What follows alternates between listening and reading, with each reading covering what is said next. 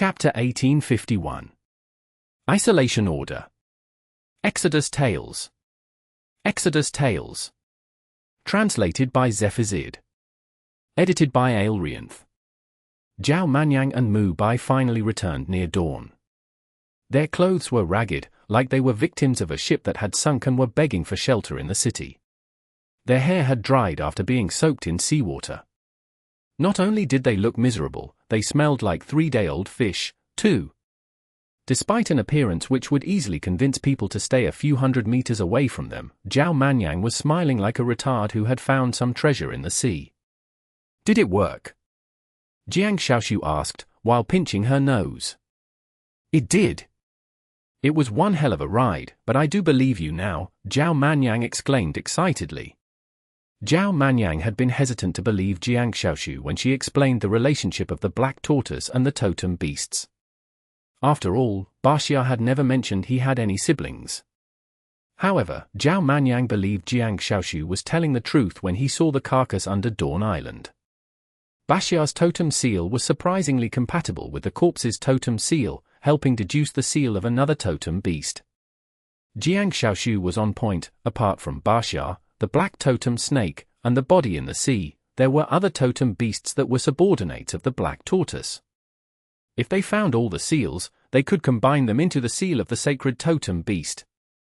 The black tortoise used to be one of the strongest totem beasts. Zhao Manyang had initially been following Mo Fan around looking for totem beasts because he had nothing else to do. However, he was now caught in the middle of it all.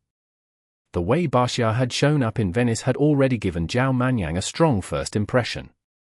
How shocking would a real sacred totem beast be? He was slowly approaching it and learning its true identity, whether it was still alive or if it had fallen to eternal slumber, similar to the dead beast in the sea. If it was still alive, as a totem guardian, could he get the sacred totem beast to fight by his side? If it was dead, its remains might still grant him incredible benefits. What's the thing in the sea called? Mu Bai asked. Mu Bai was still in awe still when he recalled the breathtaking sight in the sea. It's Aofu, the ancestor of every ocean beast. Those creatures with massive bodies and shells are most likely related to it in some way, Jiang Xiaoxiu stated.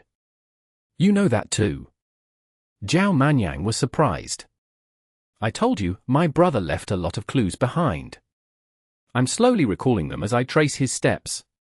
He mentioned there was a totem beast's burial site related to Baxia somewhere around Dawn Island. He also mentioned a flying totem beast was constructing its nest above the clouds of some ocean. I can only piece the puzzles together by visiting the places myself or relying on the information you gave me. However, it's very likely the creature under Dawn Island was Aofu. So, did it help? Jiang Xiaoxiu asked with some anticipation. Of course it did, as soon as my wooden clapper touched its corpse. Forget it, I'm too tired. I'll tell you tomorrow, Zhao Manyang said. Mu Bai, how about the spores? Lingling asked. Don't worry, I've done everything you told me to, Mu Bai confirmed. Great, we'll wait patiently for the outcome. Lingling said. By the way, what are we going to do about Zhu Qi and the councilman behind him? Mu Bai asked as he thought of something. It was obvious that the councilman behind Zhu Qi was the main culprit.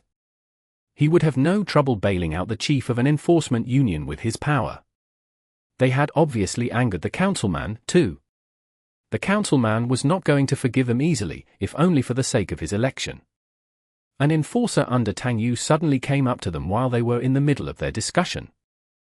Vice Chief, the military has sealed the highways and the entrances leading into Wangui town. The town is being isolated, the enforcer said, his forehead covered in sweat. The military? Which division are they from? The town is supposed to be managed by the enforcement union. Why would the military come and seal up the area? Tang Yu lost her temper. Sister Tang Yu, it must be Councilman Nan's doing. The election is just around the corner. He must have sent the army to seal up the town when he did not receive a report from Zhu Qi, Lingling deduced. Didn't we already report the incident to the Lingyan Enforcement Union? Why aren't they taking over instead? Jiang Xiaoxiu said. They must have passed it on to the higher levels, giving Councilman Nan an excuse to send the army here, Qinling conjectured. Damn it, how shameless is that guy? So many cities along the coastline are fighting the sea monsters. The military is already short on hands, yet the Ash **** still assigned an army unit here to clean his ass. Does he not know the army can easily save a whole town's lives instead? Jiang Xiaoshu snarled. Jiang Xiaoshu's father was in the army. His father had assigned all his men from inland stations to the coastline.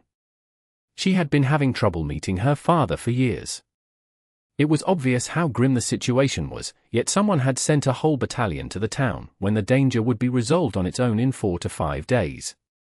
Councilman Nan had placed the town in lockdown just to make sure his secret was not exposed. If a man like him is elected a great councilman, many more are going to suffer. Zhao Manyang grumbled. Zhao Manyang finally understood why Tang Yu was so determined to find out the truth. There were councilmen who would never repent after 10 or 20 years. They could not care less about the well-being of others when their benefits and power were at stake. The battle mages rode into town on their beasts, stirring up a long trail of dust behind them. A loud voice kept repeating in the town through bullhorns, Wangui Town's Dawn Island has been classified a level A threat, with the possibility of turning into a poisonous plague. The army of Jinda Mountain Division has been placed in charge to put the town in total lockdown. No one is allowed to enter or leave the town for the next 5 days. Please try your best to stay indoors during the lockdown. You shall not leave without permission. No communication devices are allowed during the lockdown. No communication devices are allowed during the lockdown. The words echoed throughout the town. Jiang Xiaoshu immediately took out her phone. As she thought, there was no signal. Chapter 1852. Suppressing with Authority. Exodus Tales. Exodus Tales. Translated by Zephizid. Edited by Aelrianth. Are you Tang Yu, the vice chief of the Nanchi Mountain Enforcement Union? A middle-aged man in a bright armor came over. He was followed by a troop of impressive mags. There are so many people in this town, yet you were able to find me right away. How impressive, Tang Yu harumphed coldly. We are just taking orders. Please hand over all the information you have so it's easier for us to eliminate the threat on Dawn Island. We are running short on time. Please don't make trouble for us. If you interfere with our work or don't want to cooperate with us, we will have to rely on disciplinary actions, the battle mage threatened with a stern look. Damn it, we work so hard on Dawn Island, but these guys have come to reap what we have sown instead. Jiang Xiaojun snarled. She went up to the middle-aged man and pointed at his nose. Leave with your men at once. Don't be a scumbag councilman's lackey, or you're going to regret it. Miss Jiang, right? We respect your father, but it doesn't mean you can disrespect us. We don't take orders from any councilman. We are just following the orders from our superior. If you really think a councilman's personal gains are involved in this operation, please submit the evidence to the martial court or the highest enforcement union to prove he's guilty, but even if he's guilty, as long as we don't receive any new orders, we are obliged to follow the previous order still, the battle mage said righteously. His voice was as firm as steel. Jiang Xiaoshu did not dare to cross the line any further. Jiang Xiaoshu, forget it, don't pick a fight with the military. Zhao Manyang pulled Jiang Xiaoshu to the side. It was meaningless to argue with a bunch of soldiers who were merely following orders. What mattered more was the person giving them the orders. Who was abusing their power to try covering up the truth? All the evidence will be destroyed if the town goes into lockdown for 5 days. How could we possibly prove the man guilty after that?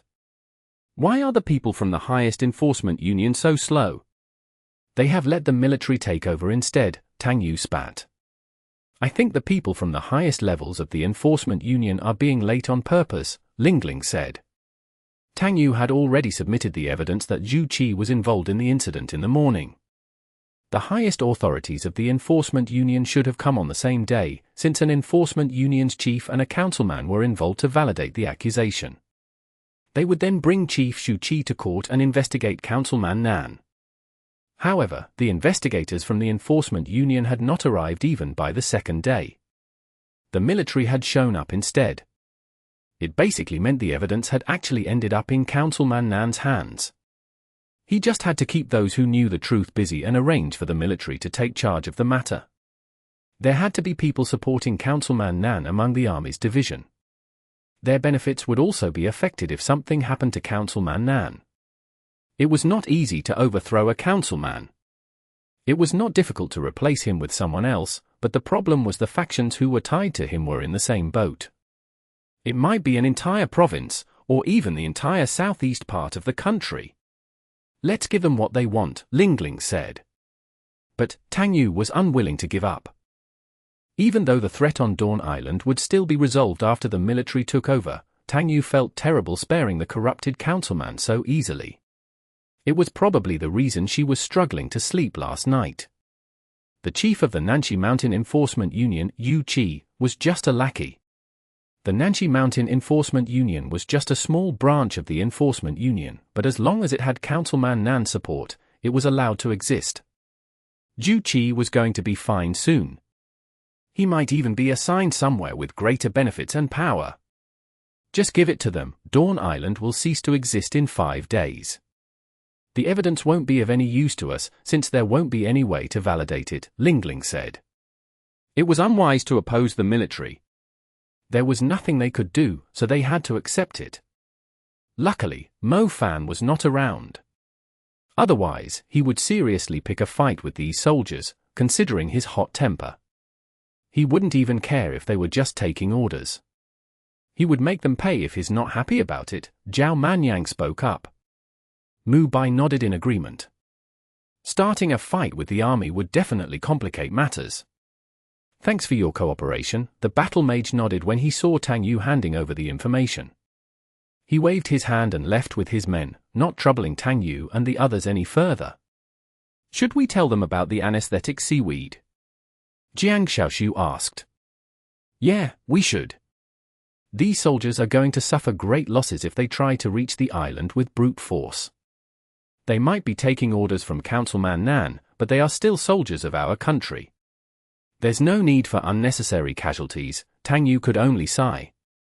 She could not punish Shu Qi and Councilman Nan accordingly, but it was inappropriate to vent her frustrations on the battle mages. I'll tell them, Mu Bai agreed. Mu Bai caught up to the middle-aged commander and told him about the anesthetic seaweed he had scattered on the seabed. To his relief, the officer was not the stubborn kind. He decided to accept their suggestion after hearing they had figured out a perfect plan to wipe the manta ray evil birds off of Dawn Island. It's not too bad since we still managed to eliminate the threat, Jiang Xiaoshu said. We did get what we came for. As for that Councilman Nan, someone will take care of him eventually, Zhao Manyang said. Tang Yue's initial goal was to eliminate the threat of Dawn Island and guarantee Wangui Town's safety. The manta ray evil birds would be wiped out soon, meaning that she had accomplished her mission. Zhao Manyang had also found the totem beast he came for.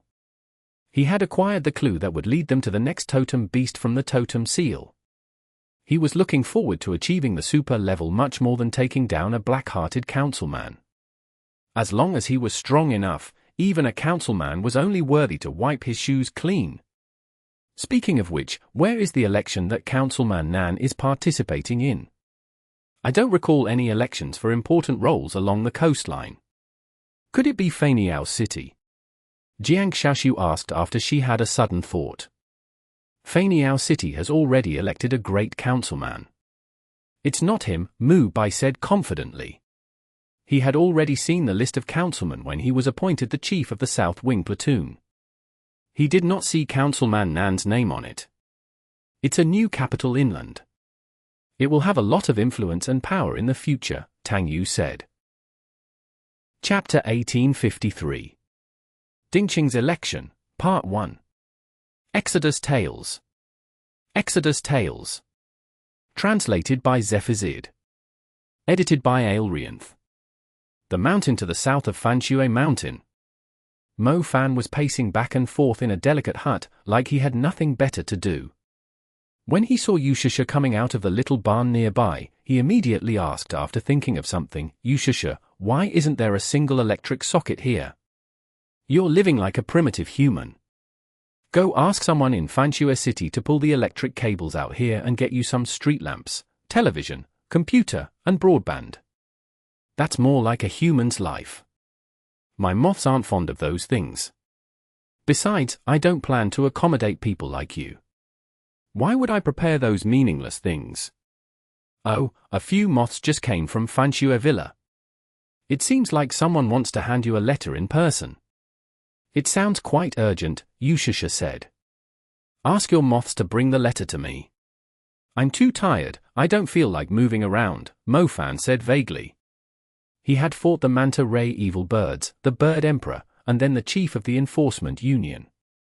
He had also helped the group to clear a path out of the island. Mofan was seriously worn out. He did not want to go anywhere. He just wanted to lie down and do nothing. "What were you up to this time?" Yushusha asked. "Sigh, it's a pretty long story, come give me a massage if you're keen to hear it," Mofan cajoled her. "Who cares if you say it or not?" Yushusha snapped back. "We went to Dawn Island and found another totem beast," Mofan admitted. He briefly explained what had happened on Dawn Island to Yushusha. He mainly focused on the enormous corpse at the bottom of the sea. He wondered if the creature was somehow related to Little Moon Moth Phoenix. Yushusha was very interested in totem beasts.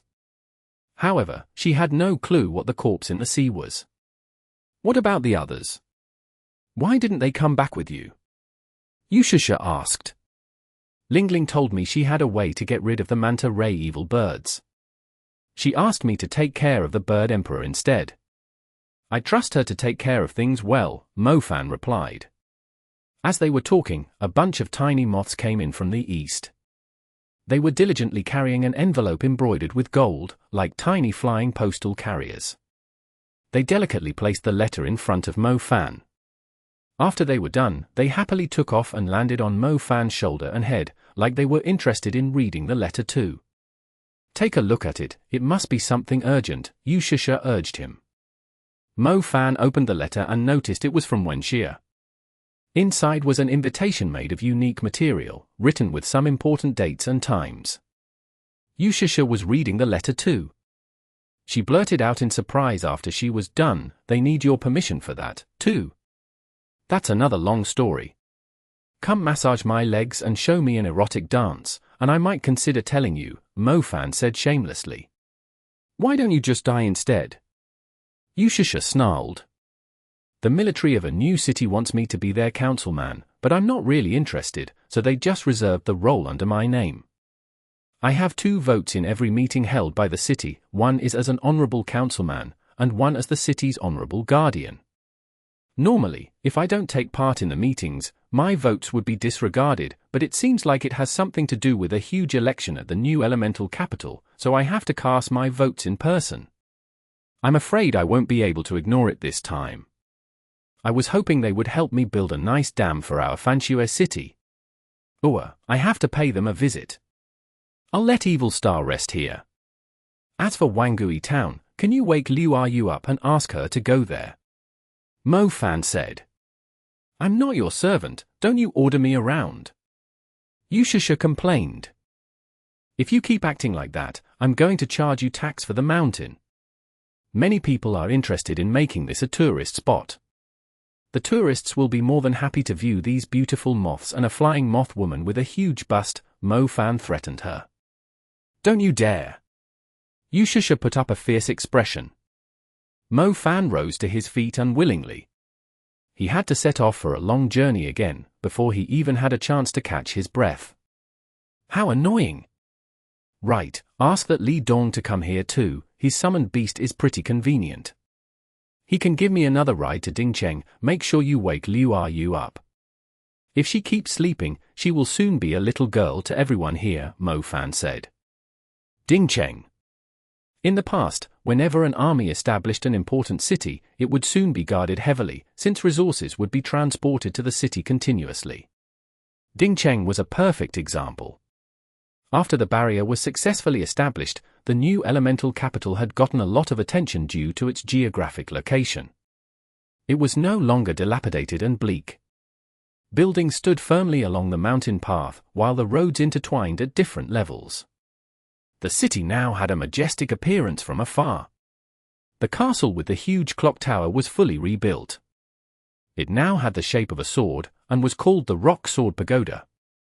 The Rock Sword Pagoda had merged both the defensive fortress and the clock tower into one. It had quickly become a symbolic structure in the city.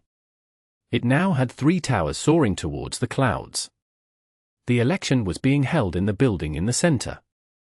On a balcony overlooking the mountain below, a man in light grey linen clothes stood on it with his hands spread across the rail while his body leaned against it. "See that? That's the Cave of Darkness. It has the richest resources of the earth element in this entire continent. Once we secure it, we will basically control the line of defense along the coastline." Councilman Nan had brown curly hair. His face looked very young, but the wrinkles at the corner of his eyes exposed his age.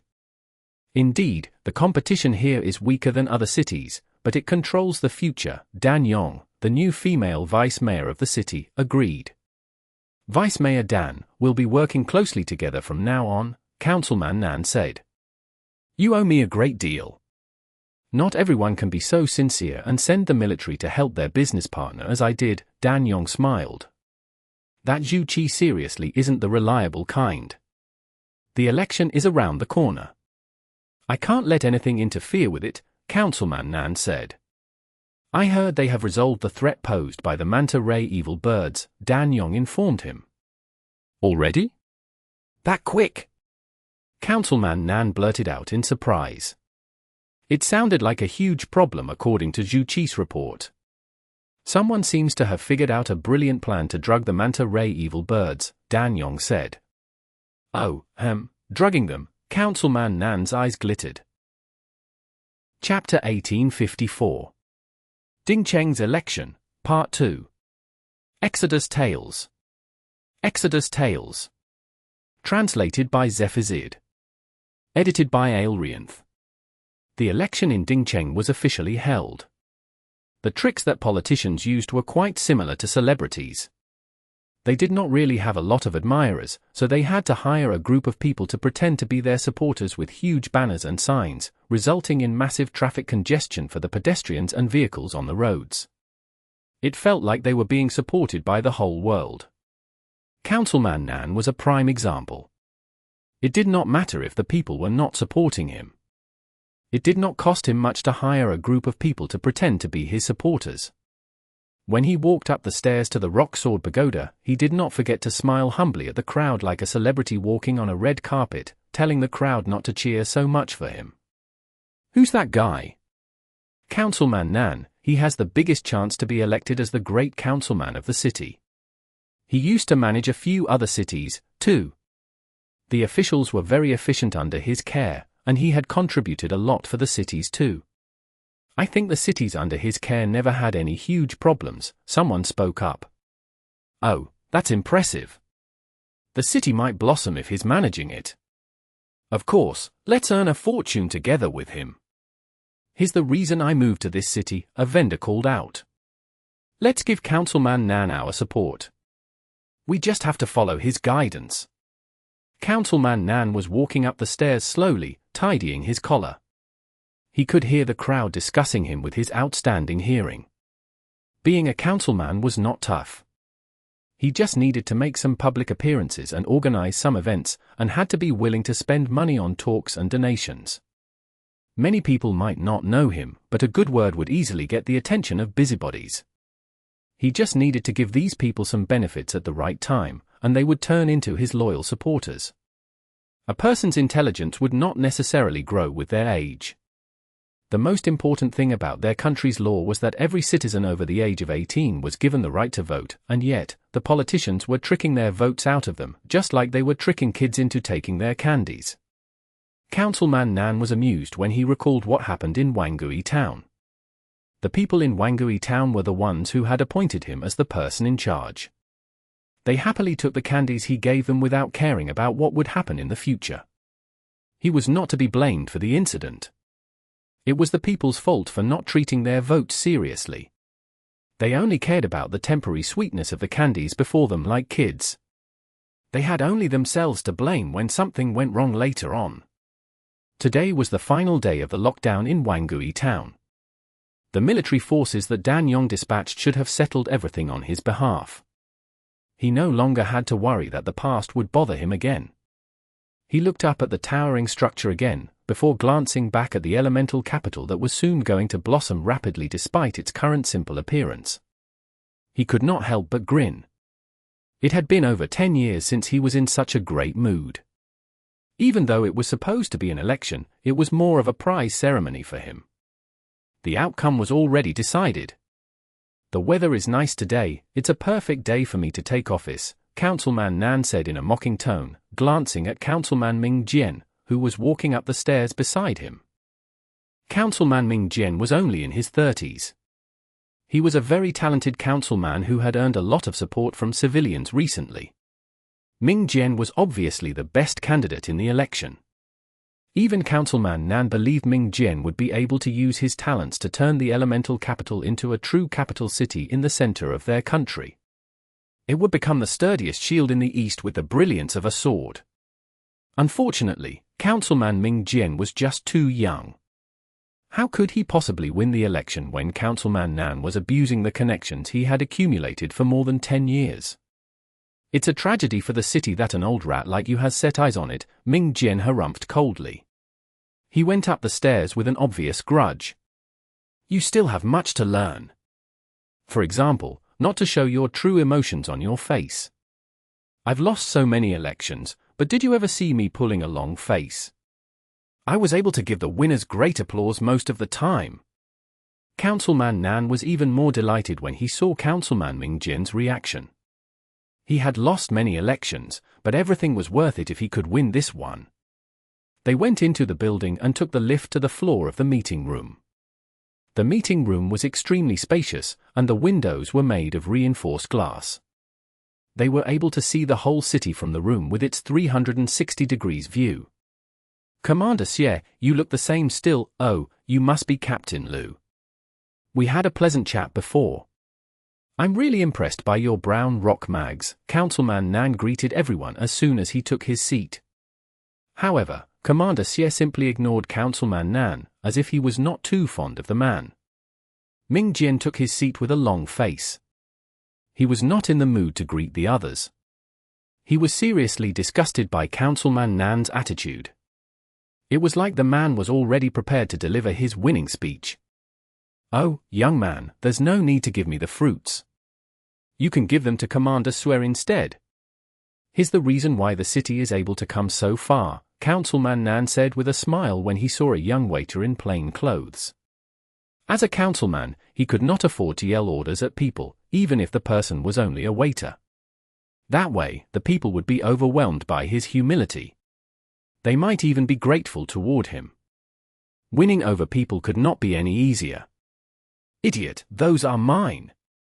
Who said I'm giving them away?" The young man took a seat that was a level higher than Councilman Nan. He placed the plate of fruits on the table and feasted on them without caring about his image. Councilman Nan was dumbfounded. Where did this young man come from? Was he trying to ruin his career? "Brother, that seat belongs to a councilman. I know you might be in a bad mood, but you shouldn't be so reckless." Councilman Nan was long used to pretending to be on good terms with everyone, and spoke gently to the younger man.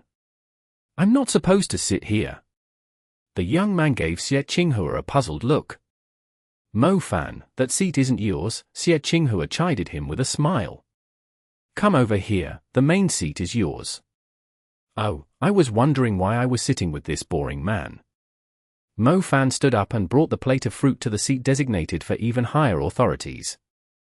He plopped down into the chair and casually tossed an apple into Xie Qinghua's hands. Chapter 1855. The Usual Hot Temper. Exodus Tales. Exodus Tales. Translated by Zephizid. Edited by Aelrianth. Councilman Nan's expression froze. The smile he had practiced for more than 10 years twisted in a strange way from the speechlessness and astonishment in his heart. Commander Xie, may I ask who the man beside you is? Why have I not seen him before in previous meetings? Vice Mayor Dan Yong asked. Councilman Nan's expression calmed down slightly. Dan Yong was definitely reliable when it mattered. It was not appropriate for him to ask the question, but Dan Yong definitely had the right to do so. Seriously, where did such a wild monkey come from? The man was disrespectful and full of himself. He even spat the grape seeds onto the table. How bold of him! Oh, he's the honorable guardian and honorable councilman of our city. He helped us to protect the Earth Pistol. His Mo fan, Xie Qinghua, introduced him. So you're the honorable councilman who has been absent for all the meetings. You're the only one who doesn't seem to care about the city's rebuilding. Councilman Nan exclaimed. He was indeed absent for the meetings, but he wasn't absent during the battle for the city's survival. However, many here were very attentive to the meetings after the battle. Not a single one of you was absent even once. When Xie came into the room in a cool military jacket, her eye scanned the politician seated at the table in an unfriendly manner. The politicians were left speechless by Wen Xie's statement. Councilman Nan, we might have a problem, Dan Yong said softly. She was seated on Councilman Nan's right. What is it? Councilman Nan asked calmly. That guy has never attended any of the meetings. We assumed he was going to give up his votes in this election too. He has 2 votes in his hands. If he votes for Ming Jian, it will be a close call between you and him, Dan Yong said. Why does he have 2 votes? Councilman Nan was startled.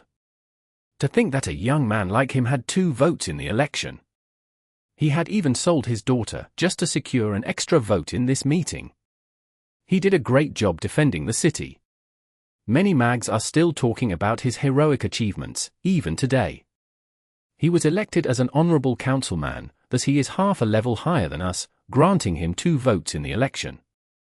However, we still have the situation under control. Ming Jian is at least 5 votes away from you. The 2 votes from him won't make any difference, but I'm afraid he will cause us trouble when we are making decisions in the future, Dan Yong said. We'll focus on the election first. We'll worry about everything else later, Councilman Nan replied. Councilman Nan glanced behind him and saw a familiar figure at the doorway. The man was stopped by the guards. Councilman Nan, Councilman Nan. Li Dong called. Councilman Nan was a little puzzled, yet he still waved his hand, signaling the guards to let the man in. Aren't you with Yu Qi? What is he up to? Didn't I already tell him I'll make sure he's safe after the election? Councilman Nan told Li Dong impatiently. Li Dong pointed at Mo Fan and snarled, Councilman Nan, it was he who went to Dawn Island with his friends. He was the one who started it all. I compromised by bringing him to your territory so you can teach him a lesson. Him? Are you sure it's him? Councilman Nan was startled again. It's him, he was with Tang Yu. It was him who beat the crap out of Zhu Qi. He was responsible for Chu Min's death too. You must teach him a lesson on our behalf. Li Dong almost burst into tears. Councilman Nan's face instantly darkened. We won't waste our time on irrelevant matters. Today is the election of our city's great councilman. The last 2 candidates for the election are Nan Quan and Minute Jian. This meeting will elect one of them as the great councilman. You will place your votes into their respective boxes. The votes will be signed instead of anonymous, Xie Qinghua said. Most councilmen in the meeting had already made up their mind. They had even reached a deal with Councilman Nan. The election was more like an award ceremony. The Honorable Guardian will be the first to vote, Xie Qinghua stated. I wasn't familiar with either of the councilmen, nor do I know whether you've done anything wicked in the past. Normally, I would just forfeit both of my votes, but unfortunately, my friends and I went to a place called Wangui Town a few days ago, Mo Fan narrated slowly. Cough cough, Honorable Councilman, please cast your votes right away. There's no need to discuss irrelevant matters in such an important meeting, Dan Yong interrupted Mo Fan's speech in time. Shut the hell up. Mo Fan suddenly raised his voice. He glared at Vice Mayor Dan Yong. Who do you think you are? Do you have the right to point your finger around while I'm talking? I'm Mo Fan. Did you seriously have no idea who I am? Don't you dare bluster in front of me. If you dare interrupt me again, I'll toss you out right away. Dan Yong trembled in anger. Her face blushed as if she was about to suffocate. She was the city's vice mayor, yet someone was scolding and threatening her at the highest level meeting of the city. Vice Mayor, please calm down, let the honorable councilman finish his speech, the others quickly advised her. Everyone in the meeting was concerned about their reputation. Mo Fan was the only one who did not really care about his role. He was quite shameless, too. No one dared to provoke Mo Fan and fall out with him. They would only embarrass themselves before the public. No one would bother provoking a maniac like Mo Fan heads-on. They would choose to avoid him instead. How annoying! Damn it, where was I again? Mo Fan slightly controlled his temper. Wangui Town, you discovered a domestication ranch on an abandoned island, Xie Qinghua reminded Mo Fan softly. Oh, right, Mo Fan proceeded to narrate the series of incidents at Wangui Town and Dawn Island. Wenxia and Lu Bin were surprised after hearing Mo Fan's narration. They stared in disbelief at Councilman Nan, who remained calm and collected. Councilman Nan, is he telling the truth? Xie Qinghua asked. The incident is real, but I'm not responsible for the domestication ranch. It was Chief Shu Qi's plan all along. I believe there are some misunderstandings. Councilman Nan decisively sacrificed the rook to save the king, as expected of an experienced politician. I just got the news that Wangui Town was placed in lockdown by a division of the military. They are obviously destroying the evidence, but I swear by my name that he's responsible for it. I will not vote for scum like him. Councilman Ming Jian, I'm not expecting you to be a reliable councilman, I'm just hoping you are not as much of a scum as he is. Mo Fan rose to his feet and placed his votes in Councilman Ming Jian's box. Chapter 1856. The Opportunist. Exodus Tales. Exodus Tales. Translated by Zephazid. Edited by Aelrianth. Ming Jian was dumbfounded as he watched the 2 votes he could not possibly buy with 1,000 gold bars being placed in his box. Mo Fan's words were not pleasing to his ears, and normally he would instantly lose his temper, but when he recalled how Mo Fan had rebuked Dan Yong and Councilman Nan, he believed he could endure it for now. I thought the Honorable Councilman was just an honorable title, but I didn't think you would make such a sound decision. Councilman Ming Jian exclaimed while clapping. The atmosphere of the meeting shifted all of a sudden. It was supposed to be an award ceremony where the people were only going to exchange pleasantries politely, but those who had already made up their minds initially began to have second thoughts. Councilman Nan did not speak. His eyes were scanning those whom he had already reached deals with. There were people who had already boarded Councilman Nan's ship. Mo Fan's righteous speech was irrelevant compared to their personal gains. Many of them rose to their feet and voted for Councilman Nan. I believe in the Honorable Councilman. His guarantee is Wenxia's guarantee too. Wenxia voted for Councilman Ming Jian without any hesitation. Wenxia fixed her eyes on Lu Bin as soon as she cast her vote. Lu Bin was feeling troubled. He had already given Councilman Nan his promise before the meeting, but now... Lu Bin, you clearly know who you should be voting for.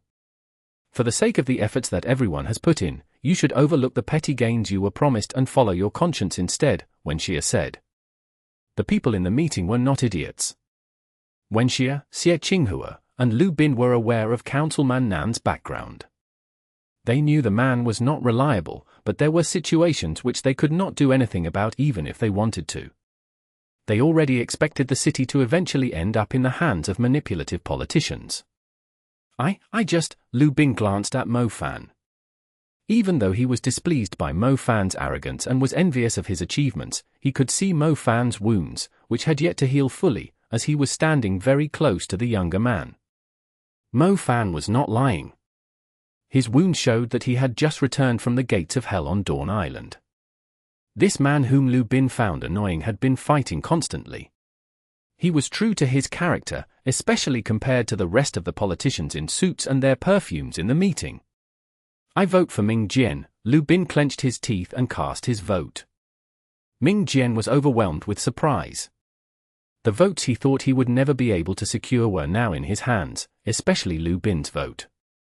Ming Jian had always assumed Lu Bin was on Councilman Nan's side, but the man had voted for him instead.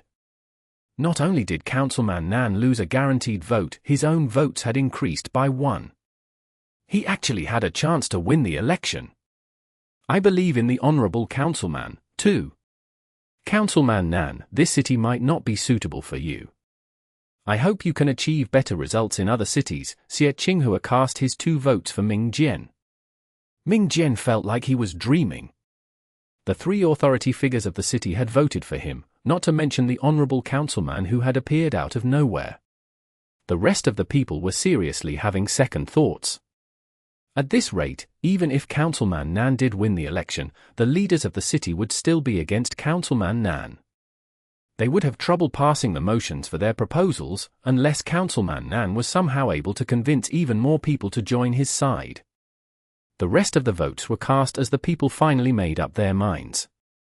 Councilman Nan was supposed to win the election by 5 votes, but after the 2 votes from Mo Fan, the betraying vote from Lu Bin, and those from a few others who changed their minds, the final outcome was Councilman Nan had 14 votes, while Councilman Ming Jian had 16. Councilman Ming Jian had won by 2 votes. I am sorry, when I recall how the Honorable Councilman stepped forward when the city was in grave danger, I could not help but put my trust in him. An aged hunter bowed to Councilman Nan as he spoke. Li Dong was initially standing behind Councilman Nan. He was hoping Councilman Nan would teach Mo Fan a lesson on his behalf, but for some reason, he was slowly moving toward Mo Fan instead. I still have some evidence with me. It might not be conclusive, but you might find it useful. Brother Mo Fan, I'll give you the evidence if you need it. I can give you a ride back too if you need. Li Dong spoke to Mo Fan softly. Mo Fan glanced at the fawning smile on Li Dong's face. He was seriously impressed by how shameless the man could be as an opportunist. Councilman Nan, there's no need to hold back. Emotions are meant to be displayed on your face. Otherwise, what's the difference between your face and your butt? You don't have to pretend you're enjoying it when you're slapped in the face. Ming Jian rose to his feet and patted Councilman Nan on the shoulder. Regular expressions were no longer suitable to describe Councilman Nan's face. The man's face was on the verge of crying, raging, and exploding. It was twisting out of shape. Everyone could tell he was about to lose his mind, like he was being driven crazy. Mo Fan let out a relieved sigh after leaving the building. Honorable Councilman, thanks for upholding justice. Please let me know if I can be of any help, Ming Jian said while they were going down the stairs. Just don't mess the city up, Mo Fan replied. Don't you worry about it. If you aren't pleased when you come back for an inspection, you can impeach me at any time. I will not complain, Ming Jian declared. Mo Fan nodded. Meanwhile, when Xie quickly caught up to Mo Fan and said, "Someone is looking for you." It sounds urgent. Mo Fan took over the phone with a confused face. He immediately heard Lingling's voice on the other end. Mo Fan, the military took all the manta ray evil birds away. Lingling said. Took them? Weren't they supposed to eliminate them? Mo Fan blurted out. I have no clue. The soldiers said it's an order from their superiors to capture the manta ray evil birds instead. Those guys haven't given up on taming those corrupted creatures. Damn it, I wouldn't have used the anesthetic seaweed if I knew beforehand. Lingling swore. Those manta ray evil birds even turned against the bird emperor. There's no way they can be tamed. Damn it, I'll drag Councilman Nan over and ask him in person. Mo Fan said. Mo Fan was seriously mad. The threat of the manta ray evil birds was supposed to be taken care of. To his surprise, those people still thought they could use the corrupted species. The manta ray evil birds were obviously untamable and invasive. Chapter 1857. Trash Town. Exodus Tales. Exodus Tales. Translated by Zephizid. Edited by Aelrianth. At Honglai Silver Mine. One military truck after another was leaving the outpost with iron nets which had a strong fishy smell. Are you all fishermen now? Hurry up and throw those nets away, this whole place stinks because of them, the captain guard grunted.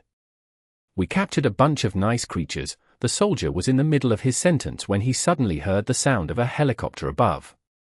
He lifted his gaze and said, "It's Councilman Nan. He's back." A group of female staffers in black stockings had lined up at the helipad.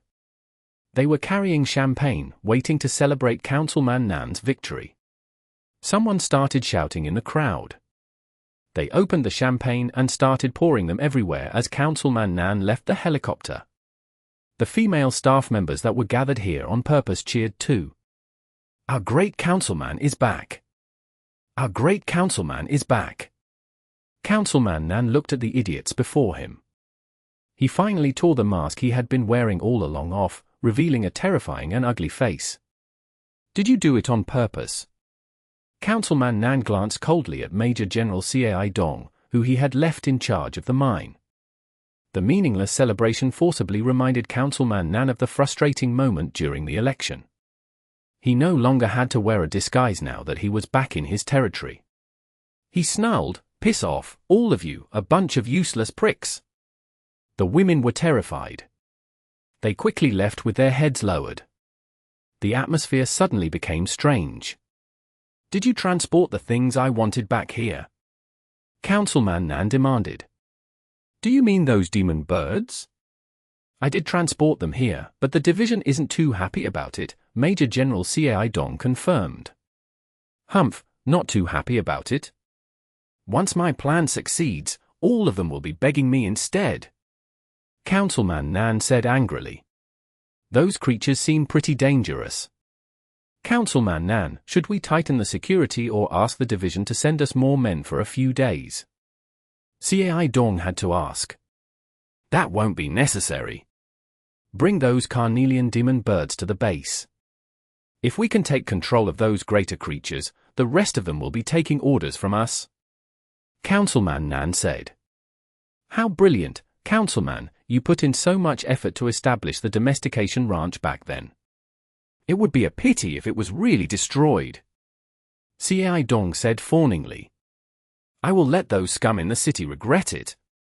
The era of the Heavenly Eagles is over, starting today. I'll be in charge of the military soon," Councilman Nan snarled. That night, on the ridge to the west of Honglai Silver Mine, 7 moon-devouring white wolves, a sacred silver sheen to their fur gleaming under the moonlight, sprinted rapidly along the irregular terrain. Their fur drifted elegantly in the strong wind. The mountain had rough terrain covered in rocks, and did not have much vegetation either. However, it was perfect ground for the moon-devouring white wolves. They did not slow down just because the path ahead was rough, jumping and running along the walls nimbly. They easily overcame every obstacle along the way. The people who were on the moon-devouring white wolves' backs did not feel it was a rough ride either. "It's just ahead. The manta ray evil birds have been transported to that silver mine." Tang Yu pointed at the spacious valley in front of the group. The ridge was tall and leading them into a huge basin. There was a small, well-lit mining town in the middle of the valley. It consisted mostly of short houses built with stones and temporary warehouses built with metal sheets. The streets interwove with one another irregularly, making the whole place seem a little messy. A veil of dust was cloaking the town under the moonlight, as if it could not dissipate. Most mining towns suffered from serious pollution and terrible traffic. They were only concerned about transporting valuable materials away, and could not care less about the fate of the land after they were done mining. "So this is Councilman Nan's treasure land." Wen Xia was astounded when she saw the mining town. The little town looked messy and dirty in the darkness, not to mention the cracks on the streets and the buildings that were exposed during the day. When Xia could not help but imagine the elemental capital also turning into a junkyard after falling into the hands of Councilman Nan. Luckily, they had not placed that man in charge of their city. Their city was actually similar to Honglai's silver mine, mainly established for transporting resources and goods. Councilman Nan had put up a perfect disguise by proclaiming how good Honglai mining town was under his leadership. Everyone believed the elemental capital would be as good as he had claimed if he was elected the great councilman. However, when Xia began to tremble in anger when she saw the truth about the Honglai silver mine. Did he bribe the inspectors or something? The Honglai silver mine was absolutely terrible. How could they describe the place as an elegant town to others? Isn't this normal among the politicians? It's no different from the ladies who keep posting their pictures on social media. All that mattered is their editing skills. Zhao Manyang exclaimed. How much blood did that councilman Nan actually suck from the Honglai silver mine? He did not spend even a single cent on the buildings. The people in the town must have exchanged their lifespan for money. Imagine living here, even a ghost wouldn't want to stay here. Mo Fan spoke up. Lingling took out her mini laptop. Somehow, she was still able to connect to the internet. The electronic map of Honglai mining town soon appeared on the screen. It had many red flashing dots placed densely together. He didn't spend a single cent on the buildings, but he's willing to spend a fortune on the security. There are so many battle mages in the town. There's the equivalent of a battalion of soldiers there. Lingling informed them. What should we do then? We can't just break through with force, right? Otherwise, he's going to accuse us first. Zhao Manyang said. Are the soldiers that put Wangui town into lockdown here too? Mu Bai asked. Lingling shook her head and said they were from Hongling Division, 20 kilometers away. They are like Councilman Nan's neighbor. Someone specifically assigned them to Wangui town before. It's a relief they aren't together. The soldiers of the Hongling Division were very strong and well-trained. We wouldn't stand a chance if we had to fight them, Mu Bai stated. Councilman Nan's Honglai mags aren't to be underestimated, either. After all, there's such a huge mine here, Zhao Manyang noted. Chapter 1858. The Treacherous Demon Birds. Exodus Tales. Exodus Tales. Translated by Zephizid. Edited by Aelrianth. The sound of knocking on wooden planks came from the Honglai silver mine. A figure with jagged wings suddenly rose into the sky among the buildings. It soared into the clear night sky from the concealing dust. The creature was like an exquisite weapon from the ancient times. The icy flicker of its hide was rather intimidating. A carnelian demon bird. Tang Yu recognized the creature in the night sky at first glance. It looks like someone is riding it, Mo Fan noticed. A huge burst of laughter echoed in the sky. The whole Honglai silver mine could hear it. A few researchers stood on the plaza where Councilman Nan's statue was located. They were staring at the carnelian manta ray evil bird in the sky excitedly. 20 years, it's been 20 years, we finally did it. It will finally obey our orders, a man in a white coat who looked very similar to Chen Shaw exclaimed. The man was Chen Shaw's elder brother, Chen Wen. He was the only person who did not give up on the project to tame the manta ray evil birds. He even had his brother watch over the island and bring back a sapphire manta ray evil bird so he could continue with the experiment. Every experiment he had conducted on that sapphire manta ray evil bird ended up in failure, but when the military brought back the carnelian manta ray evil birds, he attempted to tame them while they were still drugged. To his disbelief, it worked. The carnelian manta ray evil bird flying in the night sky had just been tamed, and the man riding it laughing as happily as a kid was Councilman Nan. The heavenly eagles were rubbish compared to the manta ray evil birds. Their base now had so many manta ray evil birds, and they already knew how to breed the creatures rapidly. The manta ray evil birds would replace the heavenly eagles in no time. The heavenly eagles were the core of the military's air power. If the manta ray evil birds replaced them, Councilman Nan would basically have control over half the military. Therefore, if his plan succeeded, the loss of an election would no longer matter to him. the whole country would fall to their knees before him. Ha ha ha ha, ha ha ha, just you all wait, ha ha ha. Councilman Nan's voice continued to echo in the sky. His life had been rising and falling hugely. Councilman Nan had completely gotten rid of his sullen mood during the enjoyable flight. Chen Wen, you did great. How about the rest of the carnelian demon birds? Councilman Nan asked. We have 9 carnelian demon birds. I've successfully tamed them all. However, the anesthesia the lesser featherless birds and the sapphire manta ray evil birds are under will be over soon. We tried to drug them again, but we discovered their bodies have developed a certain immunity to it. The effects won't last long. They will be awake soon, Chen Wen informed him.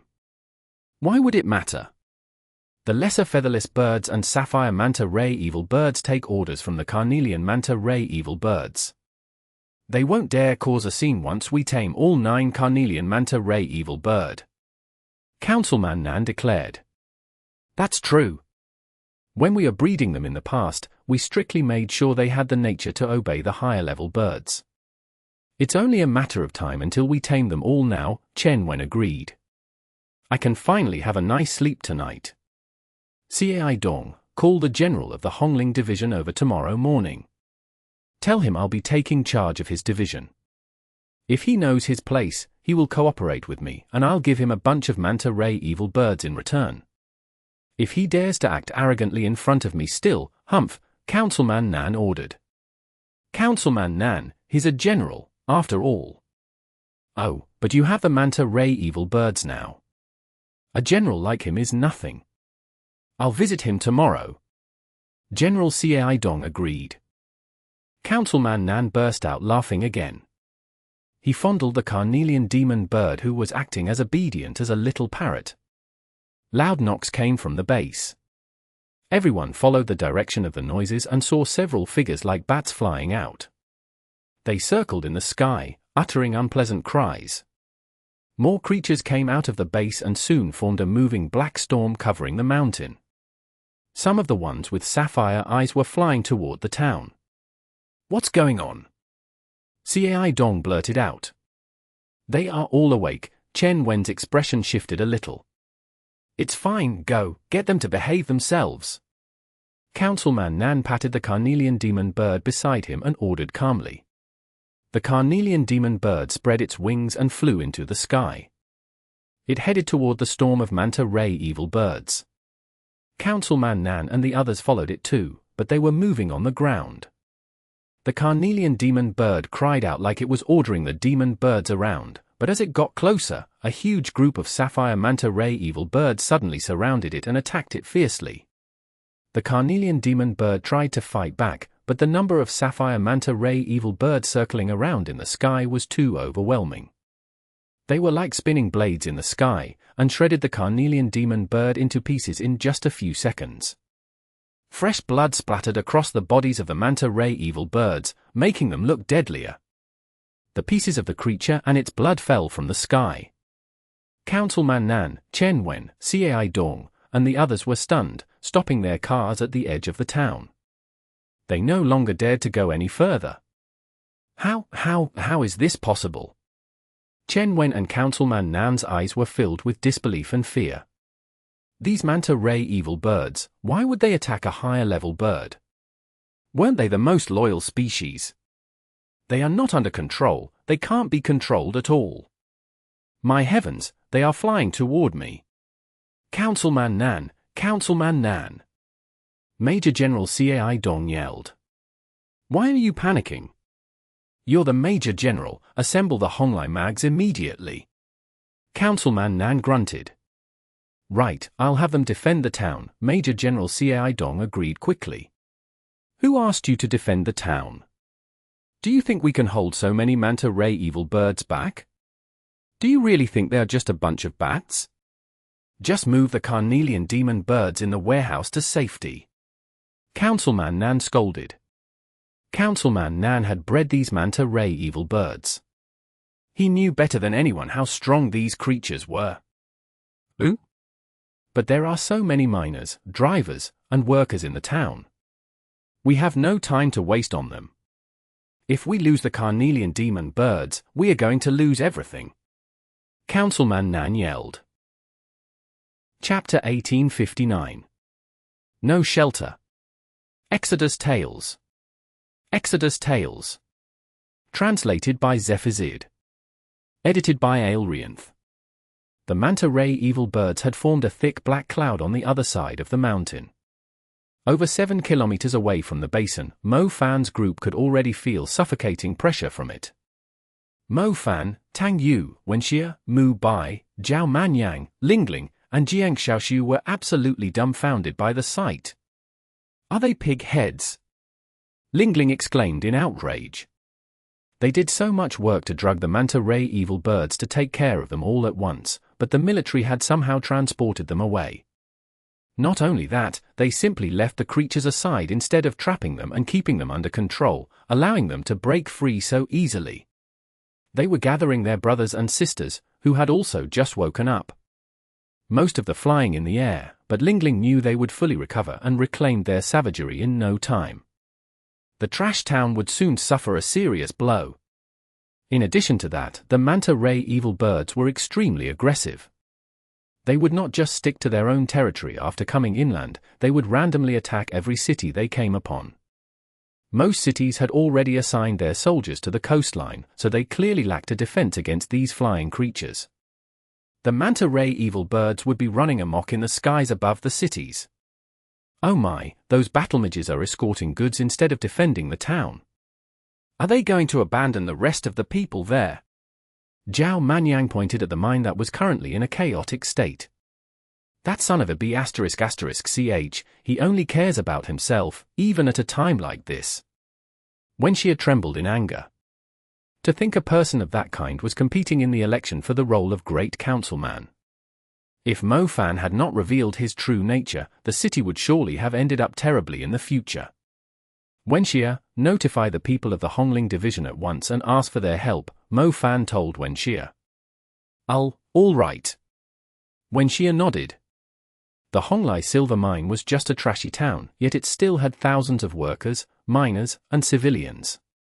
These people were like tiny gears operating Councilman Nan's gold vault, but when there was danger, Councilman Nan could not have cared less about their lives. However, Mo Fan and the others could not just watch them die. Miss Tang Yu, you and Mu Bai will evacuate the people to the emergency shelters to ensure they are safe, Mo Fan said. Got it. Tang Yu and Mu Bai nodded. They would have to save as many people as they could before the effects of the drug ran out. Mo Fan seriously had the urge to rush down there and beat the crap out of Councilman Nan. Old Zhao, come with me. We have to stop the creatures from reaching the town. Every second matters. Mo Fan said. F***K me, why can't you ask Mu Bai to go with you instead? I'm just an advanced mage. Let me evacuate the people instead. Zhao Manyang shrieked. You can provide me with protection. Cut the bullshit, it's time for you to accumulate some merits for your next life. Mo Fan tightened his legs. The moon-devouring white wolf immediately understood Mo Fan's intention to charge ahead. It howled and jumped down the edge before charging into the basin. I've already accumulated enough merits in my previous life. Otherwise, how do you think I was born to the wealthiest family in the country? Holy crap, stop it, stop right now. Third wolf? Fourth wolf? Master wolf, stop it right now, I don't want to feed myself to the birds. Zhao Manyang kept ordering the moon-devouring white wolf he was on to stop, but it simply ignored his orders and followed Mo Fan. Tang Yu and Mu Bai rode their moon-devouring white wolves into Honglai town. The town was not particularly big. Most people were living on streets within 2 kilometers of the center. The rest of the structures were factories and warehouses. Apart from a few personnel on duty, most of the workers were already done for the day and headed home. The streets were in a complete mess. Alarms were howling continuously. The demon bird's cries sounded like a horde of beasts was about to charge into the town. They could even witness a terrifying sight when they looked at the mountains in the distance. A large group of creatures was circling in the night sky like enormous bats, slowly moving toward the town in a massive flock. Why are they running to the other side? Shouldn't they be going to the underground shelters? Tang Yu was confused. I have no idea, perhaps they are in a panic, Mu Bai said. Mu Bai quickly stopped a Honglai mage who was fleeing for his life. The man was wearing the uniform of a battle mage, yet he was running away just like the others. The problem was, it was almost impossible to outrun the manta ray evil birds. Hey, where's the entrance to the emergency shelters? Hurry up and bring these workers and their families to the shelters. There's no way you can run away from those flying creatures. You have to hide. Mu Bai told the Honglai mage. There's no emergency shelters here. The division in the Hongling Mountains is the safest place for us. We'll be safe if we can reach it, the Honglai mage said while trembling. My heavens, even a small mining outpost would have an underground shelter. Why would a mining town not have emergency shelters? Tang Yu exclaimed. Who knows, the government here is like vampires. Don't you see how dilapidated the buildings are in this town, the Honglai mage said. Tang Yu and Mu Bai fell silent. Their chests were soon filled with irresistible anger. There was no emergency shelter. How terrible was this mining town? Did the government not treat these workers seriously? That councilman Nan deserves to go to hell. Mu Bai was enraged. I'll go kill him right now. Tang Yu snarled. The man was already rotten from the inside. There was no point in hoping he would change and repent. He had abandoned the domestication ranch over 10 years ago to cover up the mess, which had eventually turned into a huge threat on Dawn Island. After so many years, he had become even more rotten. He did not bother constructing an emergency shelter, the most important thing an outpost, a mining town, or a mining city strictly required according to the country's laws, let alone propose a safety barrier.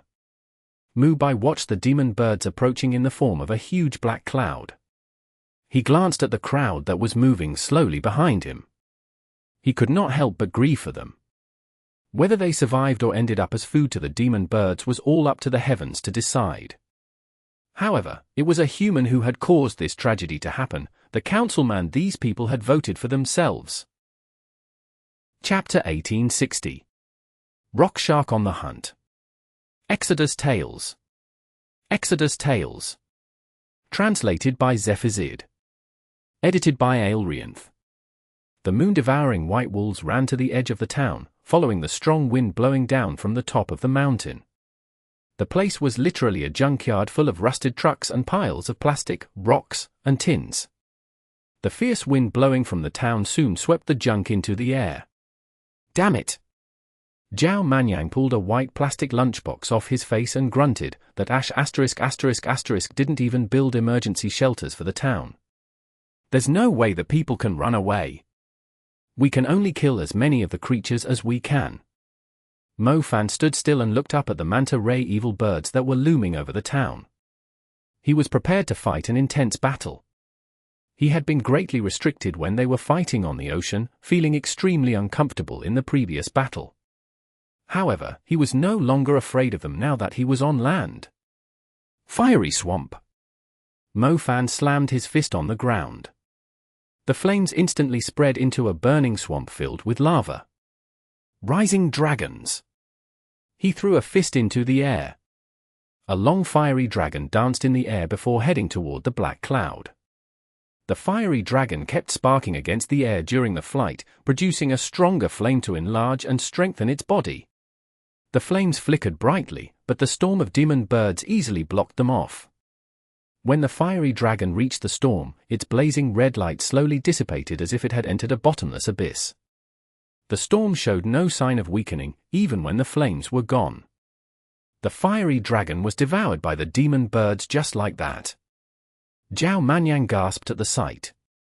Mo Fan's destructive spell was only like a pebble being thrown into a lake. It did not even produce the slightest ripple. It was ridiculous to think the two of them could stop the army of demon birds.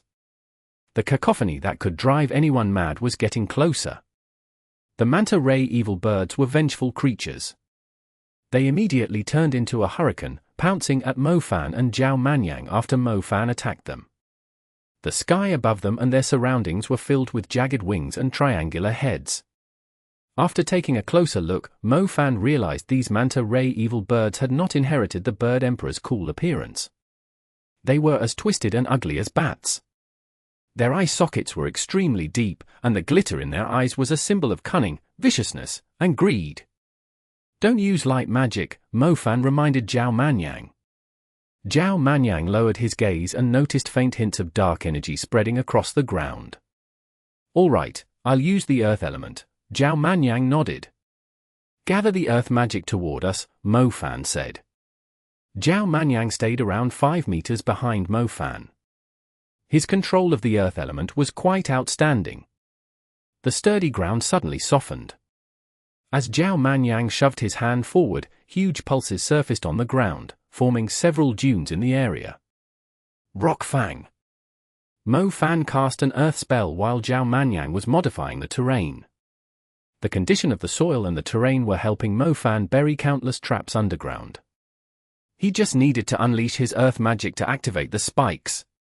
Sharp rock spears poked slowly out of the ground. The bigger rock fangs were the size of stalactites, while the smaller ones were comparable to wooden spikes. They were shooting out of the irregular terrain from different angles and piercing the manta ray evil birds that had flown too close to the ground. Their blood splattered on the rocks. Some of the shooting fangs even went through more than one lesser featherless bird. Rock shark on the hunt. The rock fangs soon turned into sprinkles falling to the ground, but Mo Fan was extremely quick at using his magic.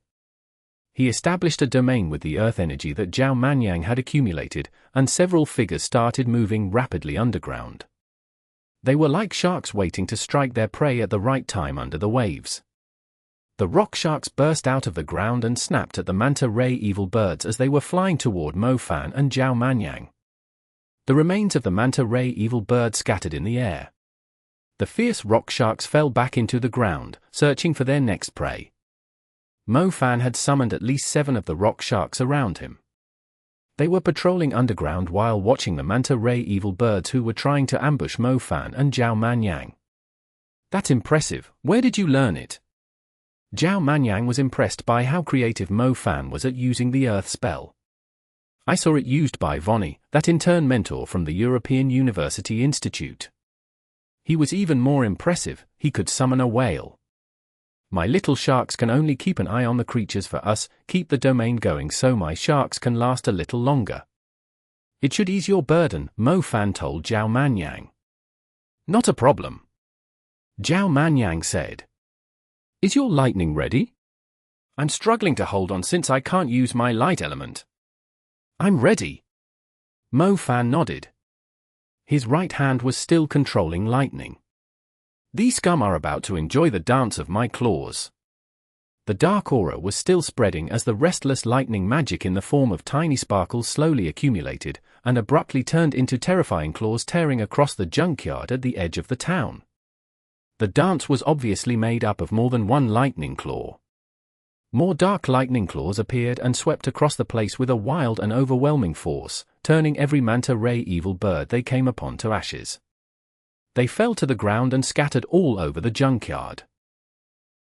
Chapter 1861. Little Moon Moth Phoenix's Support. Exodus Tales. Exodus Tales. Translated by Zephazid. Edited by Aelrianth. In the past, Mo Fan's lightning strikes could only fire 100 lightning bolts at a certain area randomly, but his control of the lightning element had now reached the super level. Not only did his lightning element have a much higher energy output, Mo Fan could also continuously cast Sky Lightning Claw in the area above him every half second. Several Sky Lightning Claws might even show up at the same time. It was like the apocalypse when the sky was filled with terrifying talons of lightning. A burnt smell lingered in the air, together with the blood, ashes, and remains of the featherless birds. The lightning claws were like a demon with control over lightning holding a gleeful massacre, slaughtering its opponents in the most brutal way. The sturdy flesh of the demon birds did not even stand a chance against the lightning magic with 12-fold damage amplification. "Nice kill!" Zhao Manyang felt a lot better when he saw the sky above him clearing up, like the sunlight had finally penetrated dark clouds that had been around forever. Mo Fan looked around him and noticed that even though many manta ray evil birds nearby were slain, more of them were gathering in the distance. They once again filled up the area, before Mo Fan even had a chance to catch his breath. Lightning Tyrant Scars. Mo Fan's lightning magic did not stop there. He activated the additional effects of his lightning magic as a new batch of manta ray evil birds arrived. Mo Fan was very experienced at fighting large groups of demon creatures. He knew he needed time to cast a powerful destructive spell, and his low-level spells could not kill the creatures faster than the rate they could show up. Therefore, he had to make use of every spell to maximize his damage output. Mo Fan had purposely left the manta ray evil birds that were tagged with the seals of the lightning tyrant scars alive. Lightning was able to spread rapidly by itself, especially after the dance of the lightning claws just a moment ago. Even the weakest lightning chain that only caused the manta ray evil birds a slight numbness was extremely useful, since it would continue to spread to another 7 or 10 nearby manta ray evil birds after hitting its first target. Those arcs would rapidly dissipate, yet they would leave a lightning tyrant scar on the creatures as long as they were within the lightning tyrant domain. Even the weakest lightning arc could trigger a punishment as powerful as Thunderbolt, Exploding Apex. Mo Fan hid inside Zhao Manyang's water curtain and waited until the lightning arcs had fully spread among the creatures. Tyrant Call. Mo Fan roared out when the time was right to activate the lightning tyrant scars. Thick lightning bolts began to pour down rapidly from a huge storm cloud where he had long accumulated his lightning magic. The lightning strikes fell like a blinding downpour, surging down like a great calamity. The people of the town gaped as they witnessed the spectacular sight. Lightning densely spread across the sky, as if there were as many lightning bolts as there were manta ray evil birds. The Tyrant Call was not very effective to most people who gained it, since it could only trigger a lightning strike equivalent to the strength of the intermediate spell, Thunderbolt, Exploding Apex. The spell would only inflict average injuries on a warrior-level creature, while it would merely scratch the itch of a commander-level creature. However, it was a deadly weapon in Mo Fan's hands, due to the 12-fold damage amplification of his lightning element. The Sapphire Manta Ray evil birds could barely endure the damage, but the lesser featherless birds did not stand a chance. They absolutely died if they were caught by any of the lightning bolts, not to mention the extra damage when the lightning was chaining continuously as more lightning strikes fell from the heavens. Ashes scattered like dispersing smoke. The black cluster of the manta ray evil bird's wings and heads had disappeared completely after the strobing assault. Mo Fan and Zhao Manyang could no longer see any of the manta ray evil birds within a kilometer of them. Your F*** King Thor. Zhao Manyang was shocked by the damage of Mo Fan's Tyrant Call. They are too dumb. They had no idea that my lightning could spread among them. Mo Fan grinned. Mo Fan was very pleased when he saw all the soul remnants being absorbed into Little Loach Pendant's world like fireflies. It seemed like he would have to enlarge his Wolf Valley again. Not all of the manta ray evil birds had died. As a matter of fact, there were still a lot of them approaching from the distance. After all, Mo Fan had only killed the first ones to recover from being drugged. There were a whole bunch more of them on the other side of the mountain. They were currently circling the area, while maintaining their distance from Mo Fan and Zhao Manyang. They were a high-level species, after all. They did not dare to charge at the two recklessly after being taught a lesson. The lesser featherless birds only engaged them after making sure the lightning had dissipated. They seem a little afraid of us, damn it, they are heading for the city. Zhao Manyang cursed. Mo Fan looked into the distance and noticed a huge group of manta ray evil birds was avoiding him and flying directly to the city. There was nothing Mo Fan could do. He and Zhao Manyang could only stop so many of them. The manta ray evil birds might be savage, but they knew it was unnecessary to waste their time on a strong human mage like Mo Fan. They just needed to dispatch a group of lesser featherless birds to keep the two busy. I don't think Mu Bai and Miss Tang Yu can look after so many people at once, either. There are no emergency shelters and the people are too scattered. There's no way we can stop the creatures, Zhao Manyang sighed. Let's hope the people of the Qinling division will be here soon. That way, they might be able to save more lives. What a shit show. Mo Fan cursed. They had already done their best. The rest was in the hands of the heavens. Mo Fan, look over there. That light seems a bit familiar. Zhao Manyang suddenly noticed a special light, glowing like a sacred moon, coming from the direction they had arrived from. It was flying toward Honglai town at outstanding speed. Mo Fan's gaze went past the demon birds and noticed the object with a sacred aura, too. He also noticed another figure with jagged edges inside the holy light with his outstanding night vision. It seems to be Little Moon Moth Phoenix. Zhao Manyang exclaimed jubilantly. It's her. Mo Fan also recognized the Little Moon Moth Phoenix. Little Moon Moth Phoenix's light was too distinctive, especially at night. It was both elegant and imperious, like a deity that had descended upon the mundane world. A loud and powerful cry suddenly drowned out the racket the manta ray evil birds were making. Chapter 1862. The Retribution of Evil Star. Exodus Tales. Exodus Tales. Translated by Zephizid. Edited by Aelrianth.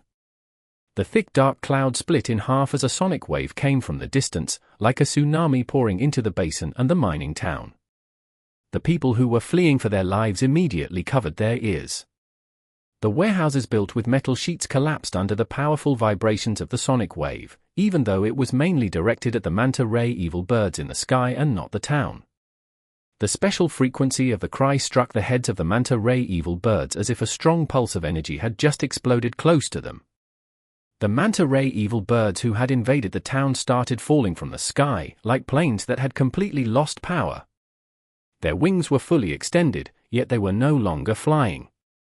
The manta ray evil bird smashed into the buildings, leaving the town in a complete mess. Blood and gore scattered all over the place. The powerful cry echoed in the sky once again. When the people lifted their eyes, they were able to see a figure with jagged wings in the sky above the town. The sacred moonlight shining on it reflected back an eerie red. It was like an evil meteor when it soared across the sky, with an otherworldly, icy aura. Cool. The same word appeared in Mo Fan's mind when he saw Evil Star again. Isn't that those creatures, boss? Zhao Manyang exclaimed when he saw Evil Star flying past. It was obvious that Little Moon Moth Phoenix had healed Evil Star of its injuries. The Bird Emperor must have noticed its ungrateful descendants were stirring up trouble in the mining town. It came straight away with Little Moon Moth Phoenix acting as guide. Evil Star had already reached the edge of the town. Meanwhile, more manta ray evil birds had recovered from the anesthesia. They were flying toward the town in flocks, but now they had stumbled into their emperor along the way. Evil Star's aura was even stronger after it had broken free from the chain. Its cold eyes glared at the manta ray evil birds.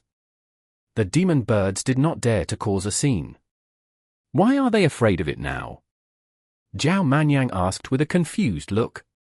Evil Star was on the brink of death before, so they took the chance to rebel against it. However, these creatures became afraid as soon as their emperor has recovered. Didn't you see? Evil Star's cry can force them to crash. I believe Evil Star couldn't use the ability when it was severely injured, Mo Fan deduced. The people of the town are extremely lucky then. If Evil Star hadn't shown up, there's no way of telling how many people were going to die, Zhao Manyang murmured. Mu Bai and Tang Yu were relieved when they saw Evil Star had blocked the manta ray evil birds outside Honglai town. However, after a loud cry, the manta ray evil birds that were circling in the sky uttered unpleasant cries and flew toward the town again. What's going on? Why are they attacking the city now? Zhao Manyang yelled. Mo Fan looked up and saw the manta ray evil birds were no longer flying in a disorderly fashion. They had lined up and formed a veil in the sky, heading toward the back end of the town under the Bird Emperor's lead. The back of the town was mostly a storage area for the valuable silver ores. The trucks, carrying loads of silver ore, were currently on the move. Some of the people tried to jump onto the trucks to leave the town with them, but they were forced away instead. Quick, we are leaving as soon as we fill the trucks. Councilman Nan yelled. Councilman Nan, they seem to be heading toward us, Major General Cai Dong spoke up hesitantly. Damn it, why are they targeting us when there are so many people in town? Councilman Nan cursed loudly, and that's when he suddenly noticed a dark red creature leading the army of the manta ray evil birds. It's the Bird Emperor, Evil Star. Chen Wen recognized the creature at first glance. His face was filled with terror. Councilman Nan's eyes widened too. It was their first time seeing the Bird Emperor not tied down by chains. Councilman Nan could feel its wrath about to pour down from the sky as he recalled how they had tortured the Bird Emperor over the years. It had come to seek revenge. Councilman Nan's expression shifted as he started yelling in panic, "Protect me, protect me." There were a few hundred Honglai mags around the trucks. They were shivering as they witnessed the overwhelming number of demon birds in the sky. Tang Yu came out of nowhere and yelled at the Honglai mags, "They are after Councilman Nan. The rest of you should stay away if you don't want to die." The mags were not blind. The creatures had obviously ignored the rest of the people in the town and were headed straight for Councilman Nan. They clearly held a grudge against him, especially the leader in front of them. Its gaze could almost penetrate right through Councilman Nan. "I'm paying you to protect me.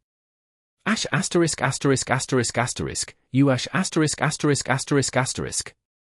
Councilman Nan cursed when he saw the Honglai mags not bothering to lend a hand. It was not like they could not tell whether money or life was more important. The swarm of manta ray evil birds was just too terrifying. Ordinary people could not possibly find the courage to resist them, especially when the bird demons were pouring down like a wild storm. Most of the Honglai mags chose to flee for their lives instead. The manta ray evil birds were heading for Councilman Nan, just as Tang Yu had mentioned. They were not interested in the others at all. The demon birds trapped Councilman Nan, Cai Dong, and Chen Wen on the street. Their only company was the trucks loaded with silver ore, now missing their drivers. Their range of vision was less than 50 meters when the cloud of birds surrounded them, mainly because the manta ray evil birds had left them with some space instead of attacking them right away. The three trembled in fear. Chen Wen even fell to the ground with bloodshot eyes that were wide with fear. Chapter 1863. Send them to the Qinling Mountains. Exodus Tales. Exodus Tales. Translated by Zephizid. Edited by Aelrianth. An imperious figure slowly appeared from among the beating wings. The Bird Emperor slowly descended from among the flock of birds and landed in front of Councilman Nan. Its cold eyes were fixed on Councilman Nan. The man stood there and looked back at the creature. It was not the first time they had exchanged gazes with one another. When the domestication ranch was first established, Councilman Nan was fully responsible for the project after receiving funding from a foreign businessman. He had glared at the stubborn Bird Emperor more than one time, whipping it with a metal chain forged from the metallic gravel. The more he wanted the outcome, the harder he had whipped the creature. The torture had happened 10 years ago. Even though Councilman Nan's face had changed significantly, the Bird Emperor still remembered him clearly. "It was I who created you, it was I who made you. Without me, you wouldn't be able to order these birds around today. You should be grateful to me. It was I who granted you such power. Otherwise, you would be no different from a wild gull hiding from the rain and storm. You would have ended up as the food of powerful sea creatures at any time. You should be thanking me." Councilman Nan yelled fanatically, pointing at the Bird Emperor. The manta ray evil birds were not truly obedient. When they discovered the trucks were filled with silver ore, they began robbing the trucks, especially the sapphire manta ray evil birds. The silver ore became their delicious food.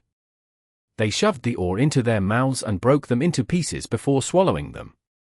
"Let go of my silver ore, you bast asterisk asterisk asterisk asterisk. I created you all. You should be obeying my orders. You're lucky that I didn't kill you all when you were drugged. Let go of my silver ores." Councilman Nan yelled when he saw the manta ray evil birds eating his precious ore. A rock of silver ore was worth a few tens of RMB notes. It was the source of the money that Councilman Nan had relied on to clear the path for his political career. The Bird Emperor was reluctant to waste even a second further on the disgusting man. It ordered the Manta Ray Evil Birds, "It's dinner time." As soon as the order was given, the Manta Ray Evil Birds immediately gave up on the silver ores and lunged at Councilman Nan, Chen Wen, and Cai Dong. An area 50 meters wide was instantly filled with a brown tide. The three might have their magic, but they had no chance of defending themselves from so many creatures at once. Councilman Nan was yelling frantically just a second ago, yet when the demon birds began tearing his skin off, he was overwhelmed by terror amid the pain he was feeling. He could not help but imagine the torture he had to endure as the demon bird slowly tore his flesh apart. He would rather be shot in the head instead. The demon birds had formed an enormous cloud similar to a giant tornado at the back of the town. It was high enough to reach the clouds and wide enough to cover the whole street. Councilman Nan had done a lot of wicked things, but he was unintentionally kind when he forbid the people who were seeking shelter from getting closer to his silver mine. He was worried that the people would steal the silver ore amid the chaos, so there were not many people at the back of the town. The three men were clearly not enough to feed every Manta Ray Evil Bird. They proceeded to feed on the remaining silver ore on the trucks and in the warehouses instead. Their stomachs were strong enough to digest metal and absorb it to strengthen their bodies. It was why their skin had a metallic sheen. These creatures were indeed terrifying. Mo Fan, Zhao Manyang, Mu Bai, and Tang Yu were struggling to calm their thoughts as they witnessed the astonishing sight. "Mo Fan, are you sure they will leave?" Zhao Manyang asked in a worried voice.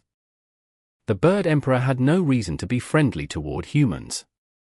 Mo Fan might have saved its life, but it was still a savage demon creature. These Manta Ray Evil Birds had already bypassed the line of defense along the coastline and reached the vulnerable inland. If they were planning to stir up any trouble, many cities would fall victim to them. "I'm not sure either, but from the looks of it, the Bird Emperor has everything under control," Mo Fan replied slowly. A tiny creature with a sacred silver glow came down while they were talking. It landed right on Mo Fan's shoulder, as if it was very familiar with him. "Little Moon Moth Phoenix can actually turn small? Ha ha, she looks so adorable." Tang Yu blurted out in surprise. The Little Moon Moth Phoenix had landed on Mo Fan's shoulder. Even though Yushusha kept brainwashing her that Mo Fan was an unforgivable **** who had killed many of her moths, Little Moon Moth Phoenix was still very fond of him, since he was directly related to her rebirth and ensuing growth. "You're saying that Evil Star still has a certain sense of reason. It will bring the Manta Ray Evil Birds away," Mo Fan exclaimed after hearing a tiny voice whispering into his head. Little Moon Moth Phoenix was obviously an expert at psychic magic. She was talking to Mo Fan with a unique method. "I don't think it's that easy. They can't possibly fly back to Dawn Island from here. It will place too many cities on alert." Tang Yu shook her head. Councilman Nan was truly an **** to transport them here, Zhao Manyang swore with feeling.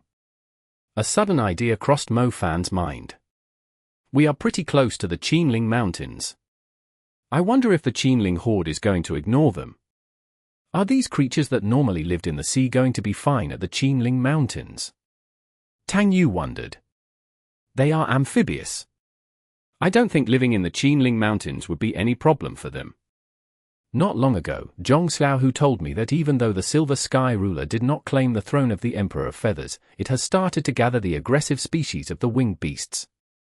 We can arrange for these Manta Ray Evil Birds to move to the Qinling Mountains and keep the Silver Sky Ruler at bay," Mo Fan proposed. "That might work, as these demon birds are strong and savage. They won't let other species rule over them once they move to the Qinling Mountains. It might alleviate a potential crisis from the Qinling Mountains for some time," Tang Yu agreed. "It's decided. I'll contact Zhong Xiaohu and let him know. Little Moon Moth Phoenix, can you guide Evil Star to the Qinling Mountains?" Mo Fan asked Little Moon Moth Phoenix. Little Moon Moth Phoenix shook her body happily. She seemed very pleased with Mo Fan's arrangement. Little Moon Moth Phoenix had already communicated with Evil Star briefly when they were still at Yushusha's. Evil Star knew Dawn Island was no longer suitable for them due to the small area. The Qinling Mountains were massive and were more than enough for the demon birds to do whatever they wanted. Chapter 1864. Won't see them again. Translated by Zephizid. Edited by Aelrianth. The black cloud slowly drifted into the distance, leaving Honglai town in a complete mess. Councilman Nan, Cai Dong, and Chen Wen had been reduced to scattered piles of bones. Tang Yu had initially planned to arrest Councilman Nan and bring him to court in the highest enforcement union, but the manta ray evil birds had no such mercy for him. Perhaps it was a better outcome, since the highest enforcement union court might not give Councilman Nan a heavy sentence due to his connections, and the fact that he was not directly responsible for heavy casualties. He might be able to work his way out of prison in just a few years with the help of his political allies. He could easily make a comeback with a different identity. It was better to end their lives here. Even though there were still a lot more detestable politicians like Councilman Nan in the world, his death would at least guarantee a period of peace for the town. The Honglai Mags were hiding further away. They only returned with some lingering fear after the manta ray evil birds had departed. They had obviously made the right choice to protect themselves, or there would have been more than 3 corpses lying on the ground. The whole street might be littered with them. Wen Xie soon returned with the people of the Hongling division. The Hongling general did not feel sorry for Councilman Nan and his men when he saw their remains, being well aware of what kind of a person Councilman Nan was. He had no choice but to obey Councilman Nan's orders previously because Councilman Nan had bribed his superior, who had directly relayed his orders to the Hongling division. The general immediately took over the mine and secured the perimeter to prevent the manta ray evil birds from returning. He also arranged for his men to begin building emergency shelters at once. Emergency shelters played an important role, especially in a mining town with a lot of workers and resources. Most mines were located outside of the safe zone. It was common to be invaded by demon creatures, especially in the west of the country. When Mo Fan headed west, many people in the town invaded by the demon locusts had survived only because of the emergency shelters.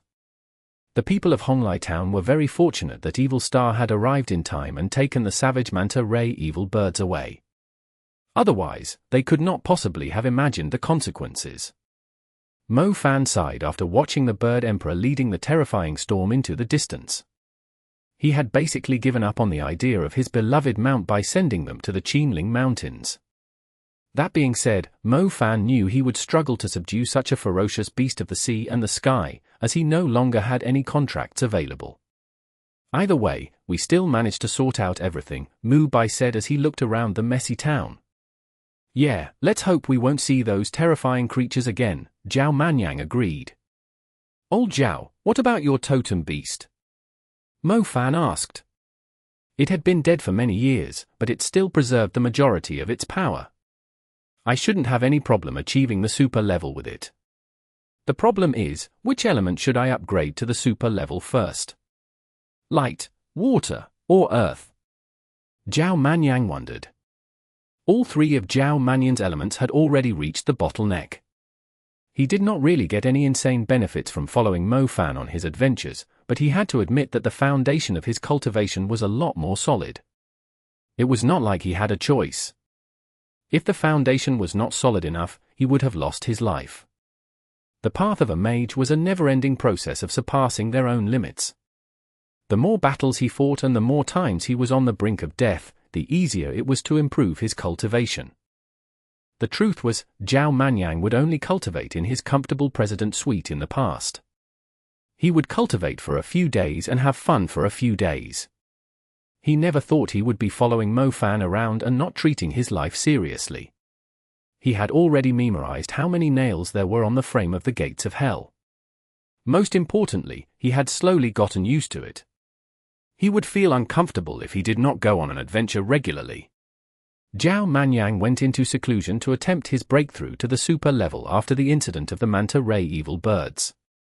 Tang Yu had a huge mess to clean up because of Councilman Nan, including the chief of the Nanxi Mountain Enforcement Union, Zhu Qi. The enforcement union there had become a complete mess in Zhu Qi's hands. The Lingyan Enforcement Union had initially planned to isolate them, but the Nanxi Mountain Enforcement Union actually needed a new person in charge now. Tang Yu felt a little attached to the Nanxi Mountain now. She was most likely going to take over the role of the chief at the Nanxi Mountain Enforcement Union. The Nanxi Mountain Enforcement Union was quite close to Fanxue City. It would be favorable to Fanxue Mountain if Tang Yu took over Nanxi Mountain, since they would then have someone looking after them in the north. Mo Fan asked Little Moon Moth Phoenix to help Evil Star settle down. With nothing much to do, he did not go back to Fanxue Mountain, and went back to the Pearl Institute instead. It was a more suitable place for him to cultivate in peace. He always managed to settle his heart there, and was also planning to try out his new power. Mu Bai and Jiang Xiaoshu went to Fanxue City. Mu Bai might be quite carefree despite being the chief of the South Wing Platoon, but he still needed to visit it at times. Meanwhile, Jiang Xiaoshu was interested in visiting Fanxue Mountain and Fanxue City. Jiang Xiaoshu was shocked when she saw how quickly Fanxue City had developed. She remembered the city was still in the planning phase not long ago, yet it had already gone from a deserted land to the size of a town. The contrast between it and the Honglai town managed by Councilman Nan was huge, as if she was comparing a city to a junkyard. They finished most of the construction recently, so the city is quite gorgeous after they got done with the cleaning. Everything looks new, Mu Bai exclaimed. He had been around from the very beginning. Not long ago, there were only construction grounds and muddy fields in the area, but it was now a comfortable district. There were a lot of well-maintained greeneries too, setting off the city's beauty. I thought it would still be a mess here. I didn't expect it to develop so quickly. It seems like I should consider buying a house here. Do you have any discounts for me? Jiang Xiaoshu asked. That won't be necessary, you're wasting your money. The South Wing Platoon has provided me with a nice house on South Wing Street. I can give it to you if you like. I normally stay at Fanxue Mountain, so it's a waste for me to keep the house, Mu Bai said. Is that the street you are referring to? Jiang Xiaoshu pointed at a street with blue bricks. Do you want to check it out? Mu Bai asked her. Sure, it's not a bad idea if it has the view of the bay and the mountains, Jiang Xiaoshu agreed. Chapter 1865. Strange Curse Magic. Translated by Zephazid. Edited by Aelrianth. Jiang Xiaoshu suddenly realized something as she set foot into the elevator. She lifted her gaze to Mu Bai, who was a step in front of her. She stared at the side and the back of his head. Why did I agree to come? What if he misunderstood me? The thought suddenly crossed her mind. It was almost evening. Even though it was common to go inside a property to view it, there might be other reasons, too. She remembered Mo Fan and Zhao Manyang mentioned that Mu Bai was a hypocrite. Jiang Xiaoshu assumed he was a rather righteous man, but what if he was up to something by inviting her to his place?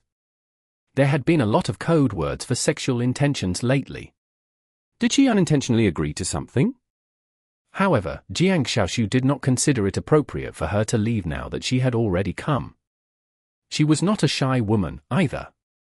If the man did have the intention to hook up with her, it simply meant he found her attractive. She would just turn it down in a friendly way. Mu Bai went to the door and took out the key to unlock it. He suddenly realized he was not even that close with Jiang Xiaoshu to be inviting her into his house, let alone giving her the house. However, both Mu Bai and Jiang Xiaoshu were stunned when the door opened. A sweet scent greeted them, followed by a woman in silk sleepwear and long curly hair standing in the doorway. The woman most likely did not expect Mu Bai to be bringing a woman home. She was obviously surprised, but she quickly smiled and said, Mu Bai, you're finally back. Where have you been all these days? You left me alone here. I thought you were running away after having an enjoyable night with me. Jiang Xiaoshu gasped. It turned out that Mo Fan and Zhao Manyang were telling the truth. Mu Bai was indeed a hypocrite. He had hooked up with someone a few days ago, yet he did not even let the other woman leave before trying to hook up with her. Where were his manners? I guess I'll just look around for other places on my own, Jiang Xiaoshu said awkwardly.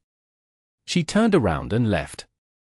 Mu Bai tried to explain, but he seriously had no idea what to say. After Jiang Xiaoshu left, Mu Bai turned to the woman whose clothes had slightly crossed the line. Mu Shumian, what do you mean by this? If I'm not mistaken, this is the house that the South Wing platoon has given me. Aren't you going too far by entering my house without my permission? Mu Bai sounded a little angry. Mu Shumian was a vicious and merciless woman. She had almost killed them all under the lava pond in Kunlun Mountain Sun Ridge. The Mu clan had ended up paying a huge price and promising to give up on certain crucial areas which were threatening the Mui clan and the Dongfang clan to ransom Mu Shumian. To Mu Bai's surprise, Mu Shumian had returned so quickly to trouble them. The people of Fanchua Mountain knew she was currently managing the Dali clan. I'm your neighbor. Our balcony is even connected. I had no idea that the district chief of the city north would arrange for me to stay beside you. I haven't had the time to buy appliances, so I came to live in your house for a few days. I didn't expect to bump into you and your girlfriend. Did I mess it up? It's fine, I'll make up for it. My body is hotter than hers. I'm confident in my skills, too. I promise that I can satisfy you, all right? Mu Shumian played with her hair and exposed her shoulder, like she was ready to accept her fate. Mu Bai rolled his eyes. He said, if you like the place, I'll let you have it. I can ask the South Wing platoon to move me somewhere else. Mu Bai did not even have a chance to live in the house, and Mu Shumian had already left a mess after living in it for a few days. He seriously wondered what the people of the South Wing platoon were doing to allocating units in the same building to them.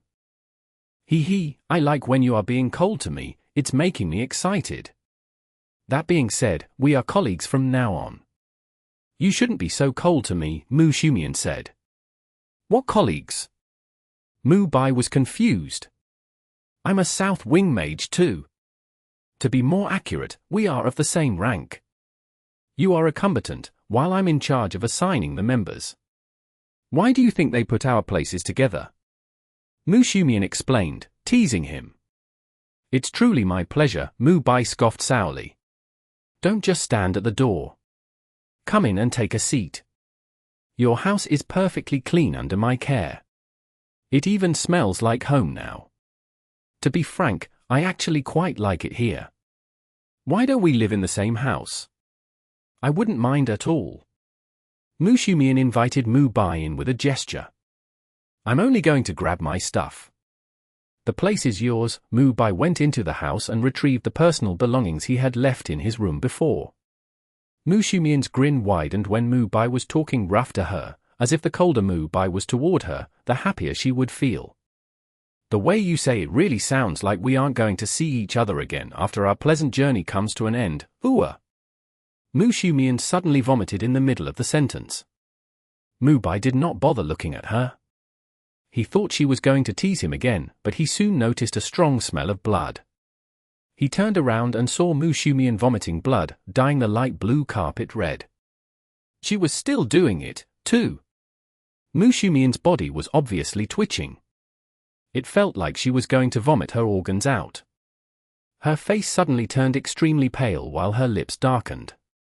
What's wrong with you? Mu Bai was given a huge fright. There was no way she would vomit so much blood if she was just putting up an act, especially after he saw the painful expression on her face. It felt like something was stirring up her insides. I don't know, Mu Shumian too had no idea what was happening to her. She could not even support herself. I'll bring you to the headquarters. Mu Bai realized how serious the situation was. He threw Mu Shumian over his shoulder and brought her to the headquarters of the South Wing platoon without any hesitation. Mu Shumian was still vomiting blood. It soon dyed his back red. It was like he had just come out of a pool of red dye while he was running on the street. Help me, Mu Shumian pleaded feebly in pain. I'm helping you. Mu Bai answered seriously. Even though Mu Bai disliked the woman, he could not just ignore her, seeing how bad her condition was. The rate she was vomiting blood at was unbelievable. There was only so much blood a human body contained, yet Mu Shumian had vomited half of it out. An ordinary person would be dead by now. Mu Bai had no clue why it was happening. His priority was to bring her to the healers of the South Wing platoon. Chapter 1866. Sacred Chant, Purify. Exodus Tales. Exodus Tales. Translated by Zephizid. Edited by Aelrianth. Mubai noticed not many people were on duty when they arrived at the South Wing platoon. After all, it was only established recently, and most people were not full-time staff, so there were not many people around. Chief Mu, what's going on? A Mage who worked as a signaler at the headquarters blurted out. She seems to be under some kind of curse. We need to transfuse fresh blood into her, Mubai told the Mage. Oh, all right, got it. The headquarters of the South Wing platoon did have some medical supplies for emergency purposes. Mubai had no choice but to take matters into his own hands since there were no reliable healers around. Mu Shumian, listen to me, tell me what ate in the past 3 days. Mubai placed the woman on a sickbed and asked sternly. I don't remember, the pain, it hurts so much. Mu Shumian held her stomach. Fresh blood kept pouring out of her mouth even when she tried to cover it. She was struggling to speak properly. She could only stare at Mubai with eyes filled with pain, like a dying person begging for help. Mubai looked at Mu Shumian. Her face was so pale that he could see the nerves and veins on it. How did she suddenly become like this when she was perfectly fine just a moment ago? What happened? What's going on? Li Kai rushed into the room and immediately saw Mu Shumian struggling on the sickbed. He immediately charged at Mubai like a wild beast when he saw Mu Shumian's miserable condition. What did you do to her? Li Kai snarled. How we treat her in the next 15 minutes is going to decide whether she's going to live or not. If you really care about her, you should let go of your hand and call the city North's healer here, Mubai said coldly. Li Kai realized how serious the situation was. He ran out of the building after glaring at Mubai for a moment. 2 minutes later, the signaler arrived with a young woman in a white outfit. She was surprised when she saw the insane amount of blood on the sickbed. Did she cut her artery? The young woman asked. Mubai glanced at the woman and realized she had just graduated recently. She was still wearing the badge of a student of an institution from Hangzhou. You're a healer? Mubai asked. I am. She has lost a lot of blood. We should replenish her blood first, the young woman said. The chief has already done it, but it will take the newly transfused blood some time to circulate in the body. It won't be quick enough compared to the rate she's vomiting blood, the signaler said. I'll cast the healing spirit on her for now. The graduate went up to Mu Shumian and placed her hand on Mu Shumian's forehead. Light in the shape of leaves began to light up around the graduate. Pa! Mubai slapped the graduate's hand away. The graduate stared at her reddened hand with a blank face before she snapped, What are you doing? Didn't your teacher ever warn you that you shouldn't use your healing magic before you are sure of the patient's injuries? Mubai scolded her. Am I the healer or are you? The graduate snapped angrily. She felt like she was being humiliated. Mubai ignored her. He took out a tiny silkworm from a small box. The silkworm dug into Mu Shumian's skin. They could see it moving inside Mu Shumian's arm to her stomach. Half a minute later, Mu Shumian started vomiting again. The silkworm was in the pool of blood this time. It landed on the ground and tried to climb its way back into Mubai's box, but it died instead. Poison? The graduate asked curiously while inspecting the silkworm that had been used to probe the injuries. It's not, Mubai shook his head. Curse? The graduate asked again. The symptoms are similar, but curse magic wouldn't affect my blood silkworm. Mubai shook his head again. The graduate glanced at the dead silkworm on the floor again. She now understood why Mubai did not let her use the healing magic right away. The healing magic actually worked by helping the tissues fix the damage 10 or 100 times quicker than its usual speed. It was like a catalyst that would boost a body's self-recovery ability. However, it was inappropriate to use healing magic when someone was poisoned or cursed. For example, if a poisonous parasite had merged with its host, the healing magic would only serve as a catalyst that would make the parasite grow several times faster, which would speed up the patient's death instead. The blood silkworm was a special creature that poison mags raised. When a healer could not inspect the conditions inside of a patient's body with their hands, the little creature was the best way to do so. It could determine if there were any blood clots in the patient's body, whether the patient was poisoned, or if there were fractures, dead cells, or organs. If the blood silkworm did not make it out alive, the patient was most likely poisoned. If the blood silkworm was perfectly fine, it meant the person was under a curse, since the curse would only target its victim. It was extremely difficult to determine the exact cause this time, since the blood silkworm had died after coming out of the patient's body, but either way, it was still inappropriate to use healing magic. Mu Bai knelt down and picked up the dead blood silkworm. He was eager to know how the creature died. What harmful substance did it encounter? Did a parasite in the woman's body kill it? However, after inspecting the blood silkworm, Mu Bai only discovered a strange mark on the creature. The blood was clean, too. The graduate and the signaler remained silent, not daring to make a single sound. Mu Shumian was also not willing to die just like that. She was hanging on with all her might by withholding the urge to vomit her blood. She had no clue if it was going to help, but it was better than puking her life out. Is there anyone with the light element in the South Wing platoon? I want someone with a strong purifying ability. Mu Bai asked the signaler after inspecting the blood silkworm. We do. Captain Pan is a light mage. Call him over, and have him use the sacred chant, Purify, on her. Mu Bai ordered. Isn't the sacred chant only effective against the undead? The graduate was dumbfounded. Chapter 1867. Corrupted Existence. Exodus Tales. Exodus Tales. Translated by Zephizid. Edited by Aelrianth. Captain Pan soon arrived. Is that Madame Mu Shumian? It took Captain Pan some time to recognize the person in a terrible condition to be Mu Shumian. She looked like she was being nibbled away by some parasite instead of her usual seductive appearance. Enough talking, we're running out of time to save her. Mu Bai snapped. Oh, but is the sacred chant really going to work? Captain Pan asked. He still walked up to Mu Shumian despite being doubtful. He placed his hand on Mu Shumian's face and murmured the sacred chant to cast the spell Purify. Sacred chant, Purify was an advanced version of the basic light spell. The spell Brilliant Light had a lot of variations, and one of them was especially effective against undead and corrupted existences. The sacred chant further improved its purifying ability. Captain Pan was using the sacred chant, which Zhao Manyang had yet to master. The chant was incomprehensible, similar to the chants which monks uttered during religious ceremonies in the East, or the prayer uttered before graves in the West. Every civilization had its way of putting the dead to rest.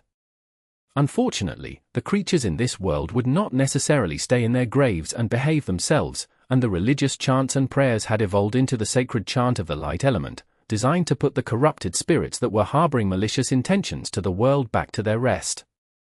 The graduate was utterly confused. She did not understand why Mu Shumian would use the sacred chant on someone who was still alive. Did he assume Mu Shumian was going to die, and the pain and torture she was going through would make her rise from the dead to get her revenge? The sacred chant was still taking effect. Golden sparkles were visible rising from Mu Shumian's body. They were coming out of her skin, and turned into some kind of glowing words and notes after being exposed to the air. They continued to float into the air and dissipate slowly. However, the graduate soon noticed wisps of ghastly aura rising from the glowing notes. She could even see a pair of ghostly eyes when she was staring at them. Mu Shumian suddenly sat upright and opened her mouth, as if she was trying to use all her might to spit something out. A darker substance poured out of her mouth like a cloud of thick black smoke and lingered in the room, followed by a burst of strange and piercing laughter. This, Captain Pan was astounded. He finally realized what was going on. He focused on uttering the sacred chant, just in case the strange black smoke ended up possessing him. Mu Shumian fell onto the bed feebly after spitting out the black smoke. Her eyelids remained open with rolling eyes. Mu Bai let out a relieved sigh, and told the graduate, "You may use the healing magic now." Oh, got it. The graduate felt like she had just been knocked unconscious by something unknown. She suddenly had no clue what healing spell she should use. Mubai actually had to remind her that a basic spell that would help Mushumian regenerate blood was sufficient. Mushumian was still in bad condition. Some time later, Li Kai led an advanced healer into the room. The older healer was roughly in his 60s. The graduate sensibly stepped aside when she saw the old man.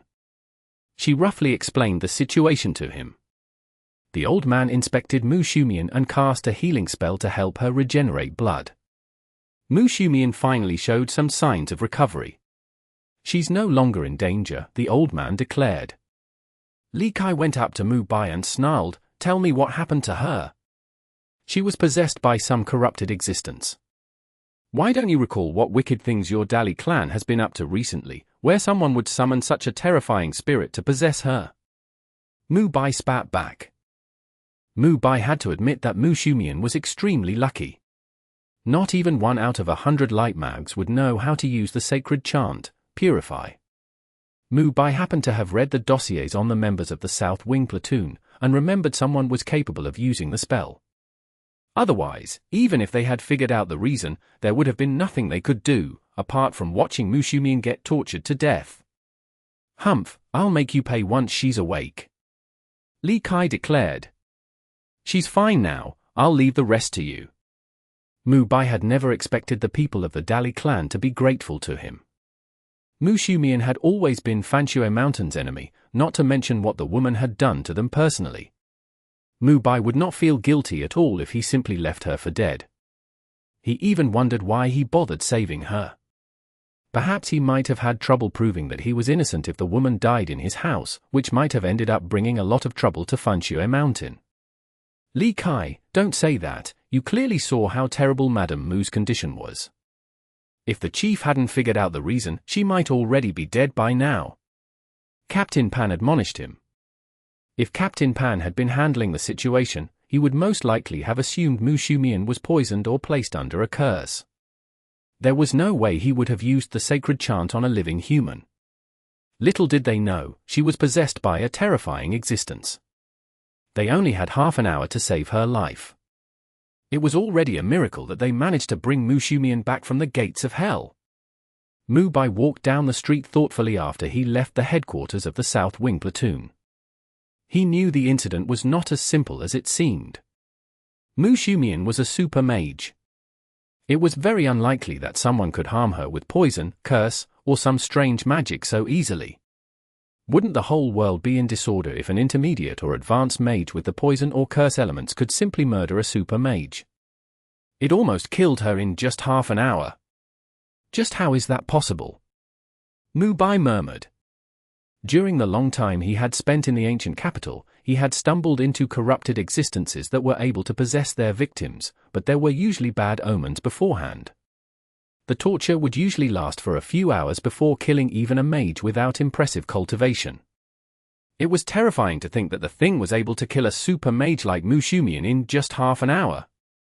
In other words, if he had not figured out it was undead magic, or if no one in the South Wing platoon had been able to use the sacred chant, Mushumian would surely have died. These things usually take time to settle down. It must be somewhere Mushumian always went to. Sigh, forget it, why should I worry so much about her? Mubai shook his head, feeling that he had been caring too much. Chapter 1868. Who's the target? Exodus Tales. Exodus Tales. Translated by Zephizid. Edited by Aelrianth. Jiang Xiaoshu, where are you? Mubai called Jiang Xiaoshu's number. Turn around, Jiang Xiaoshu said. Mubai turned around and saw Jiang Xiaoshu carrying a few shopping bags. She was walking toward Mubai with a self-assured seductive smile.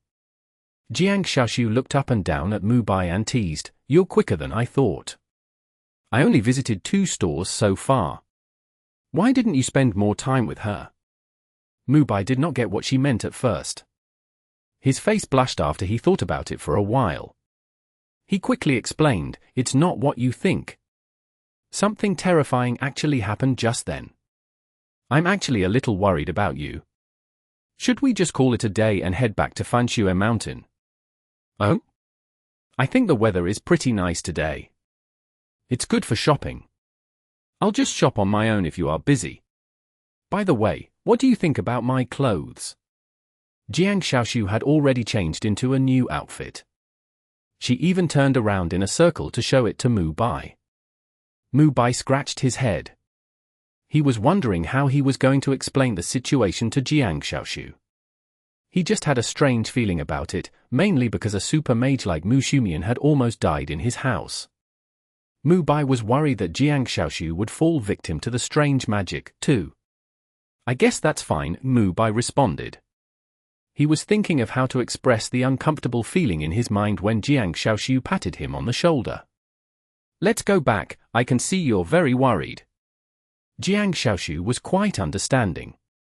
She decided to go back to Fanshui Mountain with Mu Bai first.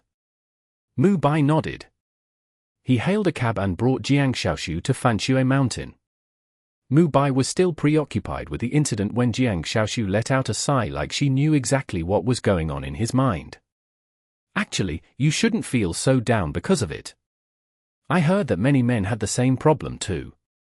You just need to relax and remain calm, and everything will be fine. Mu Bai was confused at first, but he immediately realized something when Jiang Xiaoshu naughtily winked at him, as if she was telling him she was not going to look down at him because of it.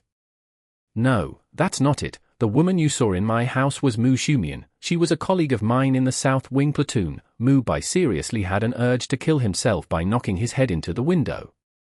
How the heck did Jiang Xiaoshu even arrive at that conclusion? It was worse than being busted for hooking up with strangers.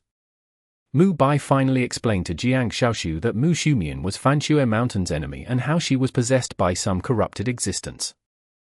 Jiang Xiaoshu's mouth hung open for some time. Anyone who visited someone's house and saw a woman in her sleepwear would naturally assume the woman was extremely close to the owner, but not only did Mu Bai claim the woman was his enemy, he even told her that she was possessed by some unknown existence. Most importantly, he actually saved his enemy's life. Jiang Xiaoshu was more willing to believe that Mu Bai was suffering from premature ejaculation. Mu Bai let out a sigh when Jiang Xiaoshu still looked at him suspiciously, even after he assigned her a room. He was completely worn out. He went back to his place and was about to take a shower to get rid of the stench of blood on him when he saw a man in a dark red coat standing in the garden. The man had white hair and a pale face. His collars were slightly covering his face, and made his chin look pointier. Are you looking for me? Mu Bai glanced at the European man with a puzzled face. There was an unclean presence in your house. I came to check it out, the man replied. Unclean presence. Mu Bai repeated. I can't tell exactly what it is. Anyway, just be careful. Bowler did not stay for long. He brushed past Mu Bai. Mu Bai frowned while staring at Bowler's back. Mu Bai knew who Bowler was. The vampire was like a secret guardian of Fanshui Mountain. He could usually see through any evil magic that was cast on Mu Ningxue or Fanshui Mountain. Bowler rarely showed himself, spending most of the time in deep slumber inside a hidden chamber to extend his lifespan. The fact that he had shown up in person meant something was serious enough to get his attention. Bowler, was it some kind of undead magic? Mu Bai stopped Bowler and asked in a stern voice. Bowler halted in his tracks. He turned and glanced at Mu Bai's house. It's like a phantom. It tried to enter Fanshui Mountain, but it fled in fear when it noticed the presence of Liu Yu and myself. Your house is fine. There's nothing to worry about, but I have a feeling that thing is after you. Bowler, I did encounter something not long ago, Mu Bai began. Tell Liu Yu about it, I've been out for too long. This place is perfect in every way, except for the fact that it's too exposed to the sun. I can still smell sunlight at night, Bowler sighed. Mo Fan had sent Bowler to escort Lingling and the others back from Wangui town. Bowler had trouble staying out for too long, especially during the season when the days were longer. He was only doing a routine checkup on Fanshui Mountain. The rest was no longer his concern. he was already being kind by warning Mu Bai about the potential danger. "All right, thank you," Mu Bai conceded. Bowler waved his hand and straightened his collar before leaving in a hurry, as if he did not want anyone to see his face. Mu Bai quickly sought out Liu Yu. She also had a sharp sense of smell. She walked around Mu Bai in a circle, as if she was sensing that Mu Bai had encountered something unclean. Mu Bai explained the incident that befell Mu Shumian to Liu Yu. She replied after giving it some thought, "I think the thing is most likely after you, but Mu Shumian happened to be staying at your place, so she became the target instead. If you were the one who was possessed, I don't think it would have ended well." Mu Bai nodded. If he was the victim, it meant no one could possibly have figured out it was undead magic, nor would anyone have cast the sacred chant on him in time. He would have died in front of the panicking young graduate. Even the old healer would not have been able to save his life. Mu Bai was extremely worried on his way back, because he was suspicious that Mu Shumian had fallen victim to the curse because she was staying at his place. If it wasn't Mu Shumian's enemy, it meant the corrupted existence was supposed to come after him. "Did you tell Mo Fan about it?" Liu Yu asked. Mu Bai shook his head.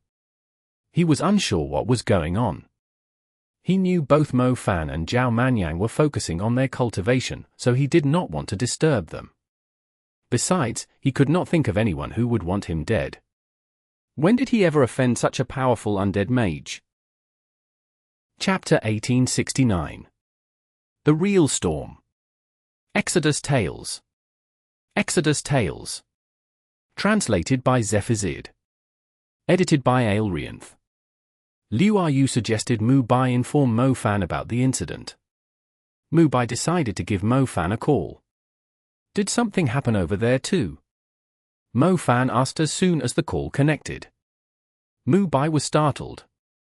He looked at Liu Yu, who was also wearing a puzzled expression now. Something happened. Mu Bai asked.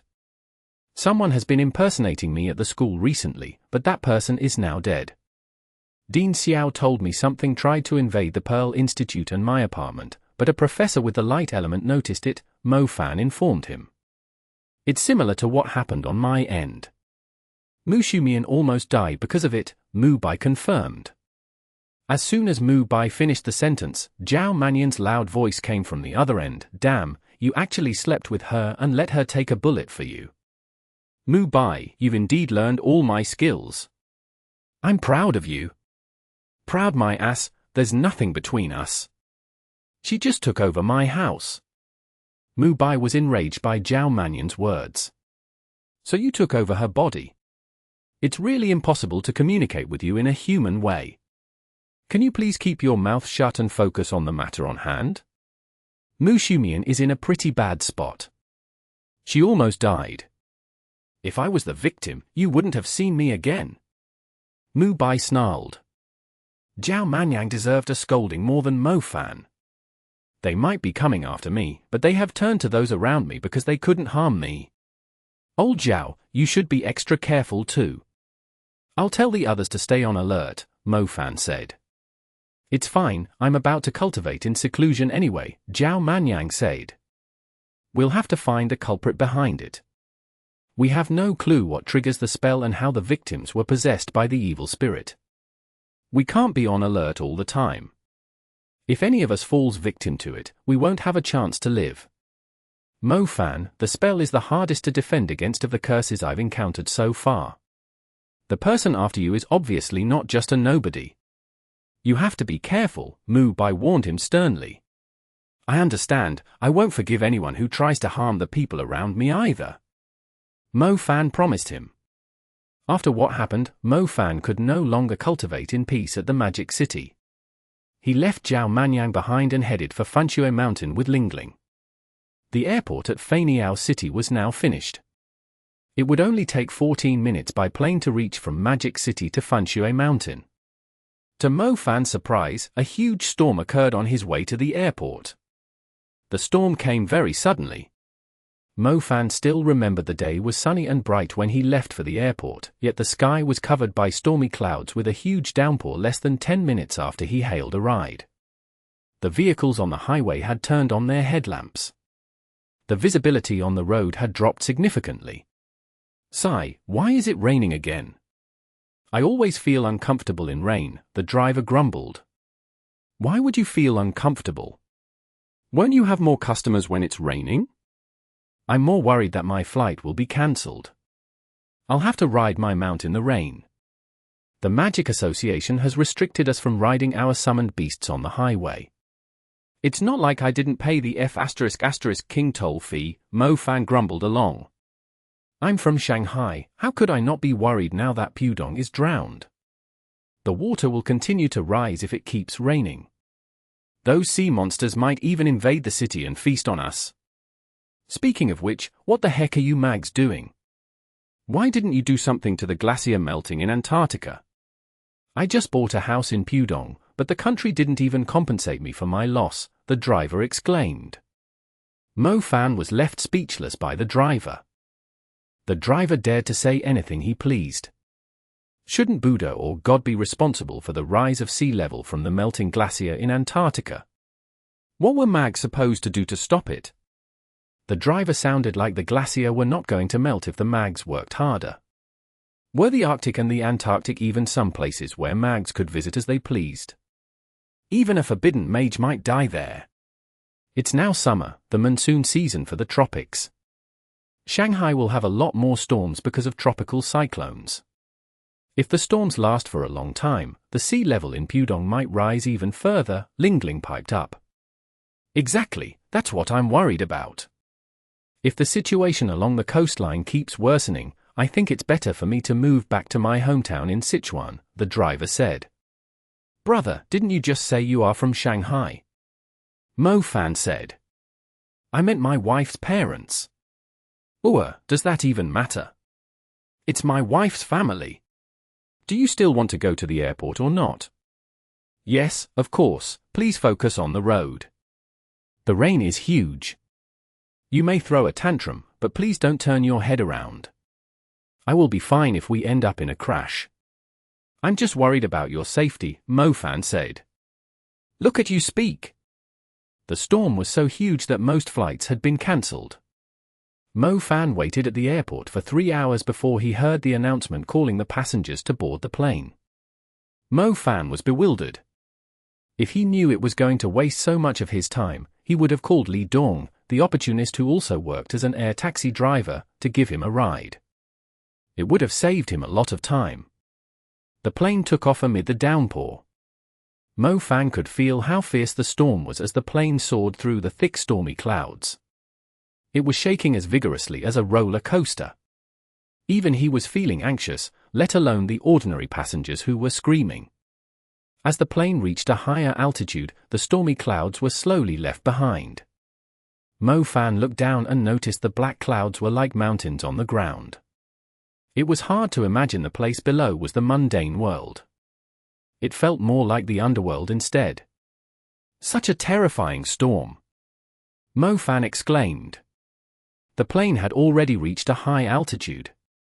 Mo Fan was supposed to be able to see over 100 kilometers around, yet it was completely covered by the storm from the Pacific Ocean.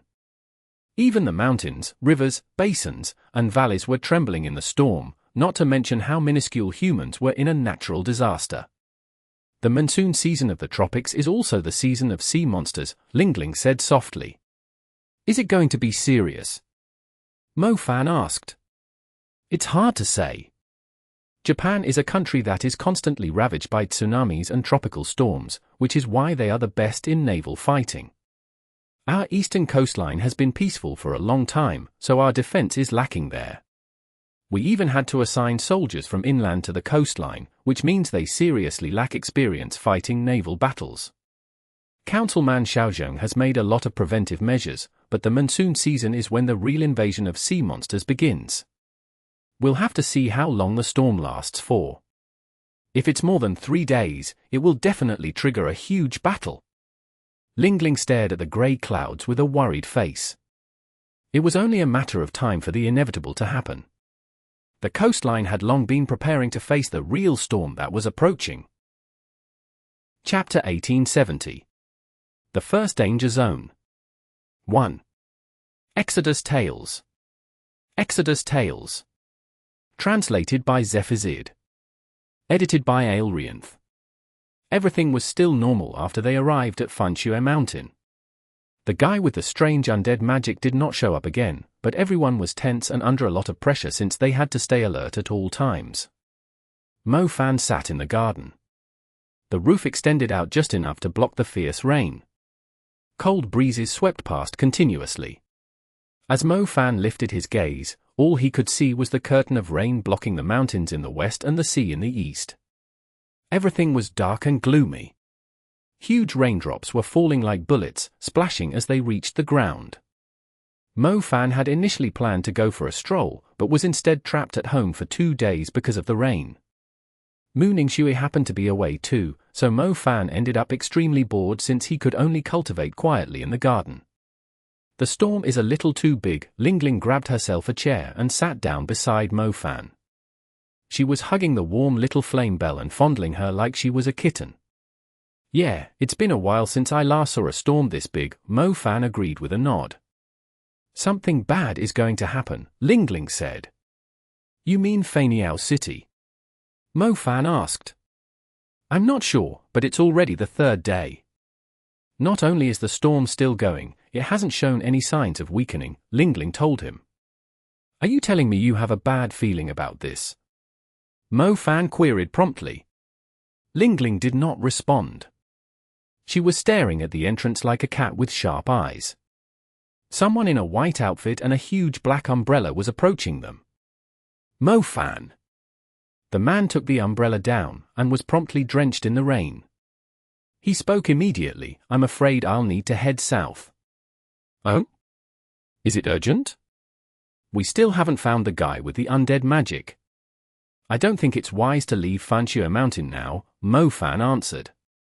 I don't have a choice, something serious has happened. I am currently the chief of the South Wing Platoon, and I have to go, Mu Bai stated. Tell us what's going on first, Mo Fan cajoled him. Is it Xiamen? Qinling lifted her gaze and spoke as if she could predict the future. Mu Bai gasped, seeming a little surprised. He did not understand how Qinling knew it was Xiamen, since the information was kept confidential. Yeah, it's been raining for almost 3 days. The seawater has already drowned the bridges to Xiamen. The whole city is submerged in water now. The water is over a meter deep in most areas. The rain doesn't seem like it's going to stop, either. The whole island might be drowned eventually from the rain and the seawater, Mu Bai confirmed. The South Wing Platoon had only received a warning, but judging from the current state of things, Xiamen might become an important breakthrough point for the sea monsters. Many divisions were assigned to stand by at Xiamen. The South Wing Platoon was there to provide them with support. The city of Xiamen is located on a huge island, so it is also called Xiamen Island. It's connected to the mainland by only a few bridges. The rising sea level has already had quite a huge impact on Xiamen. Luckily, the island's terrain has a slightly higher altitude. It did not end up like the new district in Pudong, but if the storm keeps going, Qinling explained. I just feel like now isn't the best time for us to go anywhere, Mo Fan sighed. We can't just hide forever if the guy doesn't show himself, right? If he's really after us, the trip to Xiamen might be a good opportunity to lure him out and get rid of him, so we won't have to stay on our toes, Mu Bai proposed. I do think we shouldn't be so passive. I'll go with you, too. Xiamen. I actually fought there once. Isn't the Donghai Magic Association's headquarters located on Xiamen's Gulangyu? Mo Fan recalled. The Donghai Magic Association is the one asking for help, Mu Bai trailed off. They heard footsteps approaching the entrance while they were talking. They sounded like some kind of heavy boots tapping loudly on the pavement. The three looked toward the entrance and saw a man in a military outfit. He had a tanned face and bright eyes. He initially had a stern look on his face, but his expression shifted as soon as he saw the trio in the garden. It was replaced with an excited grin. Brother Fan. Zhong Xiaoho's voice pierced through the curtain of rain. Hosey, why are you here? Isn't the situation at the Qinling Mountains getting serious? Mo Fan was surprised when he saw Zhong Xiaohu hurrying toward him. "It's serious, but our troop just received a higher priority order, assigning us south to Xiamen. Our aircraft was surprised by the storm an hour ago. We were struggling to fly south any further, so we were forced to land in Feiniao City. I came to visit you since the plane won't be taking off for another hour or so. By the way, Brother Fan, what were the demon birds you brought to the Qinling Mountains? They are strong and fierce, and are seriously picking a fight with the white magic falcons, which help to lift the burden from our shoulders. The white magic falcons won't be stirring up trouble anytime soon. I thought we finally had a chance to rest, but something has happened here in the south instead." Zhong Xiaohu half-sighed in exasperation. "They even called the division posted at the Qinling Mountains over." Mo Fan blurted out in surprise. "Perhaps they are really lacking manpower. Many cities along the coastline that are currently experiencing the storm have sounded a blue alert. I believe the whole military is busy dispatching troops to the right places.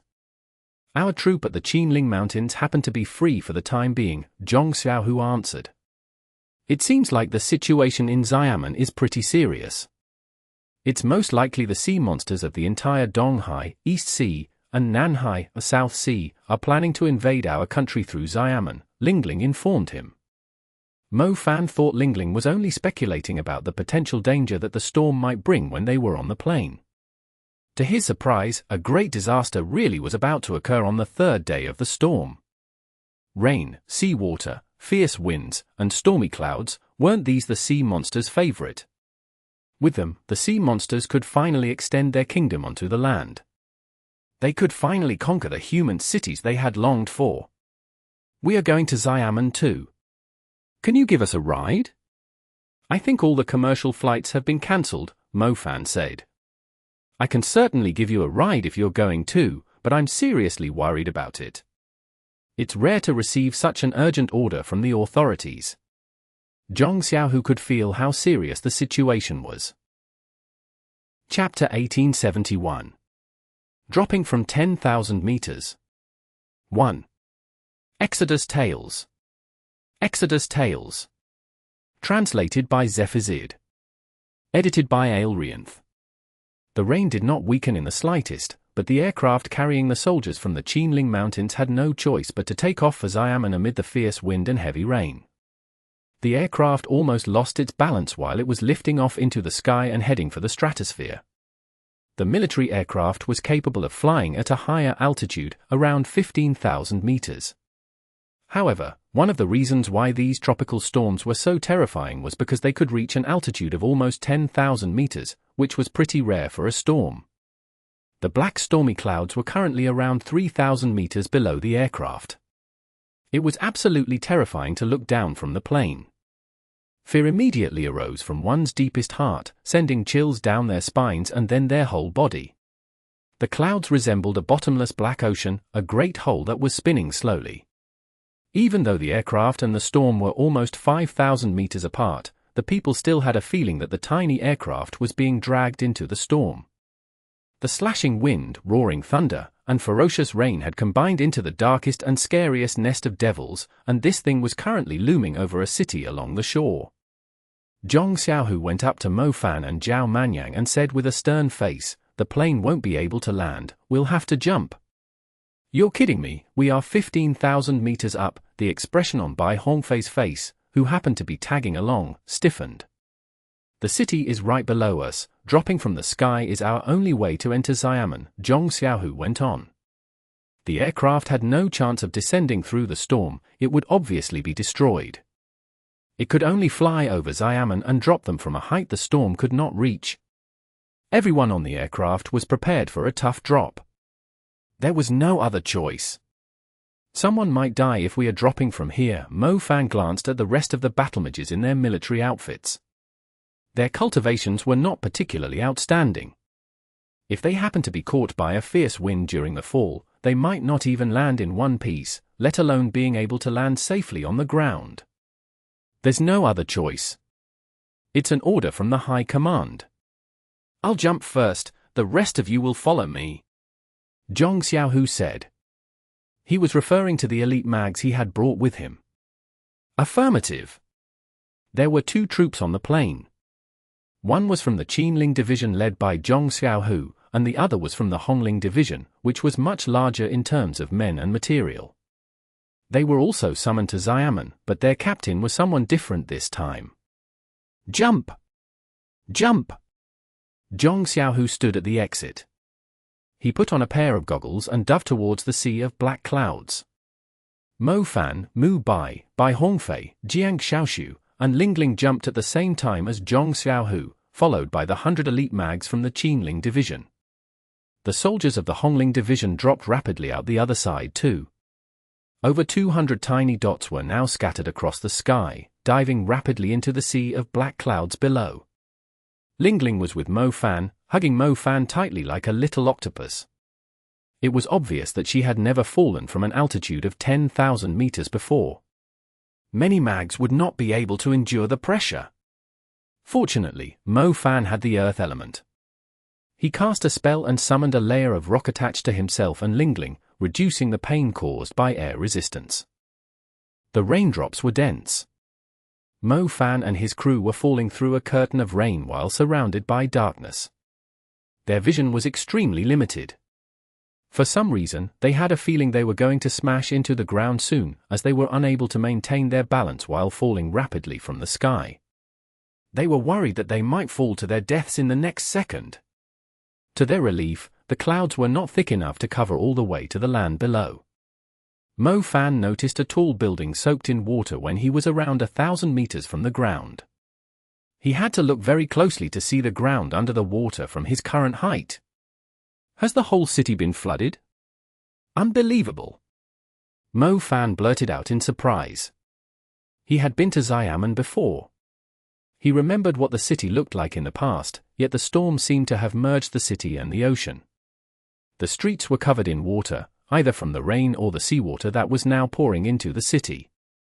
The pavements, plazas, parks, and bridges were all submerged. Even Venice was not this shocking. Pull the chute! Lingling yelled above the strong wind.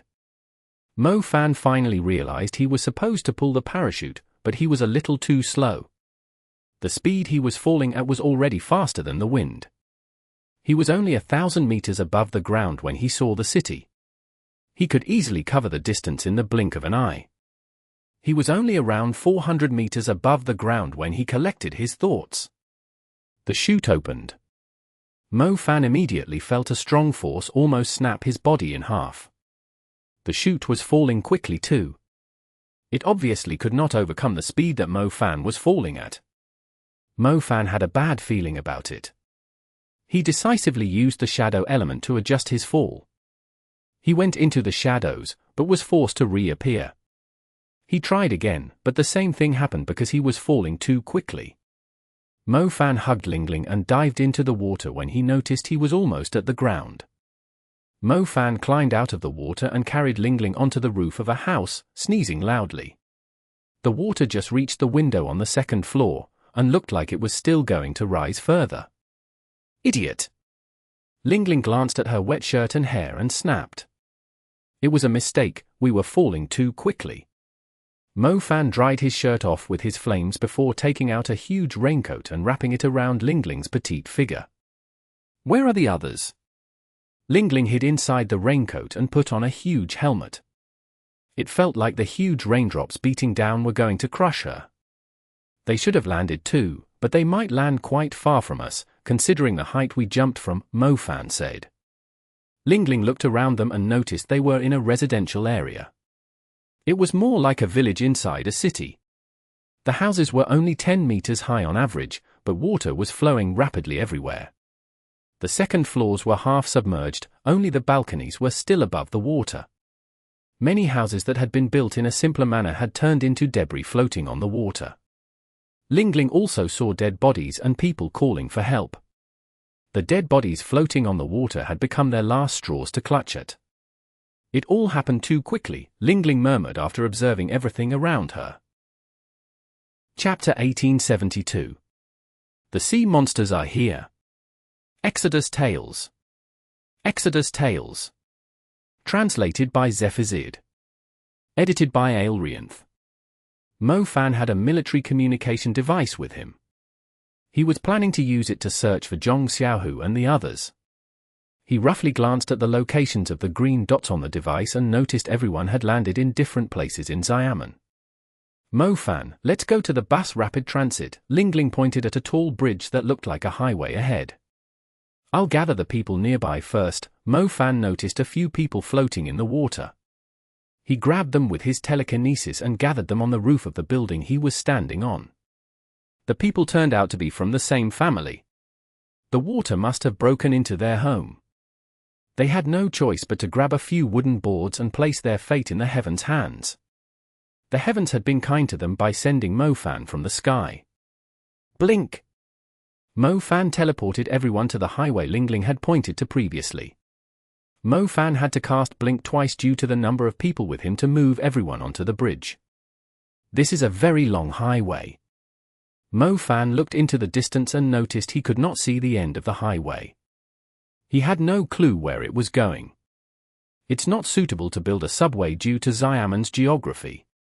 The rapid transit for the buses is the equivalent of the subway in the Magic City here. It goes from the south to the north through the city with a few routes. Most of the roads are submerged now, so the rapid transit, which is 20 meters above the ground, is the only clear path left. Qinling had obviously done some homework before coming here. She was very familiar with the situation, even though it was her first time in Xiamen. Mo Fan did not spend a long time in Xiamen the last time he came to the city.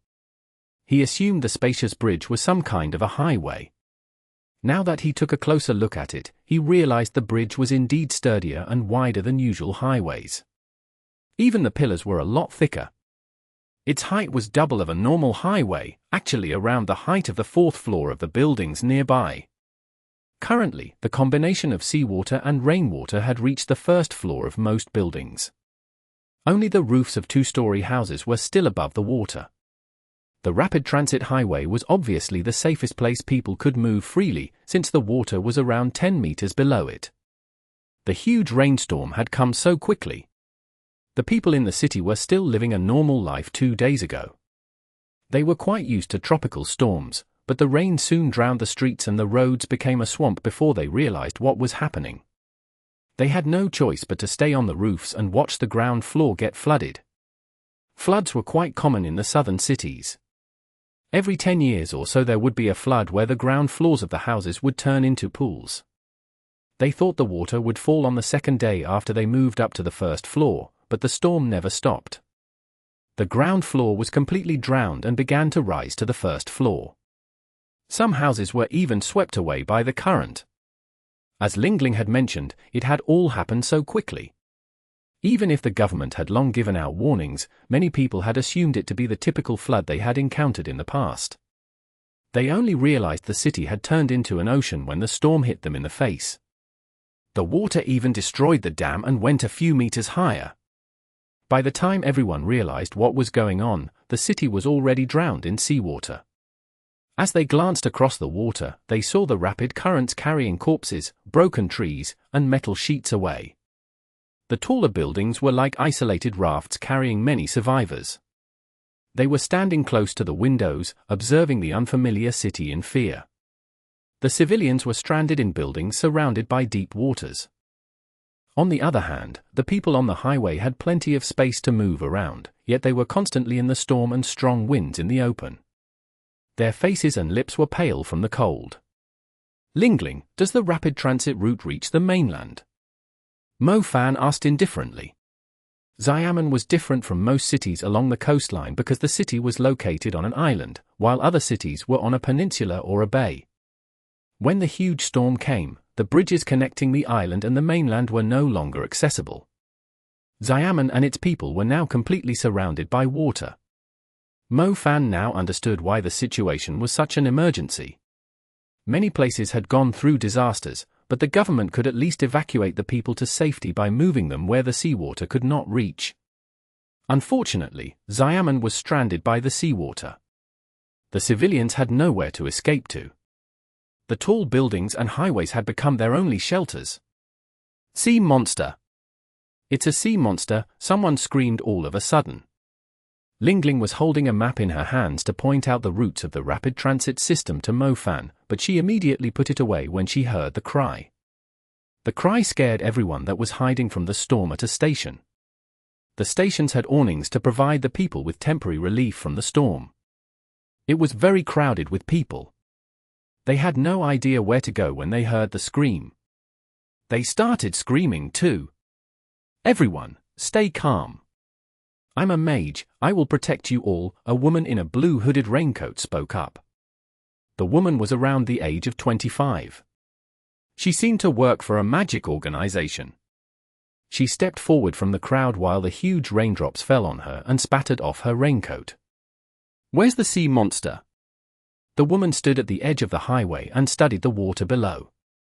"It's beside the house with the sign advertising English classes. It's under the pile of white trash bags. I saw it poking its head out," a young teenager in a school uniform exclaimed. "What does it look like?" the woman asked. "It looks like a crab. It had a pair of eyes on its head, with pincers like excavator claws," the young teenager said nervously. It was most likely his first time seeing a sea monster at such a close distance. "The rain is so thick. How did you manage to see it so clearly?" the woman was puzzled.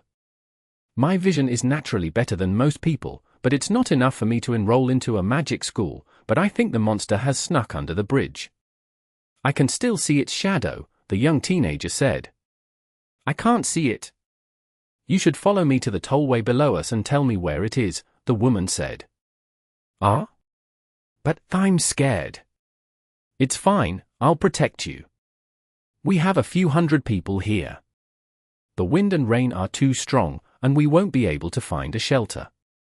If the sea monsters show up, many are going to die, but don't you worry, I'll deal with the sea monsters. You just need to tell me where they are," the woman assured him. A young teenager subconsciously glanced at a young woman who was also in a school uniform under the awning. She had an attractive face. Her wet hair and pale lips did not affect her beautiful appearance. She was currently looking at the young teenager with a hint of helplessness. "All right, I'll go with you. I can see around 3 meters into the water," the young teenager said. "I'll go with you too. I'm a mage too," Mo Fan came over and told the young teenager and the young woman. But don't stay too close when the sea monsters show up." The woman in a raincoat did not seem to trust Mo Fan. She sounded a little cold. Mo Fan was unable to see the sea monsters.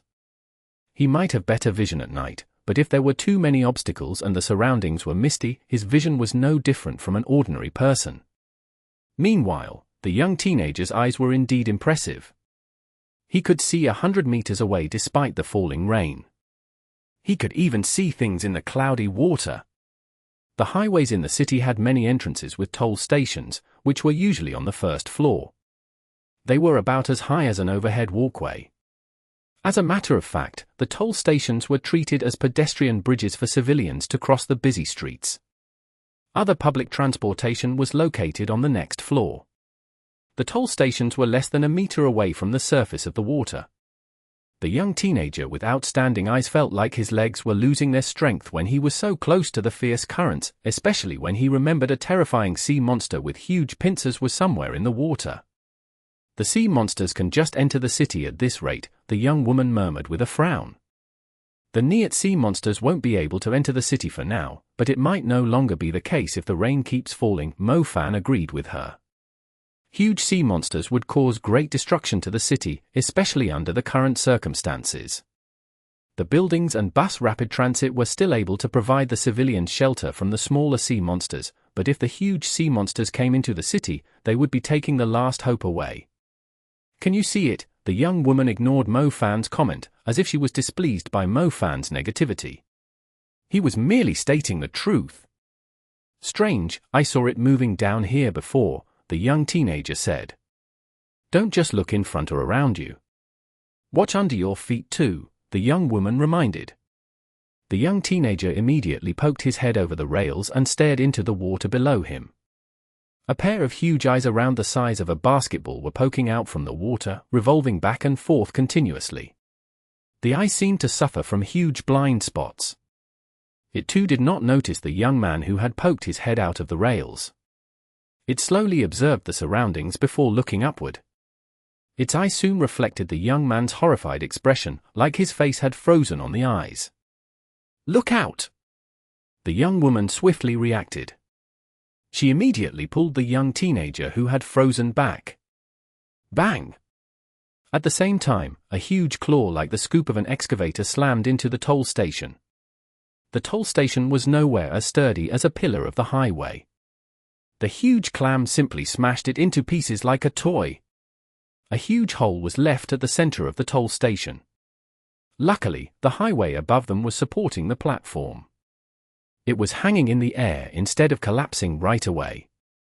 Otherwise, both the young teenager and the young woman would fall into the water. Mo Fan flipped his left hand after seeing what happened. A wild lightning orb with spikes on its surface appeared on his palm. The lightning orb gradually enlarged as Mo Fan rapidly accumulated the energy. "Don't!" Qinling grabbed Mo Fan's wrist and shook her head. "What's wrong?" Mo Fan was confused. This sea monster is most likely the first species to invade the city. We should learn how strong it is. Let that woman handle it, so I can observe its level, strength, and weaknesses, Qinling said. Mo Fan thought about it. The sea monster with the shell of a crab was obviously not going to survive his spell. He could just kill it with a single blow. They would indeed struggle to learn how strong it was and its abilities. It was no longer just about killing a few sea monsters instantly to feel good about himself.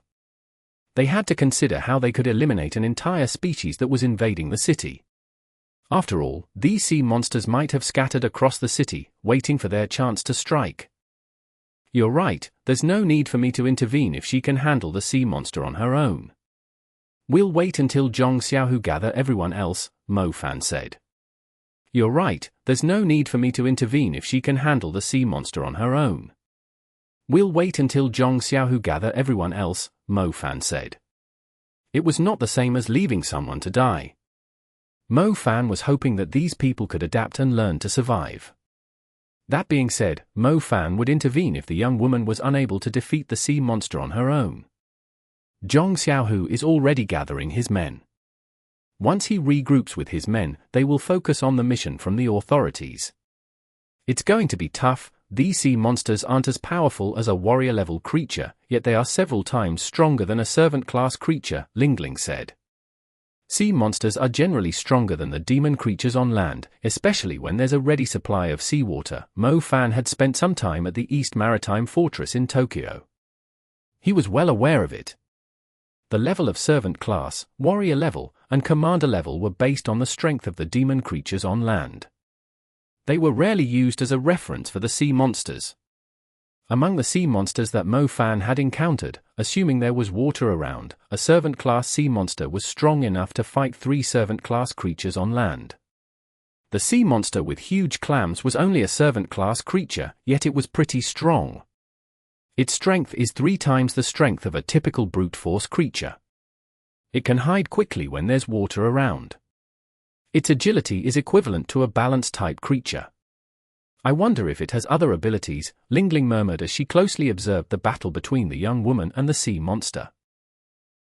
Chapter 1873. Glacier Zipline. Exodus Tales. Exodus Tales. Translated by Zephizid. Edited by Aelrianth. Bang! The sea monster raised its pincers and smashed the other side of the toll bridge into pieces. Broken steel rebar was exposed to the air, while shattered cement fell into the water. The young woman failed to stand firm this time, and fell together with the other half of the toll bridge. However, she was quite agile. She noticed a metal sheet roof that happened to be near her. She quickly used it as a stepping stone before it fell and jumped to a large billboard around a pole. She was able to get her footing on the billboard. After stabilizing herself, she pulled the hood of the raincoat back as if it was hindering her vision, revealing a rather attractive face. Her wet short hair dangling by the side of her ears was clean, and more than enough to set off her beauty. "Tell me where it is," the young woman's eyes sharpened. The menacing look was out of place on her face. The young teenager could barely stand properly on the remnants of the toll bridge. His trembling legs were losing strength. He climbed miserably toward the rails after hearing the young woman's order, gathering his courage before looking into the water. It's on the other side of the street. It's heading toward you, the young teenager shouted when he noticed the shadow moving quickly underwater. The young woman quickly fixed her eyes in the direction the young teenager had mentioned. Run, it's charging at you, you're going to die, the young teenager yelled in fear. Mo Fan glanced at the ripples on the water. He noticed the sea monster was indeed speeding up, as the young teenager had mentioned. The creature was several times stronger than normal servant-class creatures. If it had a chance to gather its strength, a blow from it was even comparable to the attack of a warrior-level creature. The force would crush the young woman to pieces. Mo Fan clenched his left hand. He had formed a lightning orb and was ready to strike at any moment. Glacier Zipline, the young woman uttered firmly. Rings of frost appeared half a meter behind her. As she pointed forward, several icy ziplines as sturdy as metal sprang forward. Unlike the ice lock of most ice mags, the tip of the woman's glacier zipline was as sharp as a spear. The huge pincered sea monster jumped out of the water. Its dark green body resembled an armored tank. It was rather terrifying when it was charging at its target with such great momentum. The glacier zipline shot at the sea monster as it was pouncing forward. The icy sharp glacier zipline had remarkable penetrating force. It easily punched right through the sea monster's thick armor. 4 of the 8 ice ziplines punctured the creature and nailed it to a supporting pillar of the highway. The huge pincered sea monster's attack halted in midair. The glacier zipline was thin, yet it was still strong enough to support the creature's weight. The sea monster suddenly resembled an Alaskan crab that had been placed on a barbecue grill. It was struggling to break free despite waving its huge pincers around. The young woman on the billboard stared at the huge pincered sea monster coldly. The glacier zipline had most likely damaged its vital organs. Its life was draining away rapidly as light green blood leaked out from its wounds and dripped into the water. A moment later, the young woman flipped in the air and landed on the ice ziplines. She approached the huge pincered sea monster steadily. The huge pincered sea monster planned to murder the woman with its huge pincers, yet it could no longer swing them at the right angle. The woman stepped on the huge pincered sea monster's head and walked over its back to the zipline behind it. The young woman soon returned to the highway by following the zipline. A huge crowd was watching her from the awning of the highway. They cheered excitedly when they saw the enormous sea monster slain by a seemingly feeble young woman. The young teenager stared at the young woman blankly. His mind was empty for some time. In his eyes, the huge pincered sea monster was incredibly strong. It would easily kill everyone on the highway, and even destroy the bridge that would decide their fate. However, it was actually possible to kill such a terrifying creature, not to mention it was a seemingly weak young woman who killed it.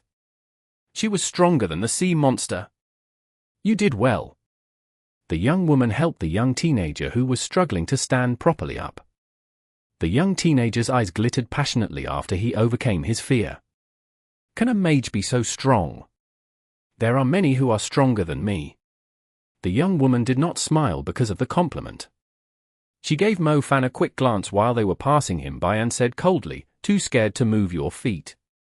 If not, you should go up there now." Mo Fan rubbed his forehead and withdrew the lightning spell in his left hand.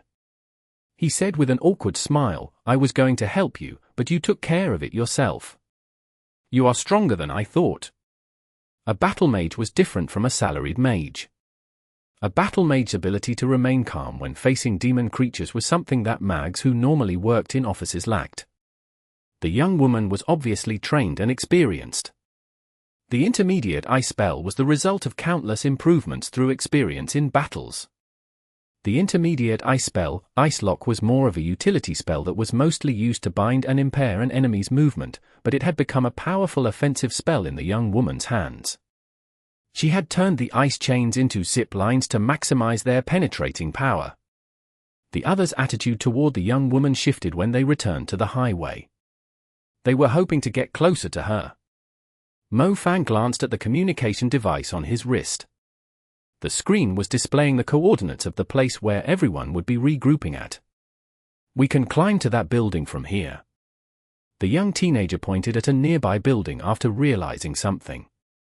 There should be food, clothes, and medicine in the building. It's better than staying out here in the rain. Yeah, let's take shelter in the building. The ice ziplines that the young woman summoned had become a bridge for them, but the catch was they had to pass by the dead body of the huge sea monster. However, they had no choice but to climb over it to find themselves a safer spot. The group began to climb along the Glacier zipline. Meanwhile, the young woman was staring in a different direction. "Sister, aren't you going to come with us?" the young teenager asked. Chapter 1874. Gathering Point. Exodus Tales. Exodus Tales. Translated by Zephizid. Edited by Aelrianth. I'm a rescue mage of the Donghai Magic Association. I'm currently responsible for gathering and contacting everyone who came to lend the Donghai Magic Association a hand. They're gathering at Jiangqiu Park. They are not familiar with the area, as they have come from other places, the young woman said. My house is close to Jiangqiu Park, a female high schooler in the same uniform as the young teenager piped up. My family is still there. Can I go with you? The young woman looked at the others who were climbing the zip lines to the building. She said with a troubled look, I think it's better for you to stay with them. My mother can't see anything. I'm really worried about her. I'm begging you, the high schooler pleaded. Sister, please help her. I can help too. I can see deeper into the water if I'm not scared, the young teenager said. Mo Fan let out a sigh when he saw how hard the young teenager was defending the high schooler. Was displaying affection in public so common among young school kids already? How old were they? The young woman was obviously the kind who pretended to be cold on the surface but warm on the inside. She finally agreed after the two high schoolers pleaded. However, it was not a wise decision in Mo Fan's eyes. It was completely different having to bring two people who did not know magic than moving around alone. The difficulty was more than doubled. We are heading that way too. Let's go together, Mo Fan told the young woman. The young woman did not respond, but the young teenager gave Mo Fan a disdainful look instead. It was likely that the young teenager had taken the young woman's comment seriously. He assumed Mo Fan was too scared to even move his feet when he saw the sea monster. What's with the look in your eyes? Do you know I can use blink? Mo Fan glared at the young teenager. Yeah, sure, I can use a forbidden spell too. The young teenager rolled his eyes. Damn, I will show it to you now. You better hope it doesn't blind you. Mo Fan's temper rose. Show it to me then, don't just put on an act. I didn't see you contributing just then, yet you are claiming to be a super mage now when the sea monster is already dead. Show me a super spell, and I'll apologize to you right away, the young teenager said. Screw it, I can't stand you any longer. Mo Fan was seriously going to cast a spell. Lingling immediately kicked Mo Fan in the stomach when she sensed the energy ripples from him. She grunted, Are you out of your mind? Are you really arguing with a kid? Save your energy, we are on a mission. The young woman stared at Mo Fan and the young teenager like they were retards. She followed the bus rapid transit route together with the high schooler. Lingling went with the young woman as she had enough of Mo Fan, leaving him and the young teenager who were arguing behind. You were still drinking milk somewhere when I first learned magic. Keep going, the next time a sea monster shows up, go and fight it yourself instead. I'm telling you, I was just observing how strong the sea monster was. I could have killed it with a single spell if I wanted. Your face is thicker than the sea monster's shell. Blin, damn it, forget it, I won't waste my time on a kid like you. The group continued on the highway. After some discussion, Lingling learned the young woman was indeed a member of the Donghai Magic Association's rescue squad. Her name was Shenqing. The rescue squad was currently scattered across Xiamen. She was entrusted with the important mission of guiding the South Wing Mags who had come to Xiamen to make sure they knew their way around. Mu Bai was leading the South Wing Mags who had been dispatched to Xiamen. In other words, Qinling was the representative of the Donghai Magic Association who was supposed to receive them. Mo Fan glanced at the coordinates provided by Zhong Xiaohu.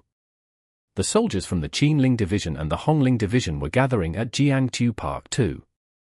Many organizations had come to lend Xiamen a hand.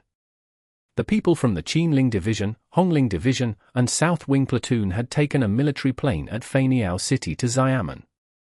It was very likely that the authorities had combined the three troops into one for the operation.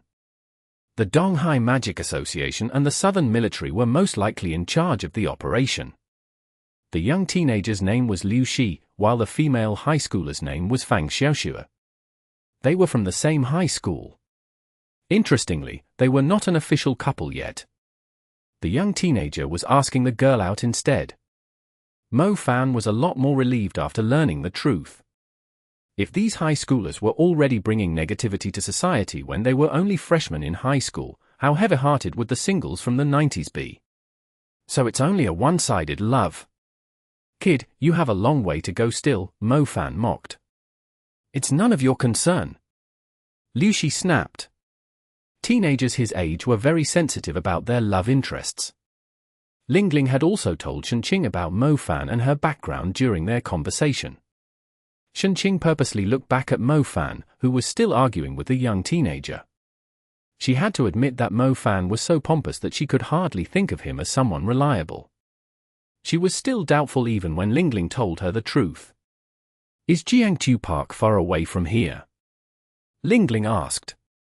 Qinling pointed in front of her and replied, we won't be able to take the bus rapid transit any further after we reach the station ahead. The bus rapid transit did not have many stations. Xiamen only had 3 highways going from the south to the north, and Jiangtu Park was a certain distance from them. The water is shallower here, Lingling pointed out. Jiangtu Park is the center of the island. The coordinates you received should be the Sheraton Hotel, Qinling confirmed. Do you mean the tall, gold-copper building over there? Lingling asked, pointing in a specific direction. That's the one. It should be the evacuation point for the people in Jiangtu, Qinling said. Lingling took a closer look and discovered the Sheraton Hotel covered a huge area. The building was just beside the park. It was a lot bigger compared to the office buildings and commercial lots nearby. That's where our landing point should be. Does that mean it was us who was separated from the team? Mo Fan exclaimed when he saw the building. And whose fault was that? Lingling snapped. Zhong Xiaohu had landed precisely on the designated point, while his men had landed in the nearby areas. They were able to reach the gathering point fairly quickly. Some who landed further away had already regrouped with the team. Mo Fan, who had to cross a huge section of the bus rapid transit and a few more streets to reach the gathering point, had turned out to be the most unreliable member among them. Chapter 1875. The Crisis in 8 Hours. Exodus Tales. Exodus Tales. Translated by Zephizid. Edited by Aelrianth. Mo Fan noticed every floor of the huge hotel was crowded with people. It was obvious that the person in charge of the district had gathered many of the survivors at the hotel, so it was easier to manage them.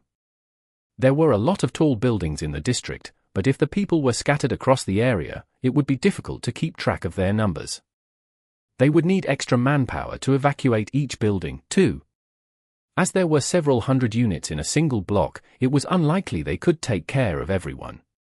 Mo Fan reached the higher floors and saw the people of the Hongling Division, Qinling Division, and South Wing Platoon gathering at a balcony. The fierce wind and rain were just a few meters away, greeting them with a cold mist. We can't help it, there isn't anywhere else to stand inside, so we shall discuss here, an elder of the Donghai Magic Association named Zhuang Hong said. There are so many people here. Are there food, water, and medicine enough? Qinling asked in a worried voice. The entire Sheraton Hotel had become an emergency shelter for around 20,000 people. The situation was now under control, but these people would need a huge supply of food and water to feed everyone. The seawater had sealed off the roads for around a day. Many people could survive without food for a day, but it was unlikely they could go for another one without complaining mightily. The Shoreline Alliance estimates that the seawater will rise to a dangerous level of 15 meters in 8 hours. When it happens, a species called the armor antenna sea monster will be able to reach the island. The species is very unique. They strongly favor meat and they have a pair of antennas on their heads that can detect human heartbeats. If we don't evacuate the city and bring these people inland in time, it will be a bloodbath in 8 hours, Elder Zhuanghong said sternly. Everyone immediately straightened their faces. Which kind of demon creatures were the biggest threat to mags in the wild? Was it the kind with outstanding strength? The hunters who spent most of their time in the wild clearly knew that the biggest threat was always the species with sharp senses who could pick up the presence of humans from miles away. If it was a powerful creature, people could just try their best to avoid it. They could still flee for their lives if they were unable to defeat it. However, demon creatures with sharp senses were like hunters. They would pursue their prey endlessly once they set their focus on them. They would often wait patiently for the humans to lower their guards. They would torture their prey with their menacing glares and finally kill them all. Among the species with sharp senses, one kind that would even make the face of experienced hunters turn pale were those with the ability to sense a human's heartbeat. It was possible to cover your scent with certain methods. An experienced hunter even knew how to trick the demon creatures with a keen sense of smell. The demon creatures would eventually lose track of their prey, but there was no way to conceal a person's heartbeat. Every human's heart was beating continuously. The faster it was beating, the easier it was to alert the demon creatures. Since the area was now drowned in water, it was harder for smells to spread, so it was impractical for the demon creatures to track their prey via scent. Therefore, certain species of sea monsters had developed the ability to sense heartbeats instead. The armor antenna sea monster was one of them. They had long segmented limbs. When they stayed still while the antennas on their heads were swinging around, it meant they were searching for the heartbeats of creatures in the nearby waters or along the seabed. It was meaningless for humans to hide from the armor antenna sea monster inside buildings. They could easily track down the people inside a building without having to raise it to the ground. If those savage armor antenna sea monsters reached the island, horrible things would occur in every corner of the city. We only have 8 hours left, but before then, the vanguards among the sea monsters will continuously invade the city too, Elder Zhuanghong continued. The sea monsters have already entered the city. We stumbled into one on our way here. It was a huge pincered sea monster, a brute force species that is able to move freely in shallow waters, Qinling chimed up. Zhuanghong frowned. They came quicker than we expected. It seems like we might not have 8 hours left after all. The government has done everything it could to gather the victims in buildings that won't be destroyed easily. The whole city is drowned in seawater. We don't have enough flying equipment. The streets are submerged too. How are we supposed to evacuate so many people? Chu Mingxi of the Hongling division asked. It was not like the man was being pessimistic. Everyone was well aware of the situation the city was under. Xiamen was not that big, but it still had a diameter of 12 kilometers from the south to the north, with streets densely and unequally packed alongside one another. The Hongling division had helped evacuate a few towns amid disasters, but it was their first time doing so in a place that was basically out in the ocean. They had no experience with this whatsoever. That being said, fighting the sea monsters was still the most important part of the operation. It did not mean they were not good at fighting in water. Xiamen was a prosperous city with fewer old houses and more tall buildings. There was plenty of space for them to fight the sea monsters. The only problem was that they were not familiar with sea monsters at all. Which species was capable of spitting poison, which species were able to move swiftly, which species had some kind of deadly moves, they were utterly clueless. They would end up with a lot of casualties without the necessary information. Don't worry, we've already organized everything. We didn't call you here to place you fully in charge of the operation. We are just telling you the details, Zhuanghong said. What should we do then? Zhong Xiaohu asked. We want to know the exact species that have invaded the city. The armor antenna sea monsters aren't the only species that can deliver a devastating blow to us. The Shoreline Alliance has only warned us about the possibility of them invading the city in 8 hours, but we are still clueless about the rest of the species that might show up before that. Our men are fully preoccupied with the evacuation operation. The Donghai Magic Association, Southern Military, and the local government are asking for your help in eliminating every potential threat to the operation before the crisis in 8 hours. Zhuang Hong said. The operation to evacuate the city. The crisis in 8 hours. The people of the Hongling Division, Qinling Division, and South Wing Platoon were advanced mags on average. They did not have high numbers, but they were capable fighters. It was unlikely they could evacuate the entire city, but they were entrusted with a more difficult mission, eliminating all threats that might hinder the operation to evacuate the city. No one knew what species of sea monsters would show up. They would be facing the unknown for the next 8 hours. Chapter 1876. 3 Lifelines. Exodus Tales. Exodus Tales. Translated by Zephizid. Edited by Aelrianth. Can you please explain to us how you are planning to evacuate the city? Not only is the city surrounded by the seawater, the streets are all submerged too. Qumingshi of the Hongling Division spoke up. Zhuang Hong placed a waterproof map on the table. Take a look at this map. There are 3 main paths from Xiamen to the land, the 3 main bridges in Haizang, Qinling, and Jimei. The 3 highways which these bridges are a part of branch off further inside the city. The Haizang Highway goes from the west to the east across Xiamen Island, while Qinling and Jimei highways go around the island from the north to the south. The map was huge. The highways on it were highlighted with an obvious green. Mo Fan stuck his head closer to take a glance at it. He noticed the highways of the rapid transit route formed a horizontal route and 2 vertical routes across the city. The routes did not necessarily cover the whole city, but they reasonably covered most of the districts. Every street was at a reasonable distance from a bus rapid transit station. These 3 routes are our lifelines. We will move the civilians trapped in the buildings in different corners of the city onto the highways, Zhuang Hong continued. Mo Fan took a closer look. In other words, the civilians only needed to follow the highways to the 3 bridges. Once they crossed the bridges, they would reach safety once they reached the mainland. It seems like the authorities managed to keep their heads clear. I was wondering if we could use the highways to relocate the civilians too, Lingling whispered into Mo Fan's ear. Those roads are the best choices we have. The rapid transit highways are over 20 meters high. The bridges are very sturdy, too. Normal sea monsters won't be able to destroy them. If the routes remain clear, we should be able to evacuate the city in 8 hours, Mo Fan nodded. I've already assigned our men to stay in positions along the routes where the civilians will be escorted to the highways. Therefore, you must make sure the operation is a success by reporting to us the species, locations, and numbers of the sea monsters. You will have to clear the obstacles that show up on the 3 routes in time and eliminate the powerful sea monsters that might threaten any of the 3 lifelines. Zhuang Hong finished sternly. The South Wing Platoon, Hongling Division, and Qinling Division were clear about their mission.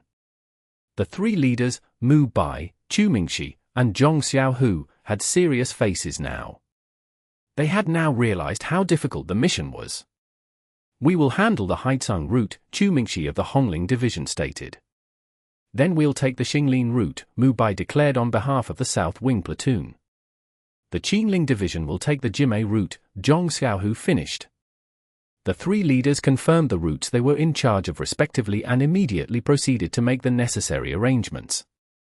The 3 routes connected the mainland and Xiamen through the 3 main bridges, so they each covered a distance of more than 10 kilometers. It was impossible to ensure the roads would be clear at all times without preparing in advance. They could not afford to waste any more time. The 3 leaders immediately carried out their tasks. Hey, what about me? Mo Fan was at a loss after everyone was dismissed. He did not necessarily represent any organizations, even though he had come with Mu Bai and Zhong Xiaohu, who had now received their orders. Mo Fan suddenly had no idea what he should be doing. Zhuang Hong was putting the map away, and asked Shen Qing with a puzzled look, who is he? A freelance hunter, I think, Ching answered. If you want to help, you can go with Ching. Her job is to rescue the civilians who are stranded in secluded areas. Hong did not know who Mo Fan was. He indifferently assigned Mo Fan to Ching and left with his men. Mo Fan stared at the others who had left in a hurry with a blank face. Green tea, Hosey, you can ask me for help if you are in some kind of trouble, Mo Fan yelled. Got it. Sure, Brother Fan. The two were leaders of their troops. They could not bother wasting their time like Mo Fan. Mo Fan looked at Qinling, who was just staring back at him. We have no clue where Jiang Xiaoshu and Bai Hongfei are, either. Forget it, they should be able to handle the sea monsters that have just invaded the city for now, Mo Fan murmured. Why don't you two come with me? We can rescue the civilians while collecting information about the sea monsters around the city. Someone has to gather the information and report to the authorities, Ching told Mo Fan. Wouldn't it be overkill? Mo Fan rubbed his temples. When he saw the others having a race with the god of death, he too felt an urge to roll up his sleeves and contribute for the sake of the city. However, he felt his balls hurting when he heard Ching's arrangement. Wasn't this like dispatching a general as a scout? Intel is more important than strength most of the time. Mo Fan, it's not like we have anything else to do. We might as well follow Ching around, Qinling chided him. Mo Fan hesitated for a moment. Qinling added, we will surely bump into some dangerous creatures roaming in the city. We can take them out if that happens. A form of entrapment.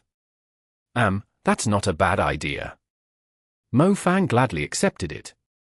Ching looked at Mo Fan. She could not help but wonder how her way of saying things was any different from the little girl's version. When they reached the main hall, the teenage girl named Fang Xiaoxue ran up to Ching. My mother isn't here. I've searched the whole building and asked the workers. She must be at home still. Sister, please help me save my mother. She's blind, if no one helps her, Fang Xiaoxue blurted out in tears. Most of the residents nearby had been moved to the hotel, but there were still people out there who failed to gather at the hotel for different reasons. Where is your mother? Will she be at home? Ching asked patiently. Maybe, my home is in Tianqing Garden, Fang Xiaoxue said. I just received an order to gather everyone around SM City Xiamen to the Qinling route. Your home is very close to SM City Xiamen, but you will have to bring your mother to the plaza yourself so I can bring you both to safety, Ching said. I got it. Fang Xiaoxue's eyes flickered with hope. Ching glanced at Mo Fan. She was about to set off for the shopping center when she saw Mo Fan standing still. Aren't you coming? Does the shopping center you just said sell candles, whips? Hey, Qinling, why did you step on my foot? Mo Fan yelled. It's time to save some lives, Qinling said expressionlessly. Chapter 1877. Demon Leeches. Exodus Tales. Exodus Tales. Translated by Zephizid. Edited by Aelrianth. Mo Fan noticed a benefit while following Ching around. They no longer had to worry about having no place to stand, nor did they need to worry if the water was going to flood the path behind them. The ziplines her ice magic were producing could easily establish bridges from one building to another. They were currently standing on the roof of a school. Ching fired a Glacier zipline far away and nailed it to an administrative building accurately. It was a very efficient way to evacuate the civilians. If Mo Fan used Blink to move the people to safety, his energy would be depleted in just a few rounds. Did you know Spider-Man was released recently? Should we go to the movies after we're done here? Mo Fan asked Ching while walking on the ice zip lines. The two white buildings across the street are the shopping center we are going to, Ching said, pointing ahead as if she had not heard Mo Fan's teasing. The emergency shelter was around a street away from the sadomasochism, the SM City Xiamen. It was not too far away. Mo Fan followed the direction Ching was pointing to and saw two large white buildings. One was like a cube, occupying half the street. Its surroundings were relatively spacious, without any tall buildings. The water had reached above the first floor. To their relief, even though the building only had 5 floors, each floor was widely spaced, so it should have plenty of space available. Mo Fan also had a feeling that the building was solid and firm. It was not a bad option for a temporary shelter. The civilians in the area must have taken shelter inside it. Opposite the white cube-like building was another smaller cylinder-shaped building. The 2 shopping lots were connected by a bridge, which was a lot higher than normal overhead bridges for pedestrians. It was a safe path to move on. My heavens, what are those? Liushi suddenly screamed in fear, pointing at the cylinder-shaped building. The rain was still pouring down heavily. The 2 shopping lots were extremely blurred. Mo Fan and Chingqing were unable to see anything else around the shopping lots. It's close to Xiamen Phase 1, many things are crawling into the shopping lot. They are black with insane numbers. Liu Shi added. Isn't it just dirty water? Mo Fan asked. No, they are wriggling, like huge earthworms. Liu Shi said. Let's head over now. Chingqing did not dare waste any time thinking about it when she felt something was not right. She immediately created a path straight to the square-shaped shopping lot with her Glacier zipline. Mo Fan had no idea what Liu Shi had spotted, nor did he know why the teenager was acting so afraid. However, he immediately felt his scalp turning numb when he and Chingqing were above the shopping lot. Mo Fan considered himself a rather experienced mage, yet he had never seen something that he could only describe as that disgusting until now. Liu Shi did not describe the creatures accurately. Instead of describing the creatures as earthworms, they were more like leeches, a black blood-sucking and soft-bodied creature that looked somewhat like a cocoon. They were usually found in fields, ponds, and lakes. They would attach themselves onto an animal's skin to drink their blood. It was rare to see these creatures in the ocean, but the leeches before them were surprisingly big, around half a meter to a meter long. They moved rather quickly, too. They could curl up their bodies and hop over 6 meters, allowing them to pounce on their targets. The leeches in fields would usually attach themselves to the blind spots of buffaloes. The buffaloes would not be able to see or reach the cunning leeches. However, these leeches who came from the ocean were obviously capable of hunting down their prey on their own. Mo Fan and Chingqing reached the first floor. The floor was fully submerged. Many demon leeches were crawling along the walls and stairs toward the second floor where many civilians were. Screams were filling the shopping lot when they arrived. A few dozen demon leeches had pounced on a few people in the corridors. Their bodies were throbbing continuously as they were sucking a huge amount of blood from the victims. The creatures could easily turn their bodies into suction pads as required. The teeth along their abdomens could tightly grab onto a human skin, making it difficult to separate them from their victims. Therefore, anyone who had fallen victim to the demon leeches had no chance of breaking free until their blood was sucked dry. The people were fleeing to the 3rd floor in a panic. The demon leeches were totally unrestrained. They would curl their bodies as they launched their attacks. Some could even hop up to 10 meters away. Ordinary people would struggle to dodge their attacks. These filthy creatures. Chingqing was enraged by the sight. She punctured the demon leeches who were assaulting the civilians with the Glacier zipline. The strange thing was, these soft-bodied creatures did not die even when their bodies were punctured. Their blood would pour out from the hole into a pool, yet they would soon reabsorb the blood and start wriggling like nothing had even happened. Lingling, what the hell are these things? Mo Fan was dumbfounded. I have never seen anything like them before. Let's move the civilians to the 3rd floor for now, Lingling advised him. There were great numbers of the demon leeches. A lot of them were scattered in Mo Fan's blind spots, as they could climb wherever they pleased. They were on the walls, ceilings, cracks, stairs, and ventilation ducts. Mo Fan used his telekinesis to toss the civilians who had lost their way to the 3rd floor. The shopping lot was a little too big, around 300 meters from one end to the other. Mo Fan could not afford to use his destructive spells, since that might raise the whole building to the ground. Mo Fan saving civilians was like a huge bloke trying to do needlework. He could not afford to use his brute strength. Things like chopping firewood and killing boars were more suitable for him. Telekinesis, knockback. Mo Fan was constantly monitoring his surroundings. He immediately locked his will onto the demon leeches when they were about to pounce on the civilians. The demon leeches were not very powerful, yet they were not easy to deal with either. Normally, Mo Fan's telekinesis would smash a creature of their level into pieces, yet because of their yielding nature, he felt like he was hitting a rubber ball instead. The force would only alter the creature's shape instead of smashing them to pieces. Chapter 1878. The Fatty's Counterattack. Exodus Tales. Exodus Tales. Translated by Zephyr. Edited by Aelrianth. The stronger the telekinesis, the greater the rate of consumption of Mo Fan's energy.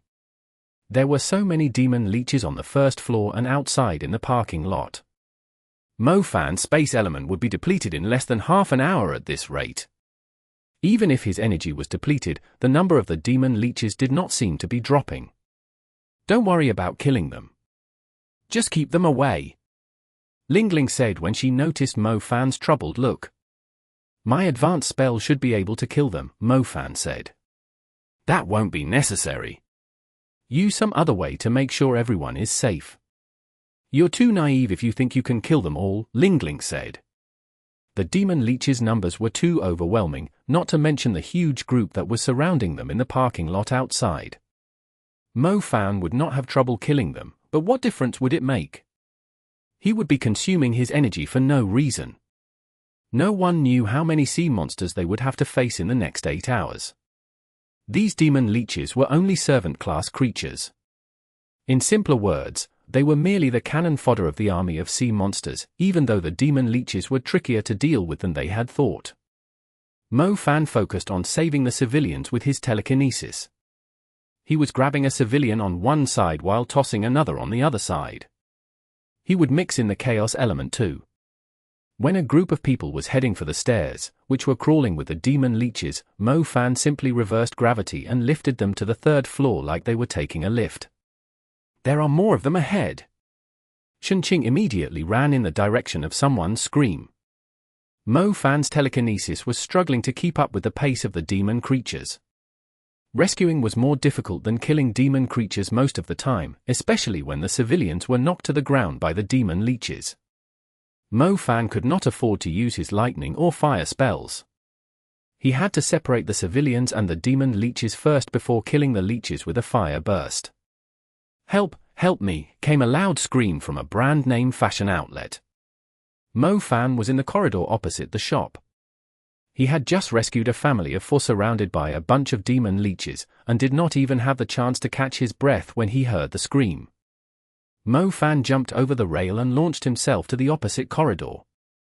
However, several demon leeches suddenly jumped into the air from the water below to intercept Mo Fan like he was a piece of flying meat. Damn it, you disgusting pricks, die! Mo Fan reacted swiftly. He clenched his fists when he saw the demon leeches jumping into the air after him. Scorching flames emerged around Mo Fan like a burning flower. The demon leeches instantly curled up after making contact with the flames. If they were just ordinary flames, the demon leeches could protect themselves by curling up, but Mo Fan's flame was a soul-grade fire. The flames easily broke through their protective outer layer before burning through their thick skin and bodies. If Mo Fan was not worried that his flames would burn some civilians to ashes, he would have used a skyflame funeral to wipe out these disgusting creatures. I dare you to come at me! Mo Fan scoffed after he successfully reached the opposite corridor. He glanced back at the demon leeches who were falling into the water as ashes. Help, help me, the unpleasant voice inside the fashion outlet yelled again. Mo Fan immediately picked up a disgusting smell after going inside the shop. He looked inside and saw a fatty who most likely weighed over 100 kilograms screaming for help on the ground. He was pressing his body down on a demon leech around a meter long. There was a huge mirror between him and the demon leech. Blood was pouring out from the demon leech, but the fatty was perfectly unharmed. It was likely that the clumsy demon leech had made a mistake and hit the mirror when it was pouncing at the fatty, and the fatty somehow ended up on top. The fatty was pretty smart, and knew he could not make direct contact with the demon leech, as he might get stuck to it. Damn it, I thought you were dying. Why the hell were you screaming so loudly for? Mo Fan grunted. He was left speechless by the sight before him. Brother, isn't it obvious that I'm in a pinch here? I don't even dare to move anywhere. It might pounce on me again. Won't I be dead if another one of these things shows up? The fatty sobbed.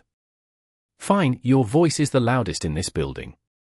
I'm loud because I'm still ***king alive. Those who can no longer shout are already dead. That does make some sense. By the way, can you do me a favor? I'm having trouble rescuing everyone when you all are scattered across the shopping lot, Mo Fan told the fatty. ***k me, I'm screaming for help so someone can save me from this pinch here. However, not only aren't you helping, you are asking me for a favor instead? Damn it, I'm going to crush you. How dare you try to drink my blood? It has always been me sucking my customers' blood. Since when did I give you the permission to drink mine? The fatty cursed. We should be helping one another in their time of need. If you don't agree to help me, I'll go and save the others first, Mo Fan said. Brother, I really don't have any money. I'm not asking for your money. Mo Fan was surprised when he noticed the badge of a manager on the fatty's chest after getting rid of the clumsy demon leech for him. The fatty was the operating manager of the shopping mall, an employee with a high position. He had asked the right person to do him a favor. Brother, can I go back and lay on the mirror instead? You can find someone else for the job. I'm begging you, the fatty pleaded. Don't worry, I'll keep you safe, Mo Fan said. You don't look so reliable to me. I'm being serious, I'm begging you, I'm not necessarily a piece of fat meat. They won't bother eating me even if you hang me in the air, the fatty almost burst into tears. Enough talk, let's do it. Mo Fan ignored the fatty's plea. He tossed the man into the air and kept him hovering in the center of the shopping area. The fatty was currently beyond the corridor. The seawater was around 8 meters below him. Countless demon leeches were swimming in the water. The surface of the water started bubbling when the fatty was hung in the air like bait. Most people had been evacuated to the 3rd floor. Qinling was keeping an eye on them, but many demon leeches were still climbing their way up. They would soon occupy the 3rd floor, the 4th floor, and finally the 5th floor. The people in the shopping areas would have nowhere to run to eventually. Having this thought, Mo Fan believed they could not afford to remain passive anymore. Chapter 1879. The Space Trick. Exodus Tales. Exodus Tales. Translated by Zephyr. Edited by Aelrianth. Brother! I never did anything wrong to you. Why are you doing this to me? The fatty almost wet his pants in fear, pleading in tears. It's fine, it's going to be fine, Mo Fan comforted him calmly. Help! Help me, the fatty began screaming at the top of his lungs. He was seriously screaming for help this time. Mo Fan felt a little awkward when he heard the scream, yet he simply dug into his ears and pretended he did not hear it. He looked around him. As he thought, the demon leeches were brainless and would go for the closest prey after picking up their scent. A huge group of them started moving toward the fatty, including those already on the 2nd and 3rd floors. The whole shopping lot could hear the fatty's screams. It was horrendous. The man was extremely desperate. He never knew there were such shameless mags, who were even more terrifying than the demon creatures. The water below was bubbling. The fatty could see the demon leeches rolling around like carp waiting to be fed in a pond. Help me! The fatty's voice was a little hoarse now. Mo Fan immediately withdrew his playful attitude when he saw the demon leeches nearby had gathered toward them. He could not afford to use his spells while the demon leeches were still some distance away from the fatty, as that would only scare the demon leeches away. These sea monsters would back out of an unfavorable situation. However, he could not attack when the demon leeches were too close to the fatty, either. Not only would that endanger the fatty's life, his spells might hurt the man too. The demon leeches in the water finally ran out of patience. They jumped out of the water with their mouths wide open. From the fatty's angle, he could see the demon leeches' deep throats and the teeth along them. The teeth were initially concealed inside their necks, but they were completely exposed now. The fatty was already running out of breath from the continuous screams. He rolled his eyes and fainted when he witnessed the ghastly sight. Air catapults! Mo Fan squinted as he controlled the airflow nearby in the corridor, turning the air into a succession of bolts with a push of his telekinesis. The air bolts were extremely powerful under Mo Fan's control. They howled while traveling through the air before puncturing the demon leeches that had jumped into the air and sending them flying with blood all over the place. The demon leeches were left full of holes before they had a chance to taste the fatty's delicious blood. The lightning and fire elements were too destructive to be used in the shopping lot, but Mo Fan could easily control the space element as he pleased. His will was as sharp as a sword too, which he needed to hone and use so it would stay keen at all times. The air kept buzzing like the sound of ballistae being fired. Mo Fan was like an angler waiting for the fish to take his bait, and continued to summon more air bolts around him. As the number of demon leeches going after the fatty increased, the number of bolts hovering in the air at Mo Fan's sides and behind him increased too. Order manipulation. Mo Fan soon noticed the demon leeches were starting to dodge the air bolts. Some of them were even hiding behind walls and pillars, and Mo Fan's air bolts ended up landing on the solid surfaces. But those smart-ass demon leeches had no idea that the air bolts did not necessarily need to travel in straight lines, and could turn corners too. They were more like a rain of homing arrows. Mo Fan was summoning the air bolts rapidly by splitting his will into tens of thousand wisps. The air bolts were even deadlier after being strengthened by space rhythm, and would not disappear immediately after hitting their targets. They would return to Mo Fan's side with the help of the chaos element and await their next order. As more air bolts were produced while the rest continued to return to Mo Fan, the air bolts eventually formed an aura as they were flying around Mo Fan. They were either circling Mo Fan, flying around randomly, or hovering nearby while accumulating their force for the next attack. They were almost invisible, yet they were extremely sharp. Mo Fan was extremely focused, as it was quite difficult to control so many air bolts at once. He could not afford to shift his attention, and needed to ensure every air bolt was ready to be fired. Mo Fan was like a juggler. Every time he produced an air bolt, it was the same as adding another ball to the juggling.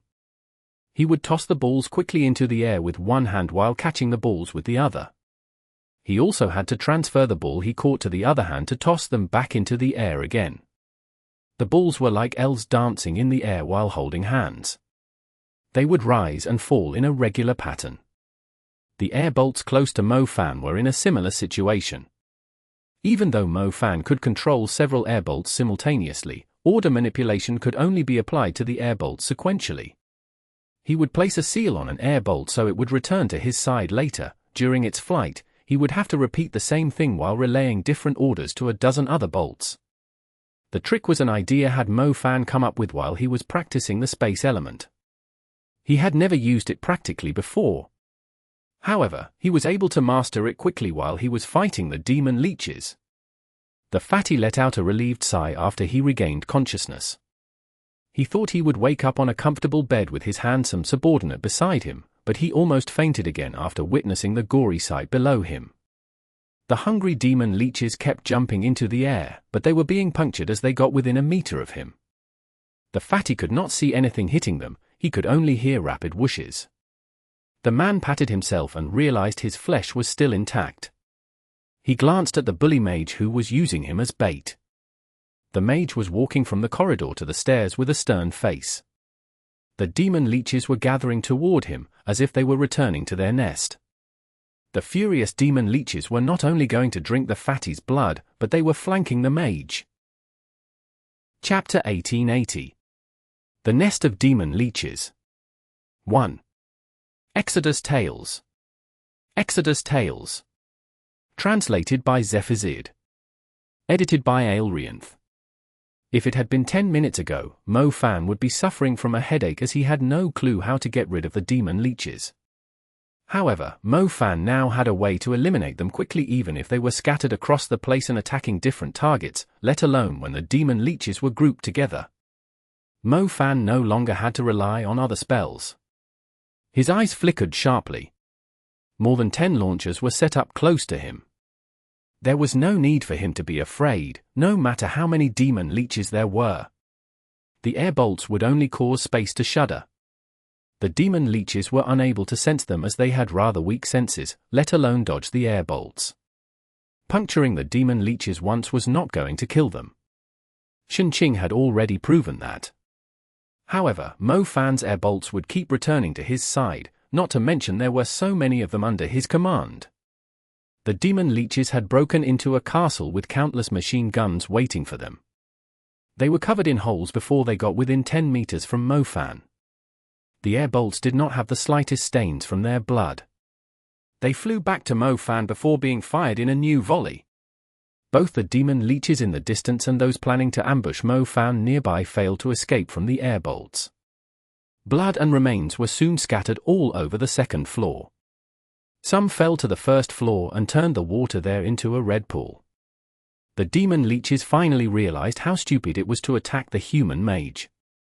They stopped climbing to the higher floors after witnessing the fall of their comrades, and began to retreat into the water.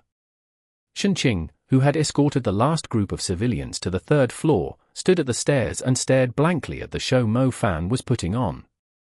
She had met space mags in the Magic Association, but she had never seen anyone so adept with telekinesis. Most of the time, the demon creatures were not terrifying because of their strength, but because of their numbers. However, their numbers did not seem to matter much against the space mage before her. Put me down," the fatty pleaded.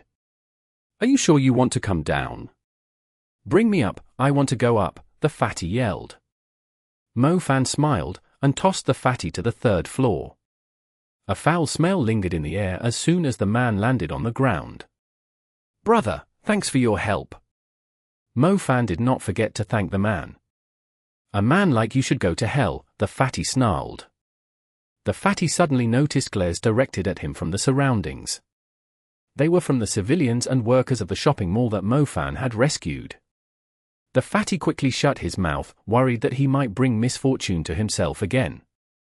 "The demon leeches won't show up again anytime soon, but we'll need people to keep an eye on the ventilation and ducts in case the demon leeches climb up through them," Mo Fan told Qinling after he reached the third floor. Several people had gathered around Qinling.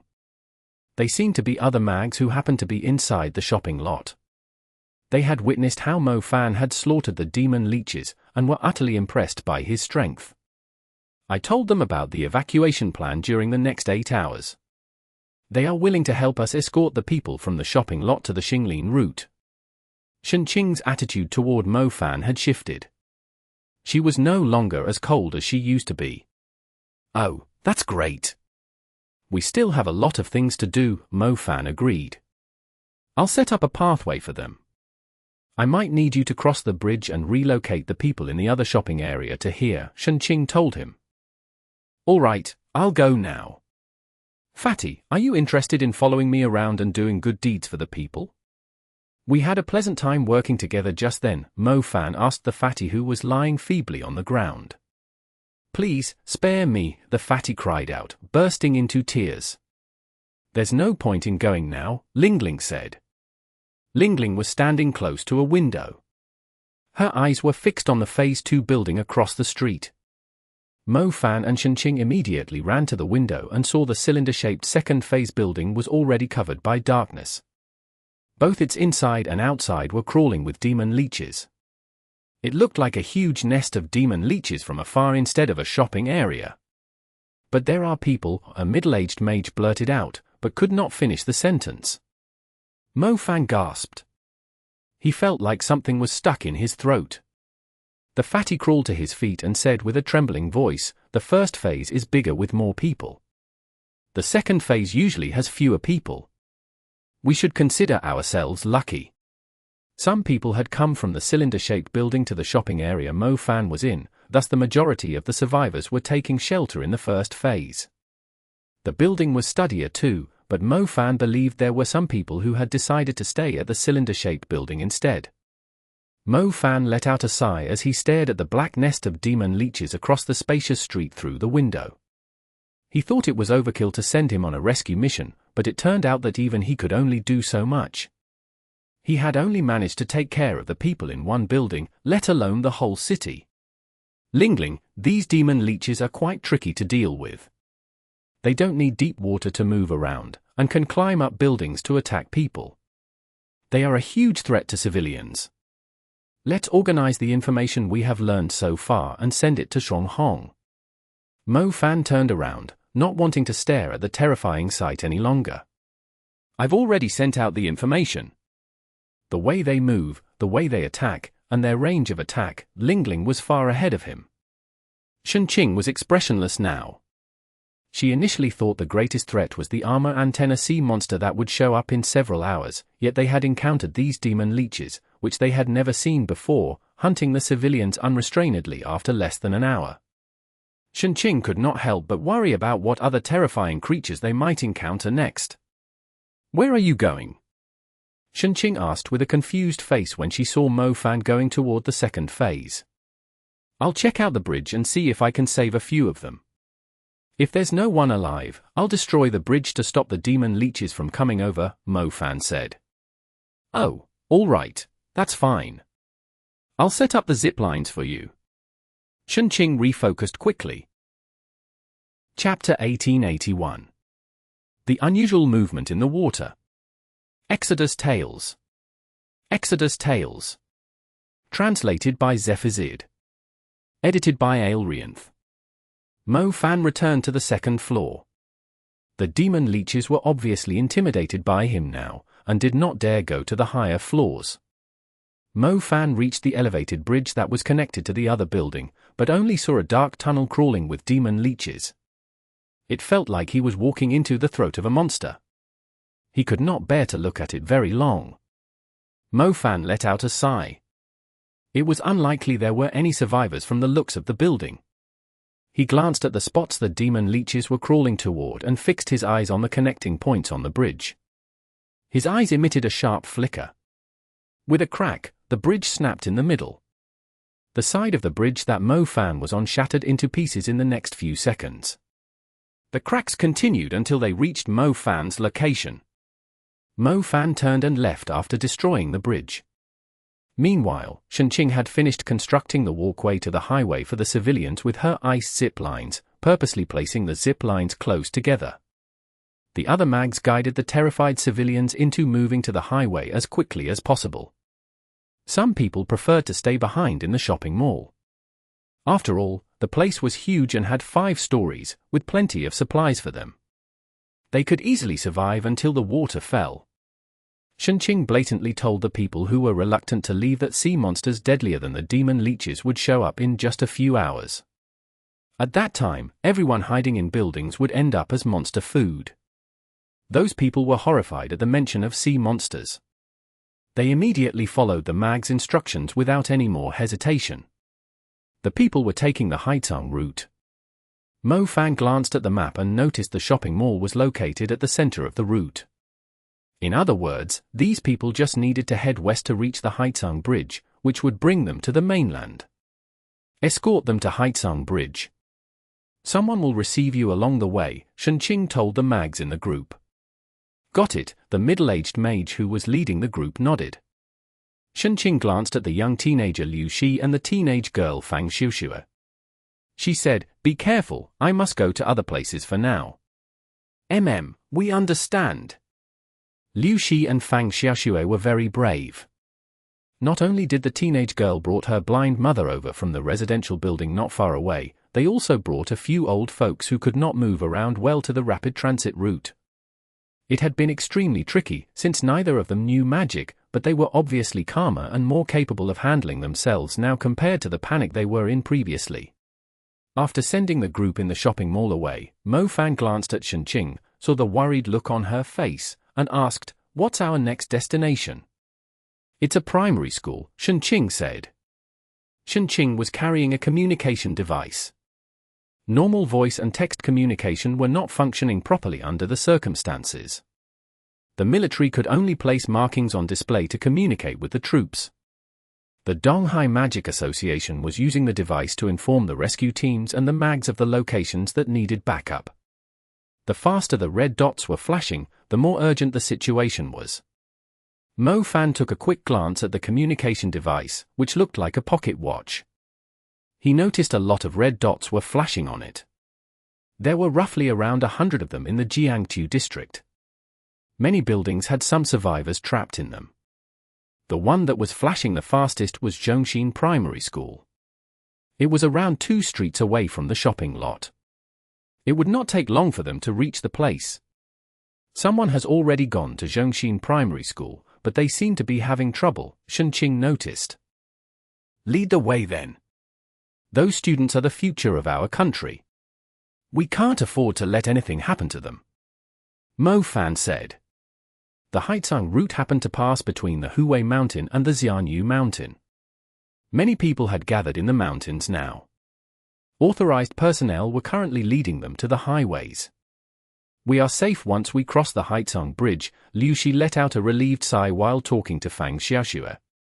Thank you for staying by my side, Fang Xiaoxue said softly, standing beside her mother. It's nothing, it's what I'm supposed to do. Liu Shi was overjoyed when he sensed the changes in Fang Xiaoxue's tone and attitude toward him. However, he was a little embarrassed, since her mother was with them. He glanced at the blurry bridge through the falling rain ahead and changed the topic.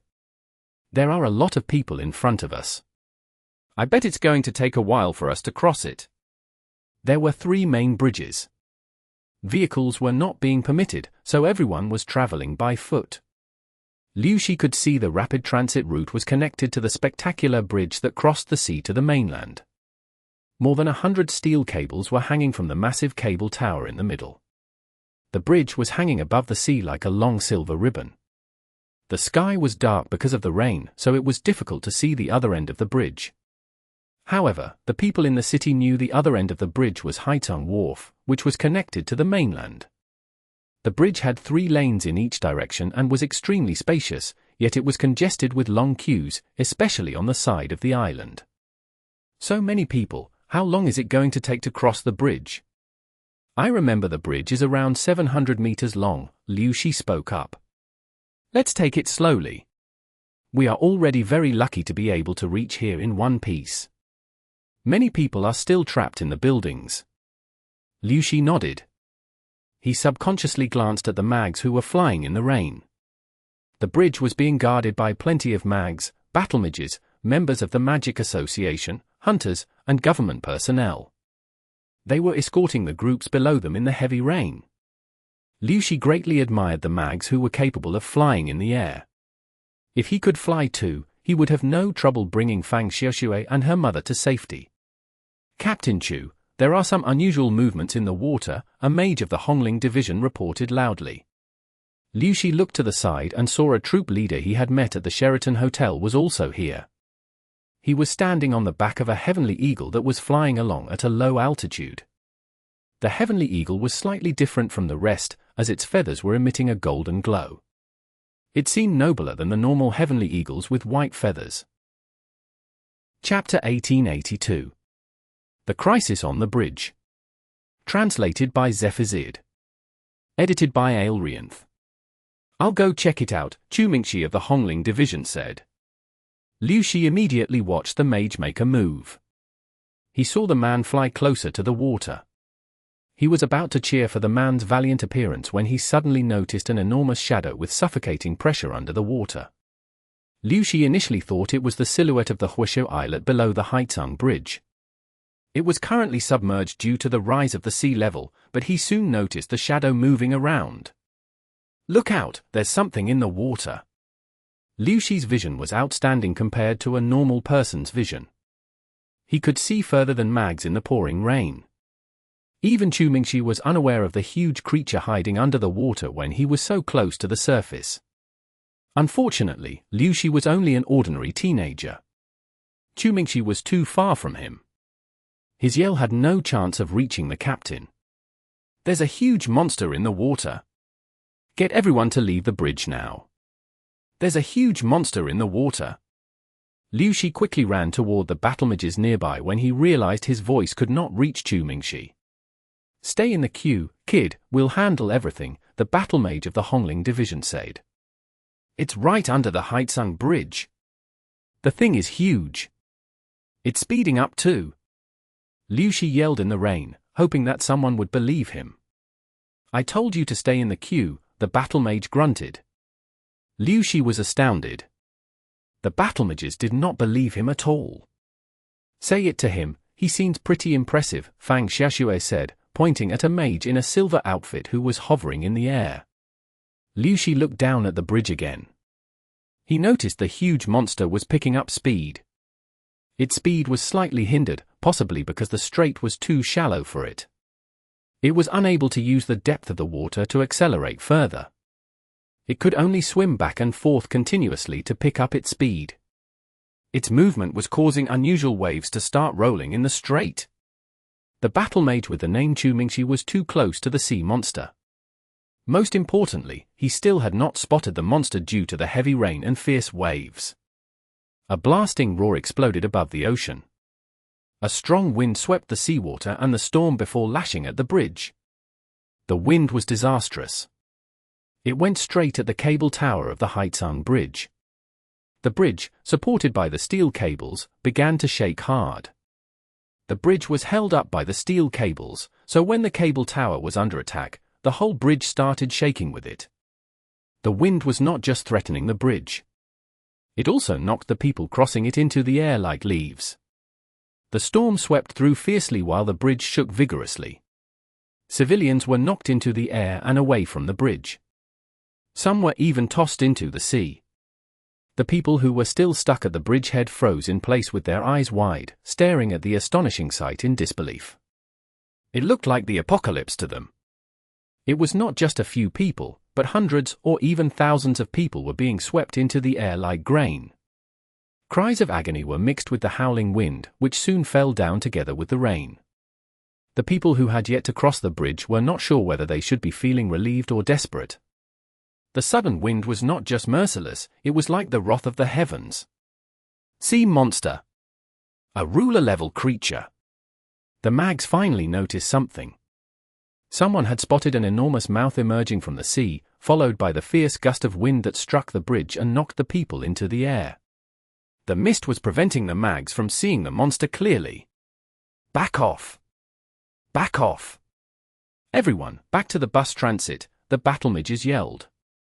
The single gust of wind had completely toppled the order they had put in so much effort to maintain. The truth was, the mags were just like ordinary people against a high-level sea monster. They were as tiny as dust particles against a ruler-level creature. The bridgehead was now in complete chaos. Many people were still heading for the transit station from the mountains on both sides, hoping to cross the sea as soon as possible. They were a fair distance away, thus they were unaware of what was happening on the bridge. As for the people that were drifting in the wind, they simply assumed they were blowing debris. They kept moving toward the bridgehead, while the people on the bridge were backing away desperately. It further delayed the evacuation of the bridge. Panic and chaos, the steady operation had encountered a huge crisis out of nowhere. The battle mages and members of the Magic Association were at a loss now. The situation clearly displayed how terrifying the sea's unpredictable nature was. No one knew exactly what was hiding in the water. As a matter of fact, they already arranged for a troop of water mags to keep an eye on the water, but the sea monster somehow snuck past their watch. Not many could see and sense its presence despite its enormous size, and even the few super mags watching over the strait were unaware of it. Many sea monsters had unknown abilities, so the mags of various organizations were unsettled and lost under the circumstances. It's still moving around. It's going to ram into the bridge. Liu Shi was constantly pushed back by the crowd, but he tried his best to stand in places where he could see the water. His screams almost tore his throat apart. He only hoped that someone was able to hear him. The wind swept a curtain of mist into the air. It was not like the mags were slow and dumb, but they could not see a thing at all. The white mist was constantly circling the bridge. They could only see a few dozen meters away at most, let alone the shadow in the water under the bridge. There was a buzz, and the mage in a silver outfit vanished into thin air, leaving silver sprinkles behind to disappear into nothing. A second later, the Mage reappeared on the cable tower over 500 meters away. The tower was shaking vigorously. Many steel cables had already snapped in half after terrifying screeches. The snapping steel cables were extremely deadly to the people on the bridge. Their force would leave a gory mess along the path they were swinging through. Chapter 1883. The Sea Monster Rams the Bridge. Translated by Zephizid. Edited by Aelrianth. The Mage in the silver outfit initially had his attention on the surface of the water, yet he noticed a dozen steel cables lashing at the crowd like demonic whips. His dark grey eyes immediately emitted a sharp flicker of light as he used his powerful will to stop the steel cables. The steel cables froze in the air. One of them was within inches of a group of people's heads. The people could feel its force, but the steel cable did not land on them. Blood did not splatter across the place, even though many of their hearts had almost stopped beating. Great Advisor! A few mags with magic wing equipment and wind wings flew to the cable tower. They let out a relieved sigh when they saw the Mage in a silver outfit controlling the steel cables. They immediately gave him a lot of respect. Evacuate the bridge, I'll deal with the sea monster in the water, the Great Advisor uttered coldly. Yes. The mags flew back to the bridge and immediately located the most congested spots. They used the earth element to move the entire crowd at one time. Pick up the pace. Yes. There were cries and screams, but many people had already lost the ability to follow their instincts. People screamed for help when they were in danger or their lives were being threatened, but the scene was just too much of a shock for them. They had no clue how they were supposed to react to it, which made the evacuation even trickier. The Great Advisor on the cable tower glanced down at the bridge full of helpless civilians. He felt like his heart was being torn apart, yet he still had to slowly lower the broken cables. The steel cables fell into the sea. Loud noises were still coming from the unusual movement under the water, as if thousands of sea monsters were roaring furiously. With another deafening blast, a dark creature sprang up from the water amid the wild splashing. The Great Advisor had expected the creature to jump into the sky, yet little did he know, the creature did not even have to leave the water, it only had to expose itself. The depth of the strait was like shallow water to it. It simply straightened its body, and it easily reached the highest point of the bridge and the cable tower. It remained upright while charging at the bridge. It was like a moving mountain on the water. Its length of 700 meters made the bridge look like a toy model. The Great Advisor stood there on the cable tower. He could only stare blankly at the enormous sea monster. He was struggling to see the creature's appearance clearly in the thick mist, but he had spotted hair follicles, meat lumps, and fleshy tumors around its head and neck. He could even see disgusting parasites crawling all over its body. They were falling in lumps as the creature moved around wildly. They were curled up like leeches, yet each of them was over half a meter long. Demon Leeches! Liu Shi was still at the bridgehead and felt like his head was being torn in half by a lightning strike. The monster was terrifyingly large. It rammed into the cable tower and crushed the bridge with its body. Its rough, greasy skin was covered by countless parasites, the same demon leeches that he had seen at the shopping lot. Countless demon leeches fell from the enormous creature in clumps when the bridge collapsed. It was like a scene from a nightmare. The cable tower snapped as the bridge was crushed into pieces. The Mage in the silver outfit established a space domain to protect the bridge. A silver barrier encapsulated the bridge in an arc, yet the creature's might was simply too overwhelming. The silver barrier was shattered into pieces, and the bridge began to collapse and fall into the water. Many mags were flying in the air, yet they could only hover there impotently. There was nothing they could do against the enormous creature, nor could they stop the bridge from collapsing, or the creature from fleeing. The thick mist still lingered in the air. Most people were unable to see what exactly had happened to the bridge. They only heard a loud collision before the ground began to shake like an earthquake. Even the sturdy transit station had cracks all over the place. Cries of agony came after the loud collision, followed by great fear spreading like a plague. The people who were on the Haizang route trembled in the pouring rain. What exactly was that? Liu Shi had a blank face.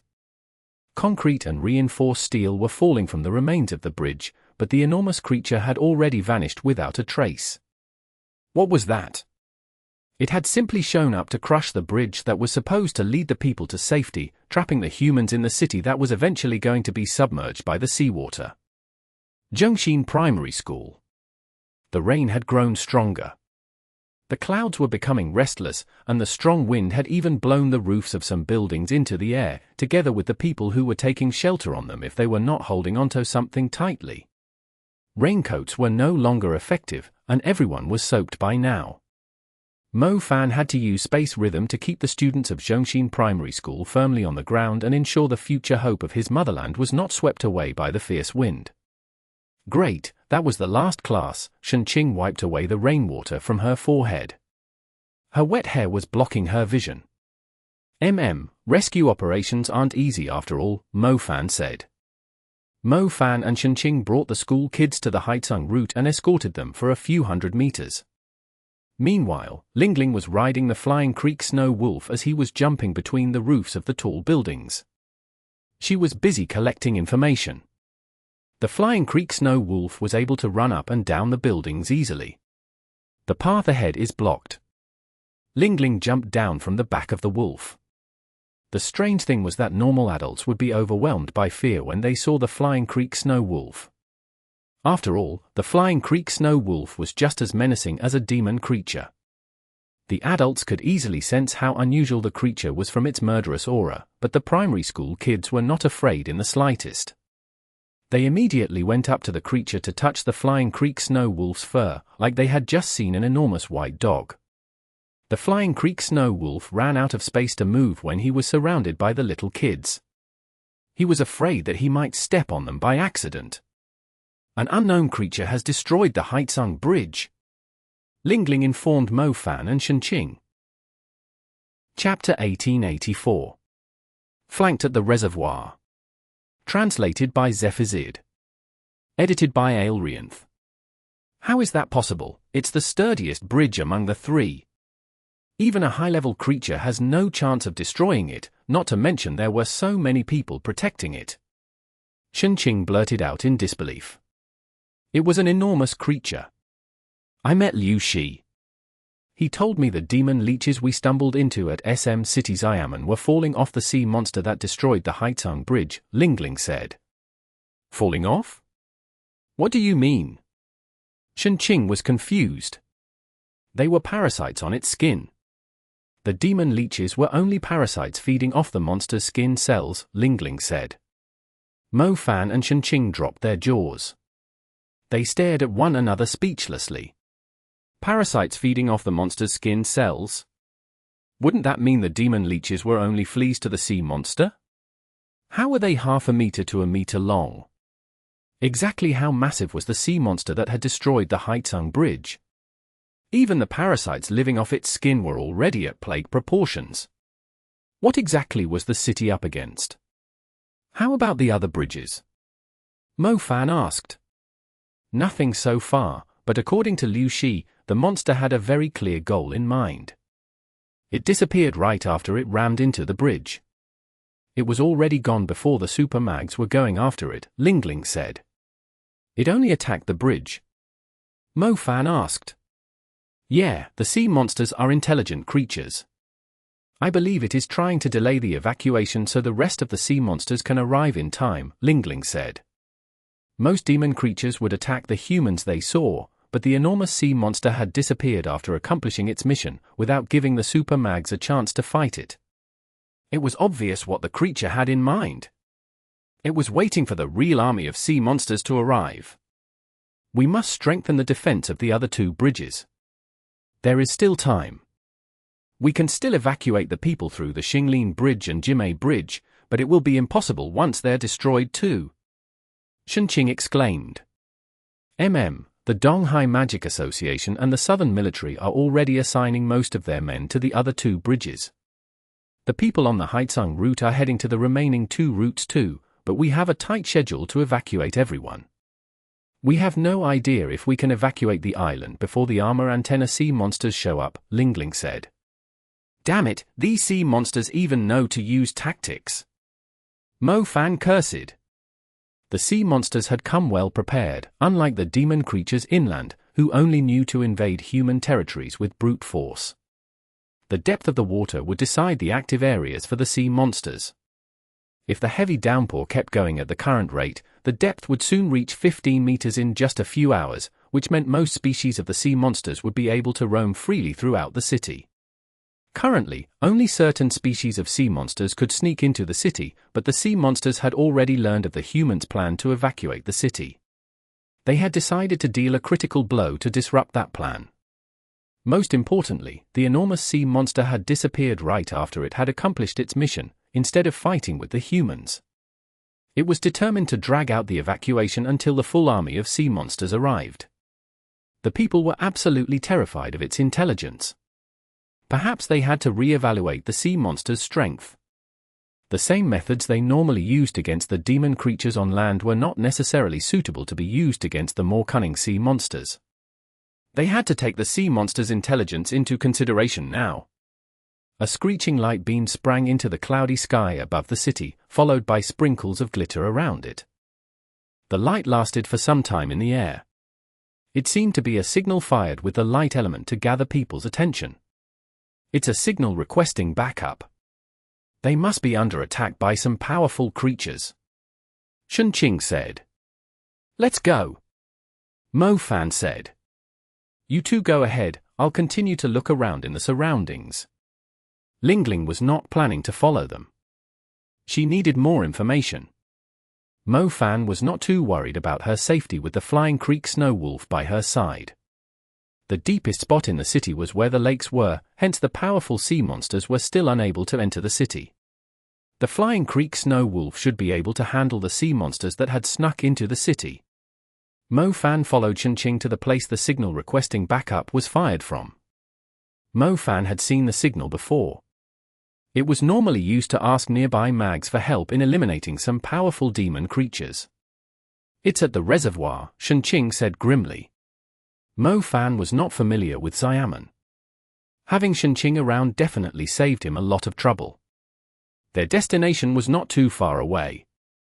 The reservoir was not very big, like a lake in the city, slightly bigger than the usual ponds used for aquaculture purposes.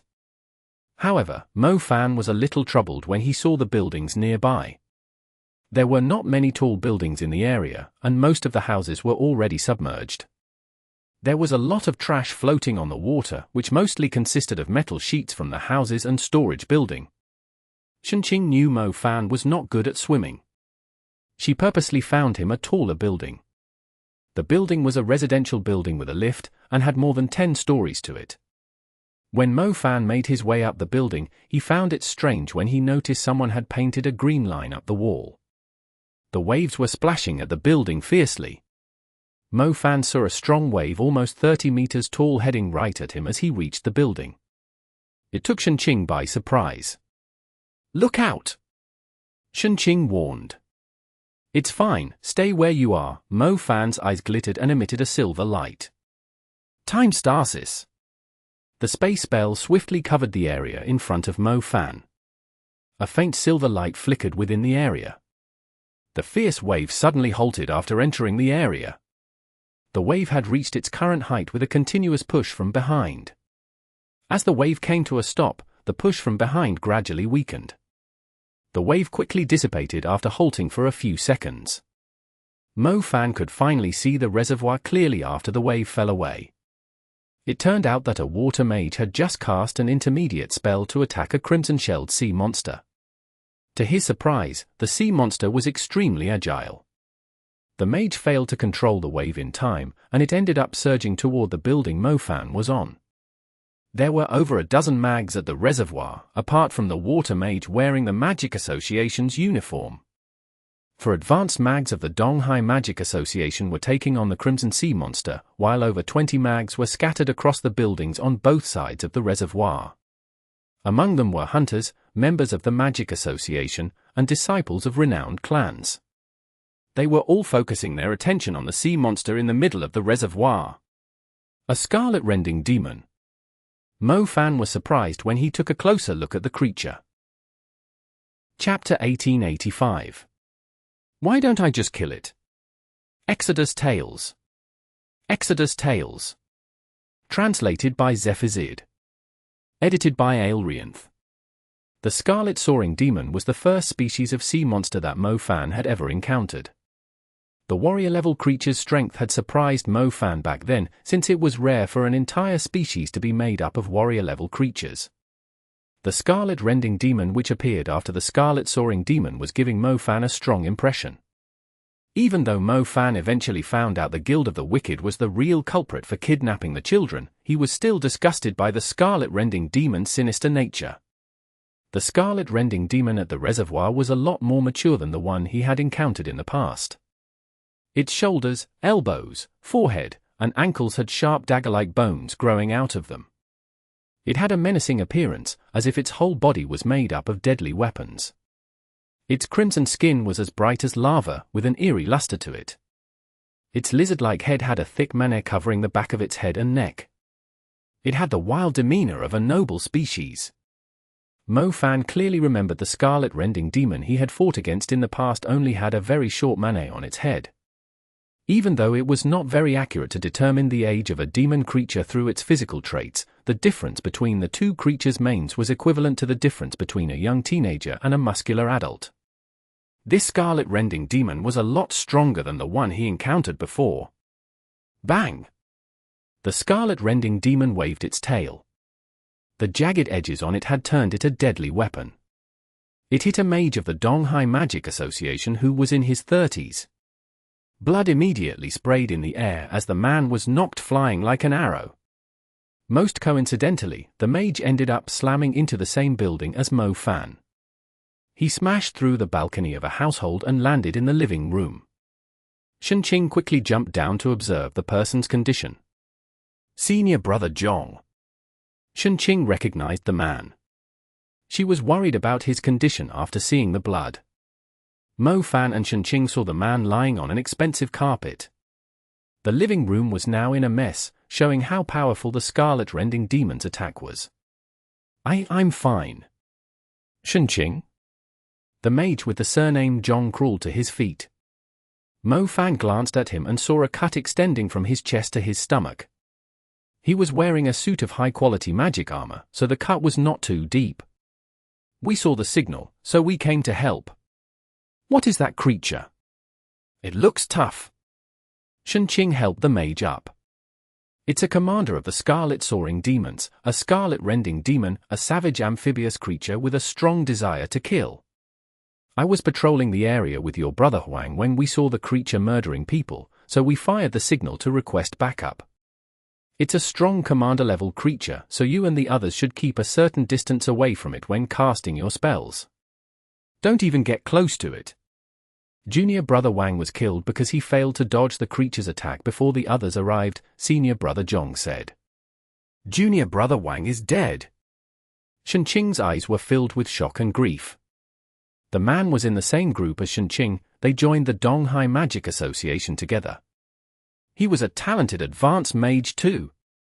Qinling did not expect a talented young mage whom she was quite impressed with would die so suddenly.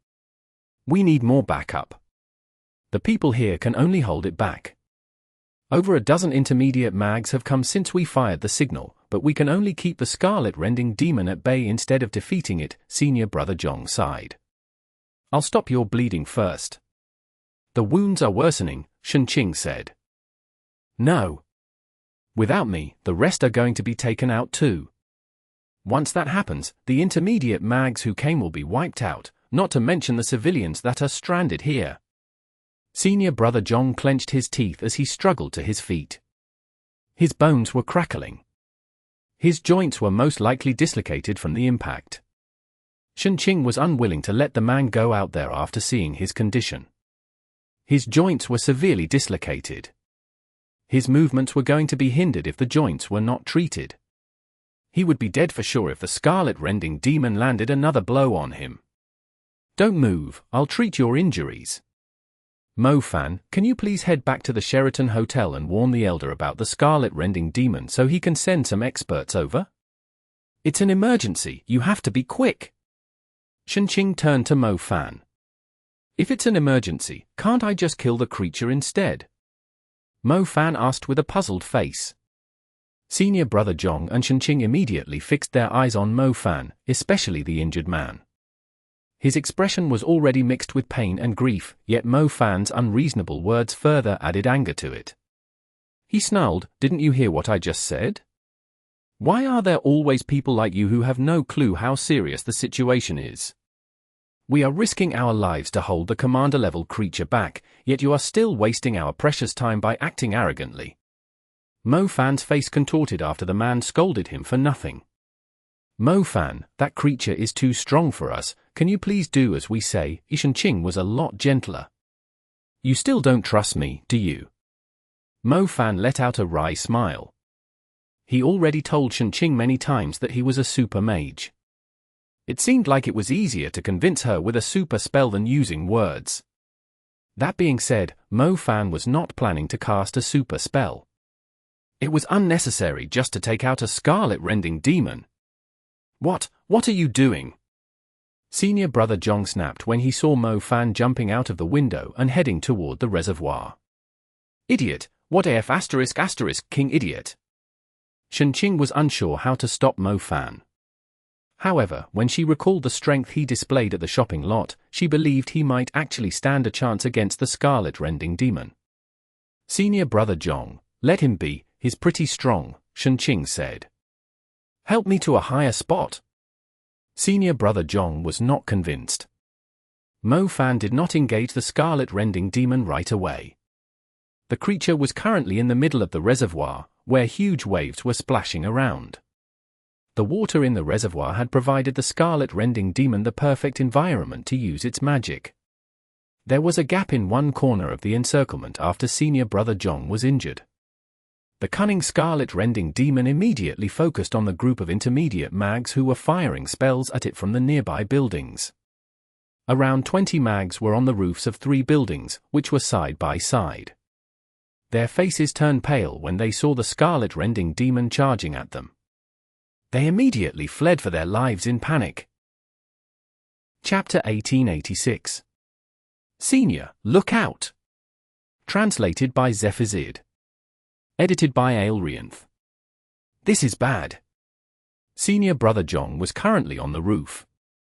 He immediately saw the scarlet-rending demon heading toward the 3 buildings with the intermediate mags. Even Wang Zhongyi, who was an advanced mage, had died easily to the creature, let alone those intermediate mags. They would not survive a powerful blow from the savage commander-level creature, regardless of their magic equipment or any defensive spells they had. Mo Fan is going after it. Qinling quickly noticed Mo Fan. Mo Fan was moving at such an incredible speed even his outline would become blurred at times.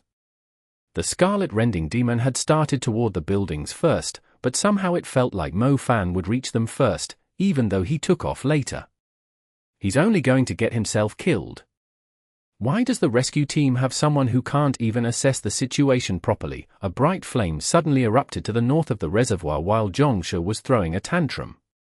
He was startled to see that the fire lighting up the whole reservoir through the curtain of rain was none other than the young man. The rain was pouring down heavily, while the waves were rolling fiercely. The scarlet-rending demon was riding a strange wave toward the group of intermediate mags. Some of them did not have any spells to speed themselves up, and were simply running on their feet. Mo Fan, his right hand engulfed in flames, intercepted the scarlet-rending demon. The scarlet-rending demon had just arrived at the shore when Mo Fan showed up from the side and threw a fiery fist at the scarlet-rending demon. Dazzling flames resembling a serpent sprang forward. The rain nearby evaporated instantly. The unstoppable scarlet-rending demon took the punch in the face. It went flying, engulfed in scorching flames. There were a lot of shorter residential buildings close to the shore. The water was more than 10 meters higher than those buildings. Mo Fan's punch simply split the water in half. The scarlet-rending demon crashed into the buildings and finally came to a stop after flying across the whole street. The white steam produced by the heat did not last for too long, and the heavy rain soon reclaimed its dominance over the area. The intermediate mags who were fleeing for their lives halted in their tracks. They were staring at the mess left by the powerful punch in disbelief. Senior Brother Zhong, who was still standing on the roof, dropped his jaw. The waves in his heart were higher than the waves in the reservoir. If he had not been risking his life to fight the scarlet-rending demon just a moment ago, he would have assumed the guy had just knocked an ordinary servant-class creature flying instead. Chinqing, who exactly is that guy? Senior brother Zhong finally realized he had yet to ask about Mo Fan's identity. I'm not sure either. I only know he came with the Hongling Division, Qinling Division, and South Wing Platoon to lend us a hand, Chinqing replied softly. The submerged residential area was full of trash being carried along by the currents. A pile of debris along the trail left by the fiery fist was shuddering, and suddenly exploded as a creature covered in scorching lava jumped out from it. It landed miserably on a factory now half destroyed by the strong current. The scarlet-rending demon was severely burned. The bones on its ankles and forehead had been destroyed by the fiery fist. It stood on the factory's roof and glared at Mo Fan. It was emitting a strong aura with a fishy stench. It's still alive. Mo Fan gave the scarlet-rending demon a slightly surprised look. Mo Fan had subconsciously cast the fiery fist when he drew close enough to his target. At a close distance, the strengthened fiery fist was on par with the strength of his advanced spells. However, he forgot he was in the reservoir, where rain was pouring down heavily. The strong presence of the water and wind elements had significantly weakened the fire element, so his fire spell was not as effective too. Normally, Mo Fan would have no trouble killing a commander-level creatures with a direct punch to their face. It seemed he seriously needed to change his habit of starting a fight with a fiery fist, since it was not going to work all the time. Mo Fan had, however, successfully provoked the scarlet-rending demon. The creature was focusing all its attention on him. The rest of the mags no longer had any place in its eyes. Mo Fan grinned when he saw the scarlet-rending demon fixing its gaze on him. The fist actually worked in his favor. At least the scarlet-rending demon now assumed he was not that much stronger than it was. If he had used a lightning spell and inflicted serious injuries on the creature, it might have fled right away. The creature was planning to get its revenge, which was exactly what Mo Fan was hoping for. Senior, beware of its crimson strike, it might go for your heart, one of the 3 Donghai mags who had been fighting the scarlet-rending demon yelled. Mo Fan was extremely pleased when the mags called him senior. Very well, I shall get rid of the demon on your behalf. It's fine, just tell me whether there are any survivors close to the factory. Mo Fan shouted back. The areas and buildings marked with the green paint have been fully evacuated. Senior, feel free to use your spells, the Donghai mage answered. Mo Fan noticed the buildings around the scarlet-rending demon and him were marked with the same green paint. It marked that the buildings were fully evacuated, meaning that the mags were free to cast their spells at will. It was definitely in Mo Fan's favor. He had not dared to use his lightning spells before, as he was afraid that the 12-fold damage amplification of the lightning tyrant would spread rapidly via the rain and water. Even the slightest lightning arc would kill any young child who had not yet been evacuated from the area. There were quite a lot of buildings nearby. Mo Fan was unsure if there were any survivors in the buildings. He had purposely aimed the fiery fist at the buildings that were submerged.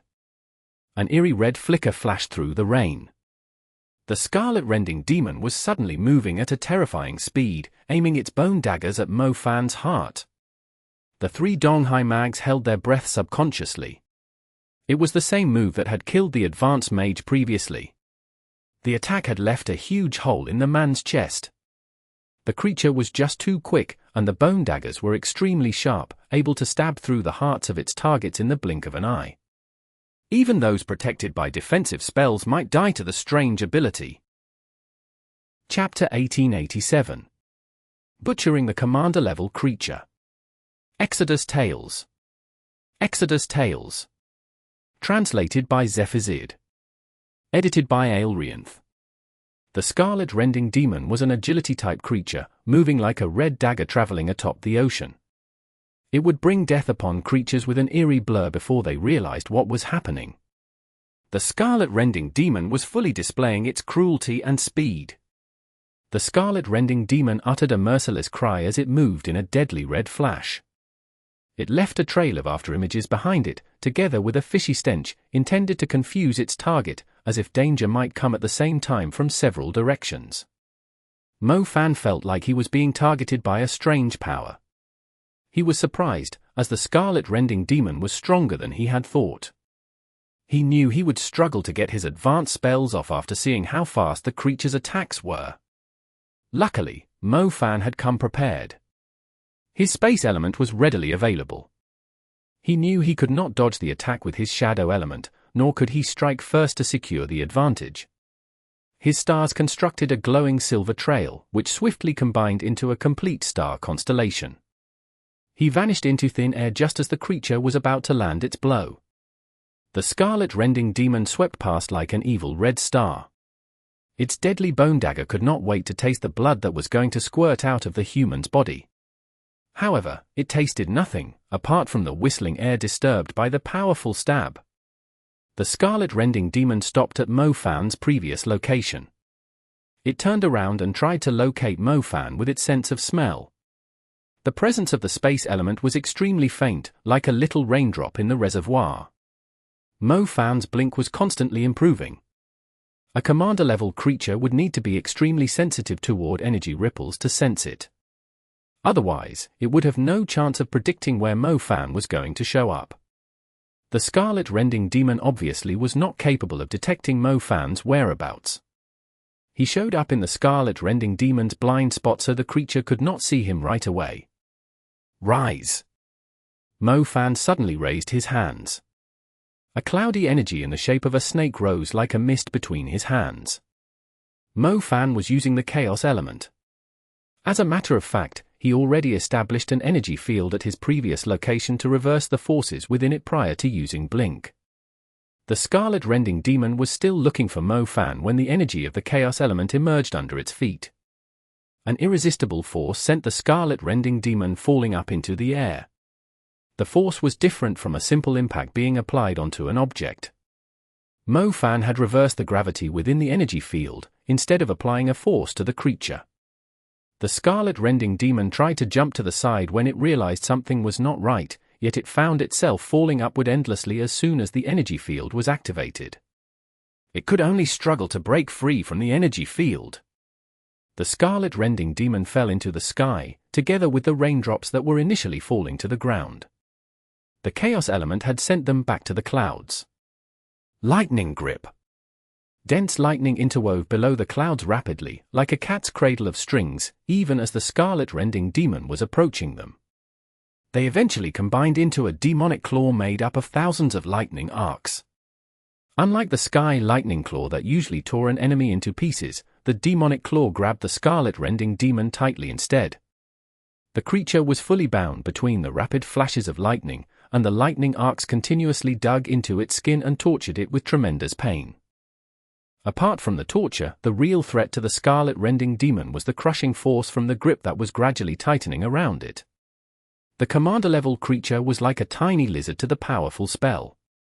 It had no chance of breaking free. The lightning grip crushed the bones of the Scarlet Rending Demon in midair. The eerie cracks from its bones echoed throughout the reservoir. The brilliant flashes of the lightning shone upon the astounded faces of the intermediate mags who were looking up into the sky. The flank attack from over a dozen of them was less effective than a single one of his lightning spells. The Scarlet Rending Demon was soon squashed into a messy pile before falling from the sky. The scorched Scarlet Rending Demon no longer had a menacing appearance. It had turned into a burned corpse with all its bones broken instead. Meanwhile, the person who was strong enough to kill it seemed younger than most of the mags at the scene. Senior Brother John grabbed the railing on the balcony, as if he was the one who had been struck by lightning instead of the Scarlet Rending Demon. He immediately recalled what the young man had told him not long ago. Did he really kill the Scarlet Rending Demon? The man was dumbfounded. It was already difficult for the man to believe Mo Fan was able to defeat the Scarlet Rending Demon. To his surprise, Mo Fan had killed the Scarlet Rending Demon with sadistic ease. Qinling was also struggling to collect her thoughts. How was the young man so ridiculously strong? Was he actually telling the truth, and he was actually holding back? Mo Fan walked up to the scarlet-rending demon's corpse while the intermediate mags were staring at him like he was the monster. He did a quick check on the corpse before giving it a kick. "Your friend gave me a commander-level soul essence, yet you gave me nothing even though you're older." Mo Fan snarled. The burned corpse obviously did not have anything valuable. Mo Fan did not bother wasting his time on it. "Senior, is it really dead?" a Dong Hai mage around the age of 40 asked as he came over in disbelief. "I think I might have overdone it. I might have been able to find rare bones from its remains, but I think I've destroyed them too," Mo Fan lamented. Mo Fan did see a rare bone on the creature. It was the spike bone on the creature's forehead, the same bone it was using to execute its deadly stab. "It still has its value. If Senior doesn't want to dirty your hands, I'll secure it for you," the Dong Hai mage proposed swiftly. "Keep it for yourself, I'm not interested in it at all," Mo Fan sighed. "Thank you, Senior." Two other Dong Hai mags were standing to the side. They felt a little embarrassed to be calling a young man who was only in his 20s senior when they were almost in their 50s, yet they began to regret it when the scarlet-rending demon's remains were given to the guy named Zhongxin. The rare bones had broken into pieces, but with enough patience and skill, they could still reassemble the pieces and use them as a material to craft magic equipment. The rare bones of an adult scarlet-rending demon were being sold at a high price in the market. It was actually worth risking their lives to fight this sea monster. Chapter 1888. Dangerous Estuary. Translated by Zephizid. Edited by Aelrianth. Senior brother Zhong and Shenqing came over to Mo Fan. Lingling happened to be arriving on the Flying Creek Snow Wolf from another direction. They gave the Dong Hai mags and the intermediate mags a huge fright. "It's fine, that's my summoned beast," Mo Fan told them. Shenqing's cultivation was not particularly high. She could not tell how strong the Flying Creek Snow Wolf was, but senior brother Zhong and the three Dong Hai mags were experienced enough to notice that the Flying Creek Snow Wolf was most likely a lot stronger than the scarlet-rending demon. "What creature was it?" Lingling asked when she saw the corpse burned beyond recognition on the ground. "A scarlet-rending demon, a commander of the scarlet-soaring demons. They are an amphibian species that can fight both on the ground and in the water," Mo Fan explained. Mo Fan was quite familiar with the scarlet-soaring demons. "A great commander-level creature?" Lingling said. "Yes." "Why did it take you so long, then?" Lingling asked with a puzzled face. "I used the wrong spell at the start." Senior brother Zhong and the three Dong Hai mags had an urge to die after hearing Lingling's question. "I just came from the Wu Yuan Bay. A lot of sea monsters are entering the island from the estuary there. They must be the scarlet-soaring demons. They are hiding in the water without revealing themselves. I believe they only sent the stronger members of their tribe to scout the area," Lingling said. "The Wu Yuan Bay." Mo Fan gave Shenqing a puzzled look. "It's a bay connected to the sea. The sea monsters can easily enter the city from there," Shenqing explained. "Aren't there people watching it?" Senior brother Zhong asked. "We are currently short on men since more sea monsters have invaded the city, but the sea monsters are used to moving around in seawater. They feel more comfortable in areas that are submerged, and they aren't able to fully utilize their strength in crowded areas. I just checked the map. There are some hills around the island which serve as a natural barrier to stop the sea monsters from invading the busier areas, but the Wu Yuan Bay is different. The sea monsters can first hide in the water and swim into the bay before sneaking into the city," Lingling said. "You're saying that if a lot of sea monsters are invading the city, they will choose to invade through the Wu Yuan Bay?" Shenqing asked after realizing what Lingling was hinting at. "Exactly. There must be a reason the commander-level scarlet-rending demon has shown up here. Didn't you wonder how the creature snuck into the reservoir? This place is meant to be an enclosed lake surrounded by the buildings, roads, and mountains. It couldn't possibly travel a few kilometers here even if it was amphibious, so it's very likely that the creature swam to Wu Yuan Bay first, before sneaking its way in here. The sea monsters are afraid of being stranded. Shallow waters, to them, are like places with insufficient oxygen to us. They won't have the guts to invade the city from all directions unless the whole island has sunk or is submerged below 30 meters, Qinling declared. The sea monsters were fond of deeper waters. Such areas were common for most sea monsters in their homes, but not every area on the island was submerged more than 10 meters. The mountains served as a natural barrier, shielding the island. Otherwise, the city would have long been overrun by the sea monsters, considering their numbers. The rain was still falling, causing the water to rise slowly, yet most of the sea monsters were still unable to sneak into the city. Therefore, the sea monsters needed to find a better entry point if they wanted to stir up troubles earlier. This Wuyuan Bay was the best entry point for the sea monsters. The amphibious scarlet rending demon was most likely scouting the area for the sea monster army, since it was able to move around freely on land. It was unlikely that a commander-level creature would invade a human territory on its own. It might be able to put on a show if it did not stumble into a strong human mage, but it was merely seeking its death if it did. I too agree that the creature was only a scout. I fought a scarlet rending demon before, and they don't seem like the brainless kind, Mofan nodded.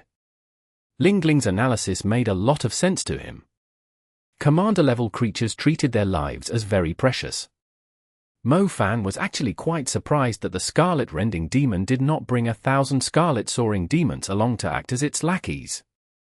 If their scout is a great commander-level creature, it means the species about to invade the city is quite strong. If they realize the Wuyuan Bay isn't heavily guarded, they might invade with greater numbers, Qingling guessed. Little girl, we know the Wuyuan Bay is extremely dangerous since it's connected to the sea, but it's not like we aren't assigning people to guard it. The whole city is under an emergency. Where can we even find enough people to protect it? We can't necessarily move the soldiers protecting the bridges to the Wuyuan Bay just because of a scarlet rending demon, right? What if the scarlet rending demon only stumbled into us because it was roaming in our territory for no reason?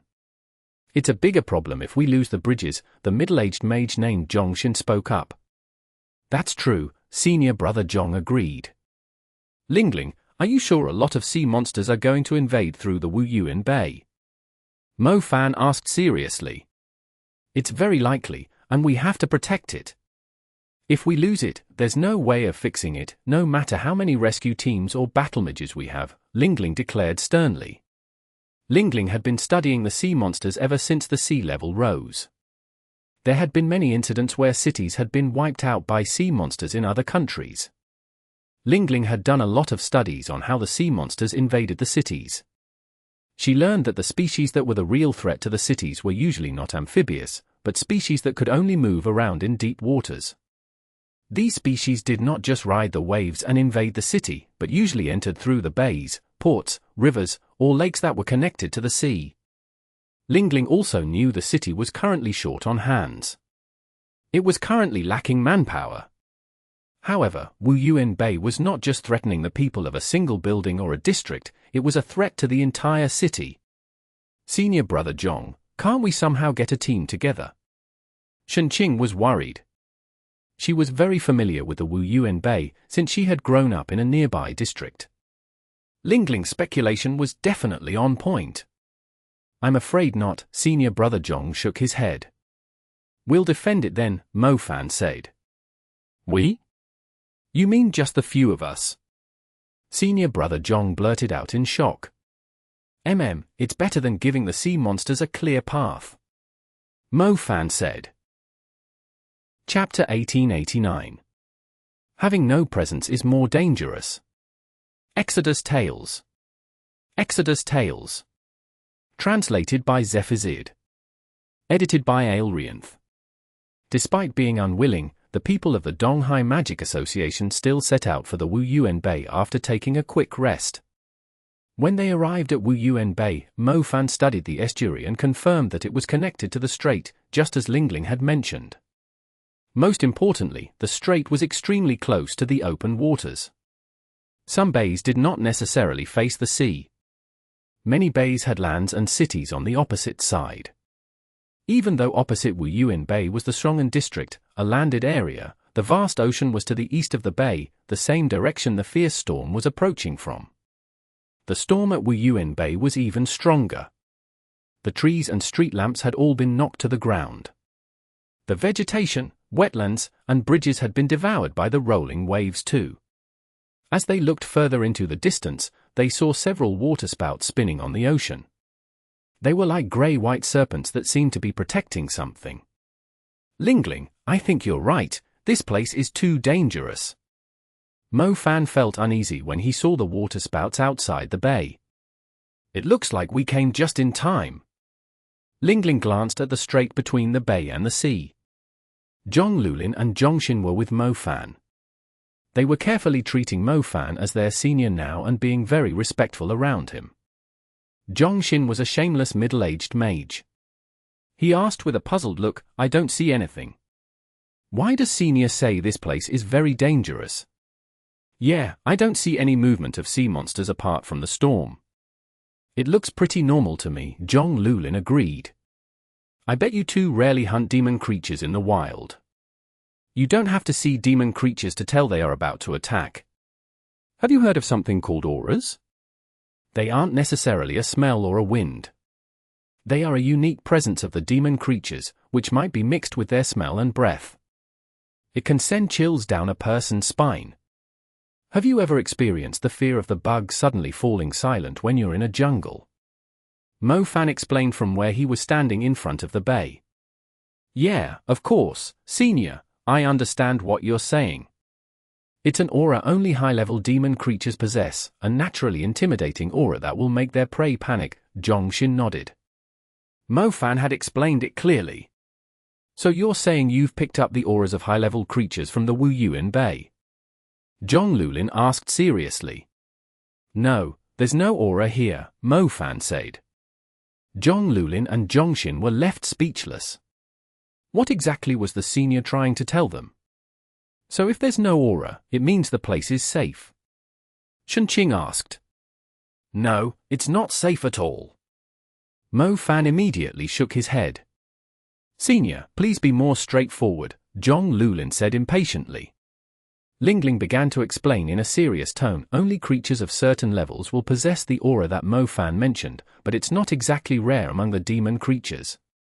The ones that are stronger and more terrifying are capable of something else, the ability to conceal their presence and aura. Lingling and Mo Fan were 7-star hunters. They could easily tell if a pond or a mountain had demon creatures in them at a glance. It was a trait of experienced hunters. Zhong Lulin, Zhongxin, and Chunqing were still confused, but Mo Fan had taken a step forward, like the string of a bow being extended. He was preparing himself for battle, but the problem was, there was nothing in front of him apart from the restless water in the bay. Was he going to challenge the storm? They have concealed their presence in order to sneak through the estuary into the bay. I might not be able to see them, but I can feel they are observing us under the water. Mo Fan straightened his face as he was speaking. Zhong Lulin still did not believe Mo Fan's claim. He went forward and found a destroyed bridge. Its steps were shaking from the wind, but he could still use them as stepping stones. The rain was pouring down heavily. When Zhong Lulin approached the water, a shadow moved past him like a spirit. It was less than 10 meters away from Zhong Lulin, yet the man was unaware of it. The shadow did not attack him, remaining hidden in the water. I still don't see anything, Zhong Lulin said after checking the area. Is that so?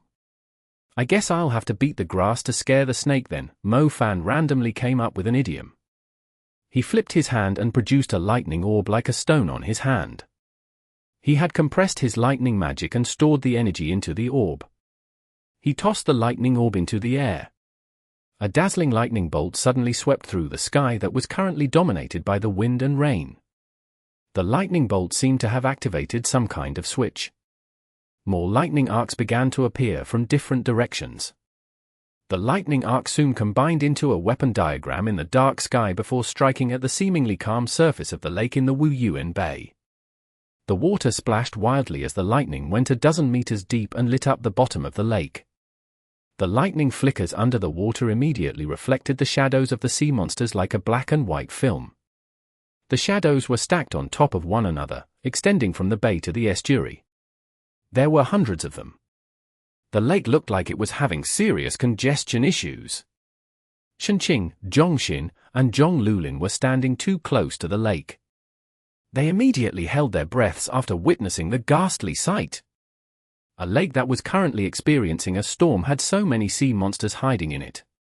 Even an army would struggle to hold them back if they all came on land. They are all in the water. Zhongxin staggered and almost fell to the ground. They had concealed their presence. They were sneaking under the water. They were waiting for more of their comrades to arrive. Chapter 1890. Eerie Viscera Hunters. Exodus Tales. Exodus Tales. Translated by Zephizid. Edited by Aelrianth. The sea monsters finally jumped out of the water after they were exposed, springing 20 meters into the air. Their skinny figures were similar to humans, but their heads and bodies were made up of twisted bones. Their backs had a bone sack that resembled a box. People could easily mistake them for backpackers in the heavy rain. Viscera Hunters. Qinling recognized the unusual species right away. Mo Fan had heard of the species too. He remembered these Viscera Hunters had been ambushing and killing Mags when Fanshui City was first established. They were even more brutal and cunning than the Scarlet Soaring Demons. These Viscera Hunters mainly resided in ravines along the ocean floor, but they were active on islands and peninsulas, and along the coastlines too. They had been spotted by almost every country connected to the sea. They were infamous for their savage nature. Why do I feel like these creatures are formed from the bones of the dead fish in the ocean? Mo Fan wondered aloud, observing the Viscera Hunters calmly. The Viscera Hunters were completely exposed above the water, unable to stand on their feet. Some had landed on the houses that were still standing in the area, but many were standing on the lake. They were able to stand on water. They are a mixed species of sea monsters and phantoms. You can think of them as sea ghosts. They don't have any particular obsession, nor do they need to eat. They just like killing and collecting the organs of living creatures and humans, Qinling explained with a disgusted face. Some species of demon creatures were absolutely detestable. Qinling had found a book and read the author's account of how he had escaped from the Viscera Hunters. The author had witnessed how the Viscera Hunters tortured their prey by removing their organs while they were still alive. People were naturally afraid of a lot of powerful species in the sea. The Viscera Hunters were not necessarily a strong species, yet no hunter or mage wanted to stumble into them. These creatures would drag them to deep waters and dissect them if they were at all careless. Viscera Hunters, who? Mo Fan let out a hollow laugh. Mo Fan had heard of incidents where members of Fanshui Mountain were ambushed by the Viscera Hunters.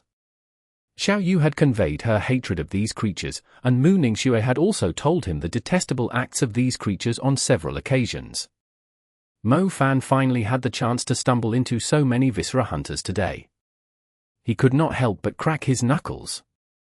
As a righteous young man with a strong sense of justice, he felt obliged to remove this abhorrent species from God's list of creation.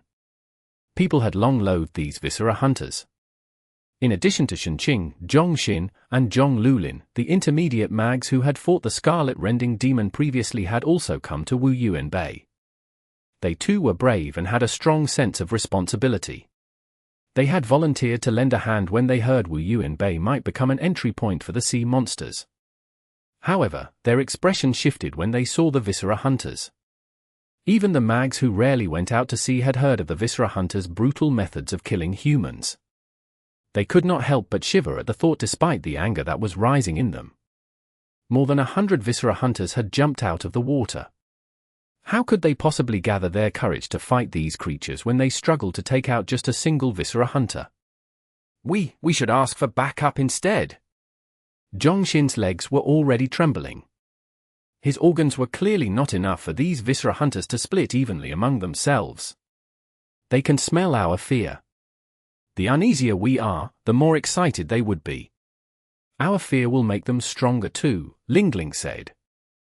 Many cursed, undead, and darkness creatures were able to feed on the hatred, fear, and anger from other living creatures.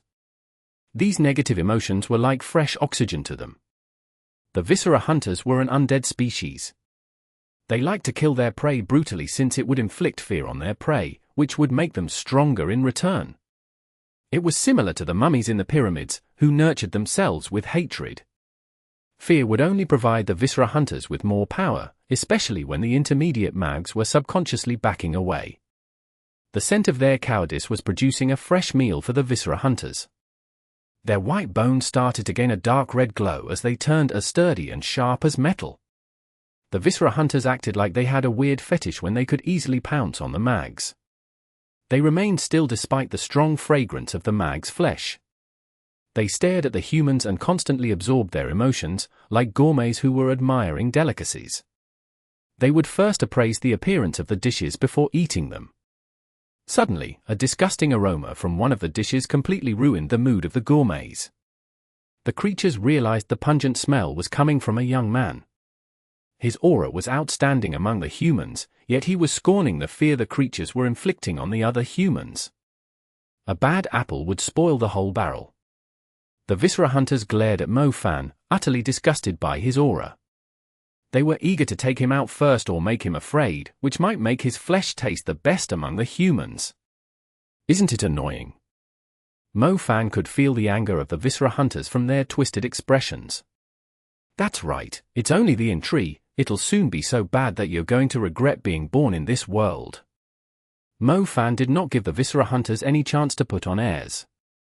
Since his lightning had provoked them to show themselves, he would use lightning to eliminate them during the storm now. Electro Cannon. Moth used one of his strongest attacks right away. Lightning began to coil around his arms. The storm already made the presence of the lightning magic strong. Moth merely turned himself into a magnet absorbing the lightning magic. He was rapidly charging his arms with lightning. Chapter 1891. The Steady Lightning Explosion. Exodus Tales. Exodus Tales. Translated by Zephyr. Edited by Aelrianth. The lightning exploded across the lake. Lightning arcs flew around destructively and spread across half of Wu Yuan Bay. The Viscera hunters were relatively agile creatures, but it was far too late for them to escape when they saw the terrifying lightning burst out of Moth's body. The electro cannon's area of effect was surprisingly wide, and the Viscera hunters on the lake were completely devoured by the lightning. They dispersed like ashes after falling to the lightning tyrant's 12-fold damage amplification. The lightning flickered wildly and lit up the grey sky. Zhong Lulin and Zhong Xin dropped their jaws when they saw the lightning bolt surging into the sky. Was that really an advanced spell? Since when was there an advanced spell strong enough to kill dozens of Viscera hunters instantly? The Viscera hunters were a bunch of cold-blooded creatures that usually hunted in packs. They were not bothered by the deaths of their comrades. As a matter of fact, they would feel thrilled when their comrades died, as the scent of death was a delicacy to them. The rest of the Viscera hunters charged at Moth after smelling the ashes of their comrades lingering in the moist air. They displayed a strange ability to control their bones. They had skinny figures just before they leapt into the air, but suddenly had bones growing out of their bodies like axes when they attacked Moth. They went from swiping their claws in the air to slashing at Moth with twin axes. The surface of the axes gleamed eerily while they were swinging at Moth with formidable power. Moth knew the Viscera hunters were good at turning their bones into all kinds of weapons, including swords, axes, spears, and blades. Each Viscera hunter had their favorite tools to torture their prey with. The strength of the light on their weapons represented the evil power they had collected, which could dramatically increase the damage of their bone weapons. Moth was currently being flanked. The Viscera hunters were pouring down like a huge rain with strange-looking bone weapons, slashing at Moth from different angles, which turned into a red-blue hurricane shredding everything along its trail.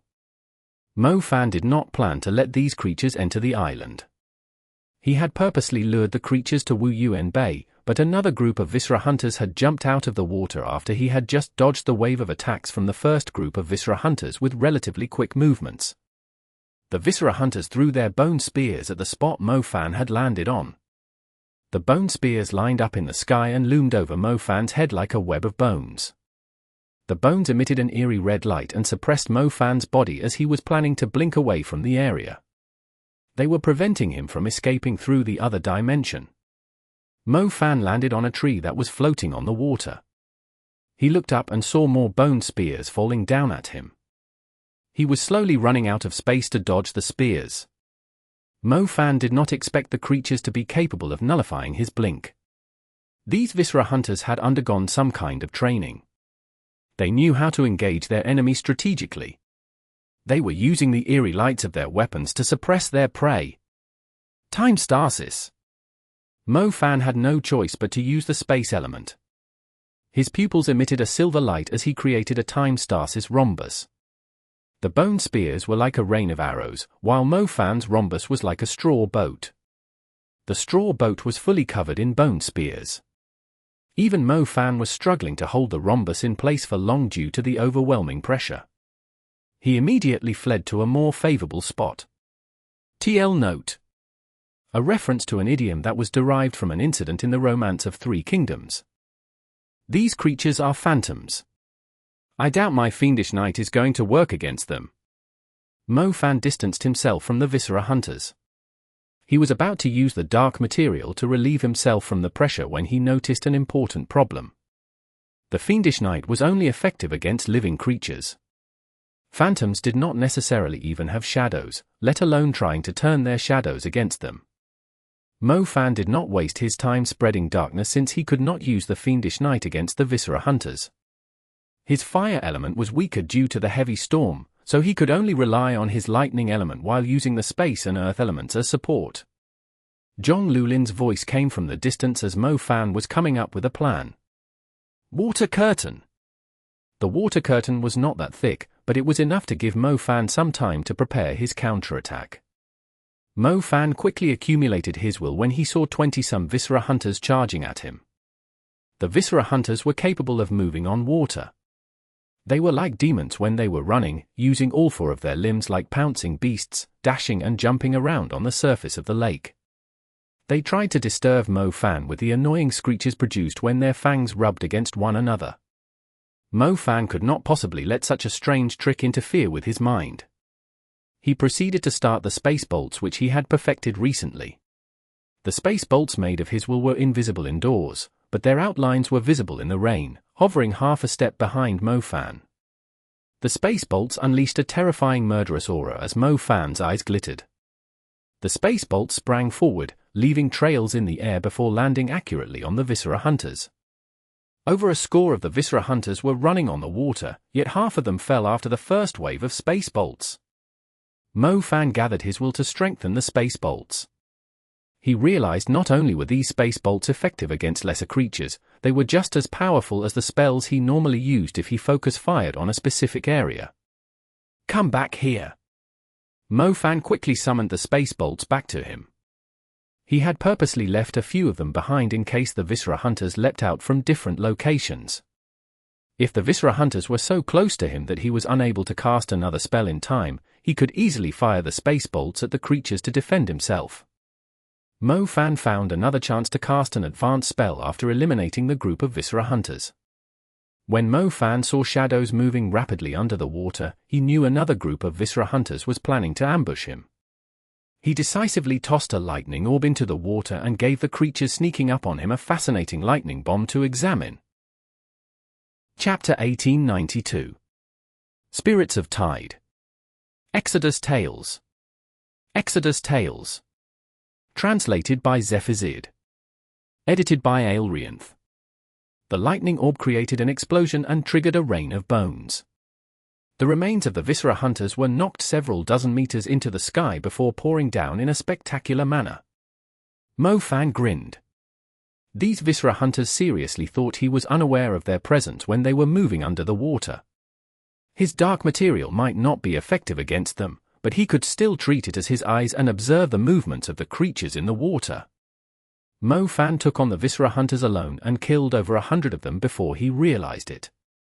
He was fending off the creatures at Wu Yuan Bay by himself. However, the Viscera hunters' numbers exceeded their expectations since the Wu Yuan Bay was connected to the sea. More shadows had swum into Wu Yuan Bay while Mo Fan was busy fighting the Viscera hunters. Mo Fan, these creatures aren't trying to invade the city. They are escorting some other creatures behind them. Lingling had quickly scouted the area by riding the Flying Creek Snow Wolf. Mo Fan had killed a lot of Viscera hunters in Wuyuan Bay, but not only did he see more shadows swimming into the bay, he also noticed bigger shadows riding the waves in the distance. They were clearly not Viscera hunters, yet they were surrounded by Viscera hunters. They were being escorted to the bay, just as Qinling had mentioned. What are those? Mo Fan asked with a confused face. The strange thing was, when the bigger shadow showed up, the Viscera hunters in Wuyuan Bay stopped attacking Mo Fan so stubbornly. They jumped back into the water like they had accomplished their mission. The bigger shadows had entered Wuyuan Bay. There were more than a few of them, each followed by almost 100 Viscera hunters. When the first shadow reached the inner part of Wuyuan Bay, the remaining Viscera hunters that were fighting Mo Fan immediately gathered around it. With a deafening splash, a huge mouth rose out of the water. The creature did not fully reveal itself, leaving a huge chunk of its body in the water. It was about the size of a warship, but for some reason, it only revealed a mouth that resembled a giant bell above the water. Therefore, the people on the shore felt like they were staring at a huge bell floating on the water, with its opening facing the sky. The creature uttered a thunderous roar. Everyone's head started buzzing from the loud noise. Mo Fan glanced at the creature with a rather unique appearance. He was not sure what he was supposed to do to it. Were the sea monsters so intelligent that they even knew how to stand in formations and used the strange bell creature to relay orders around? What the hell are those? Don't tell me the Viscera hunters were escorting these huge creatures here to perform a symphony in front of us. Mo Fan could not help but ask. The sight before him was just too bizarre. The Viscera hunters stopped attacking him. They were backing away into the water, giving Mo Fan a chance to catch his breath. Mo Fan was very curious about what the Viscera hunters were up to. I think these are most likely some magical sea beasts, Qinling said with a frown. What's a magical sea beast? Why are the Viscera hunters escorting them like they are their beloved daughters? Mo Fan said. I'm not sure either, but I heard some magical sea beasts are capable of controlling the sea, Qinling said. I thought most sea monsters had the ability to control the sea. Mo Fan had to ask. Qinling seemed to know something. She stared at the strange beasts and said with a blank face, controlling water and controlling the sea are two different things. Most sea monsters have the ability to control water, but only the creatures capable of controlling the sea can manipulate the rules of the sea. What rules does the sea have? Mo Fan was utterly clueless about the sea. The most common rule is the tide, which is usually called the rise and fall of the waves. When the tide rises, the beach will be submerged. In some seasons, the tide might even reach a greater height. The rise and fall are mostly affected by the day and night and the changing of seasons, but there are certain unique creatures in the sea that are like the mystical creatures from the legends. Every time they show up, they greatly influence the tide. Many people in Minnan still worship these sea creatures in return for calm weather along the coastline, Qinling told them. So what are those Viscera hunters up to? Did they escort those mystical beasts here so we can worship them too? Mo Fan was still confused. Mo Fan understood the part where certain mystical creatures in the sea were able to control the tide. There existed many special creatures in the world with incomparable capabilities, yet Mo Fan was struggling to understand what the sea monsters were trying to achieve through them. What do you think the most important factor that determines whether the sea monsters can invade the city or not is? Qinling asked seriously. Mo Fan fell silent and pondered, then suddenly realized something. He glanced at Qinling, whose face was as pale as a sheet of paper. It meant she had also linked the beasts to a horrifying possibility. The Viscera hunters were willing to serve and escorted the mystical beasts with the power to control the tide to Wuyuan Bay because they were planning to manipulate the tide and make it rise. The city is already submerged. Can the tide rise further? Mo Fan asked in disbelief. What do you think? Qinling snapped. Of course it was still possible for the tide to rise. These unique creatures had the ability to make the tide rise rapidly. Xiamen was already in a devastated state due to the endless rain and the tropical storm. If these unique creatures make the sea level rise further, the whole city, including the higher terrain and hills, would be submerged too. By then, the sea monsters would no longer have to look for an entry point, since they could just invade the city from any direction. Thousands of sea monsters had gathered due to the storm. If they had the perfect environment to invade the island, the city would no longer be able to defend itself, regardless of the number of mags it had. Chapter 1893. Level 4 Tide Rise. Exodus Tales.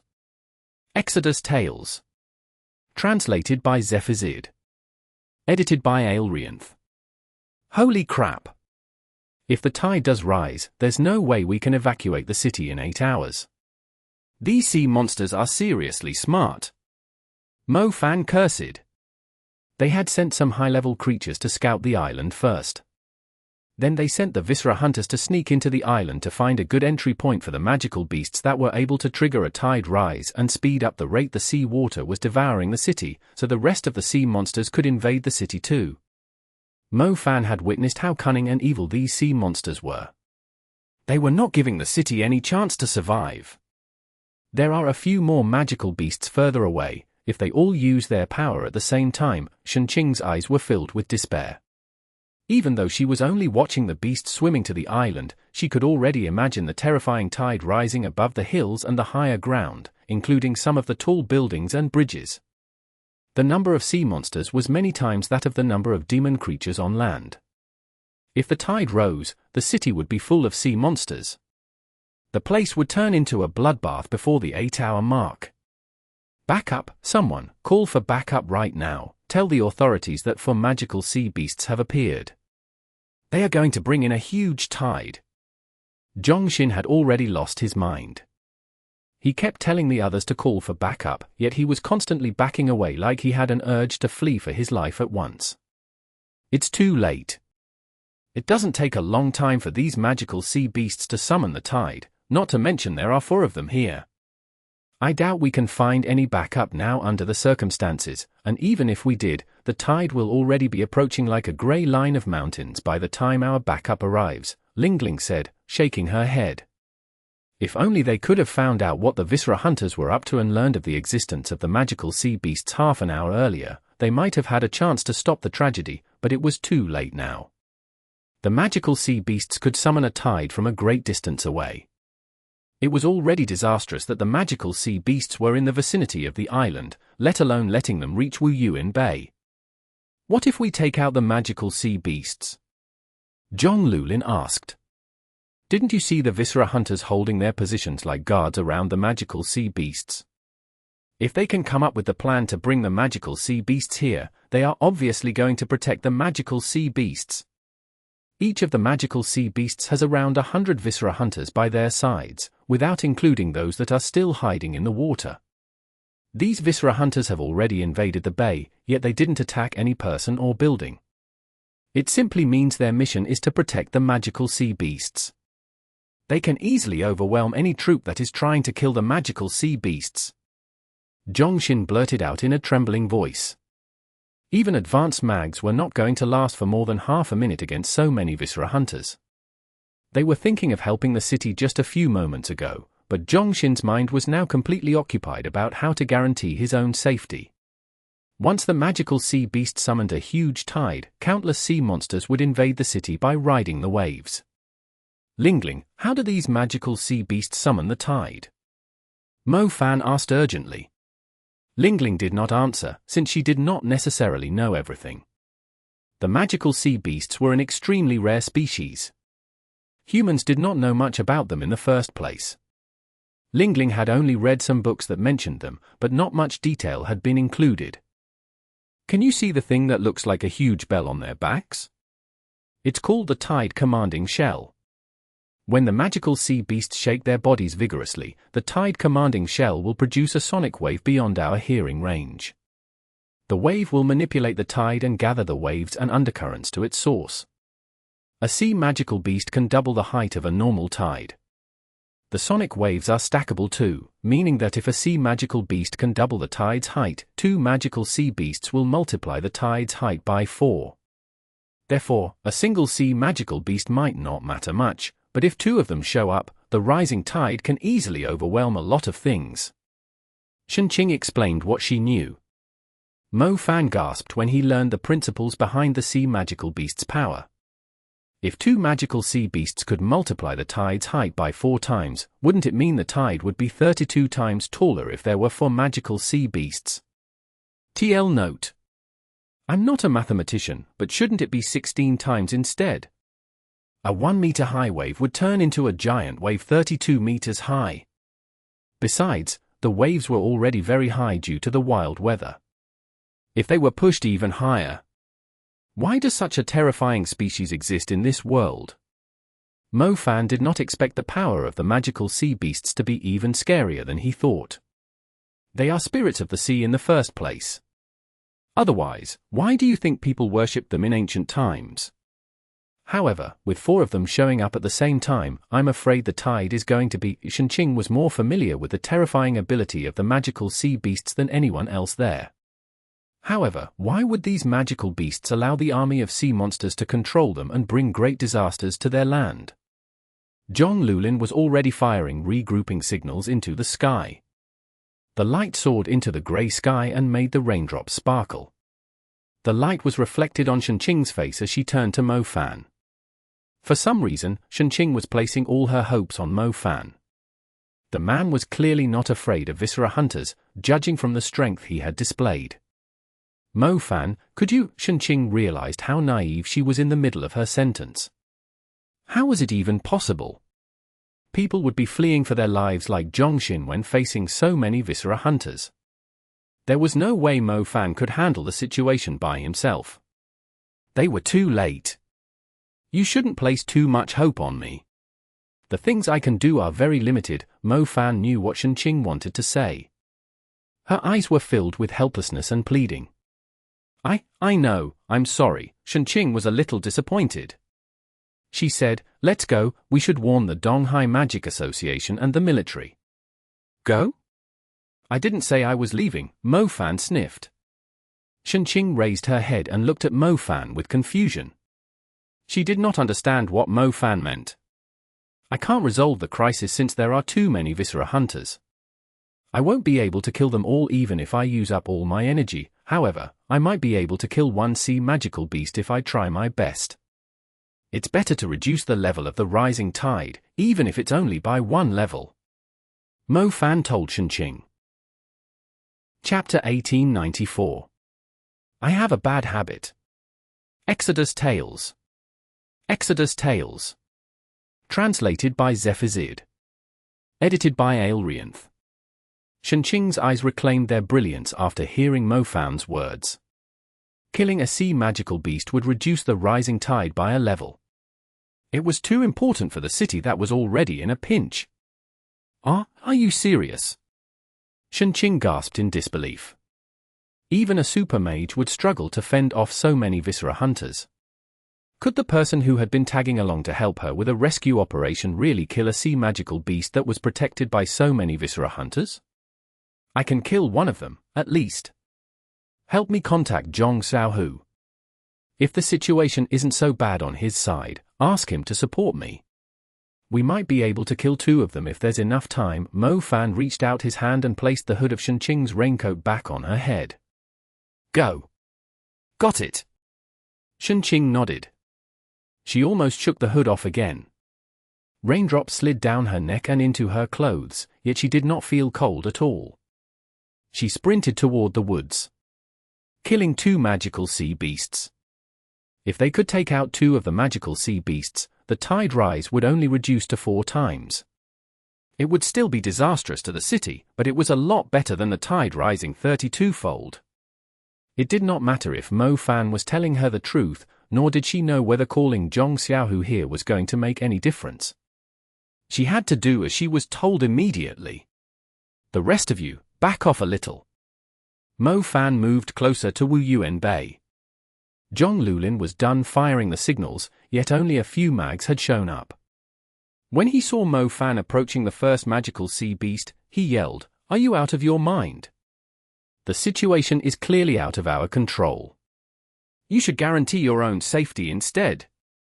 I have a bad habit of trying things no matter how bad or desperate a situation is. I have no idea what the outcome is going to be, but I'm bold enough to at least try changing the situation. Mo Fan cracked his neck and loosened his shoulders. Damn it, even these lowly sea monsters knew to come up with a strategy. Even if he could not change anything, he could still vent his frustrations by killing a bunch of them. Mo Fan did not get too close to the magical sea beast. He was standing on a bunch of floating tires, most likely swept into the bay from a factory nearby. They had ended up around the bay and the shore, providing Mo Fan with some stepping stones. Previously, the Viscera hunters had immediately lost their temper and charged at Mo Fan when he provoked them. They would keep chasing him even when he retreated from the bay, but now the creatures did not attack him right away, as their priority was to guarantee the magical sea beast's safety. Mo Fan grinned when he noticed their behavior. If they were not going to take the initiative to attack or surround him, it would make a lot of difference. During the World College Tournament, the whole team was protecting him since he was the magic cannon of the team. He could inflict serious damage on the enemy team as long as he had a safe environment to cast his spells. The Viscera hunters were close combat fighters. If they stayed close to the Viscera hunters, he would seize the initiative. In other words, he could fight the Viscera hunters at a safe distance and then back away to a spot where he would not pose any threat to the magical sea beasts. That way, the Viscera hunters would not bother chasing him since they could not afford to leave the magical sea beast side. Therefore, it would split the Viscera hunters into smaller groups. Taking on smaller groups of the Viscera hunters and taking on a whole swarm of them were totally different. Mo Fan started drawing closer while tossing long-range basic and intermediate spells at the Viscera hunters. The Jagged Bone Viscera hunters were rather patient. They simply endured the spells when Mo Fan remained on the shore. Even if Mo Fan was using an advanced spell, they would only line up like a wall to resist his attack. The shore was quite a distance away from the Viscera hunters, thus by the time the advanced spell reached Wu Yuan Bay, its strength had already dropped significantly. Only certain advanced spells could hit targets at such a distance. If Mo Fan remained on the shore, he would not be able to kill the sea magical beast even if he consumed all his lightning energy. I have to get a little closer to figure out what their acceptable range is, Mo Fan mumbled as he stepped on the floating tires and gradually moved closer toward the water. The Viscera hunters were watching Mo Fan at all times. Many had already fought Mo Fan previously. They had an urge to pounce at Mo Fan and capture him alive and torture him, yet the sea magical beasts were extremely weak, even though they had the strongest power to manipulate the sea. Even a single Viscera hunter could kill them if they did not have any protection. Mo Fan did not stop casting his spells. The Viscera hunters began to move when he was less than 300 meters from the group surrounding a magical sea beast. 300 meters. It was their borderline. Mo Fan cancelled the advanced spell he was channeling. He was merely pretending to attack the Viscera hunters to see what their reaction was. As he thought, the Viscera hunters were reacting strongly to his actions. Come, I didn't have enough just then. Mo Fan gave the easily provoked Viscera hunters a mocking look. Around 30 Viscera hunters left the circle and attacked Mo Fan once he was within 300 meters. Mo Fan stayed in the area. He immediately used his lightning magic and fired over 10 thunderbolts across the lake. They flared rapidly and created a strong impact across the surface, fully capable of killing commander-level creatures. The Viscera hunters were not commander-level creatures, only great warrior-level creatures, but if the standard of how sea monsters were usually 3 times stronger than the demon creatures on the land, 3 Viscera hunters would be as strong as a lesser commander-level creature. Mo Fan's spells were usually strong enough to kill warrior-level creatures instantly, so he would not have any trouble taking on 100 warrior-level creatures, but it was not as easy when he was fighting the Viscera hunters. The Viscera hunters were cunning. They were familiar with Mage's capabilities and they could smell the destructive aura of an advanced spell.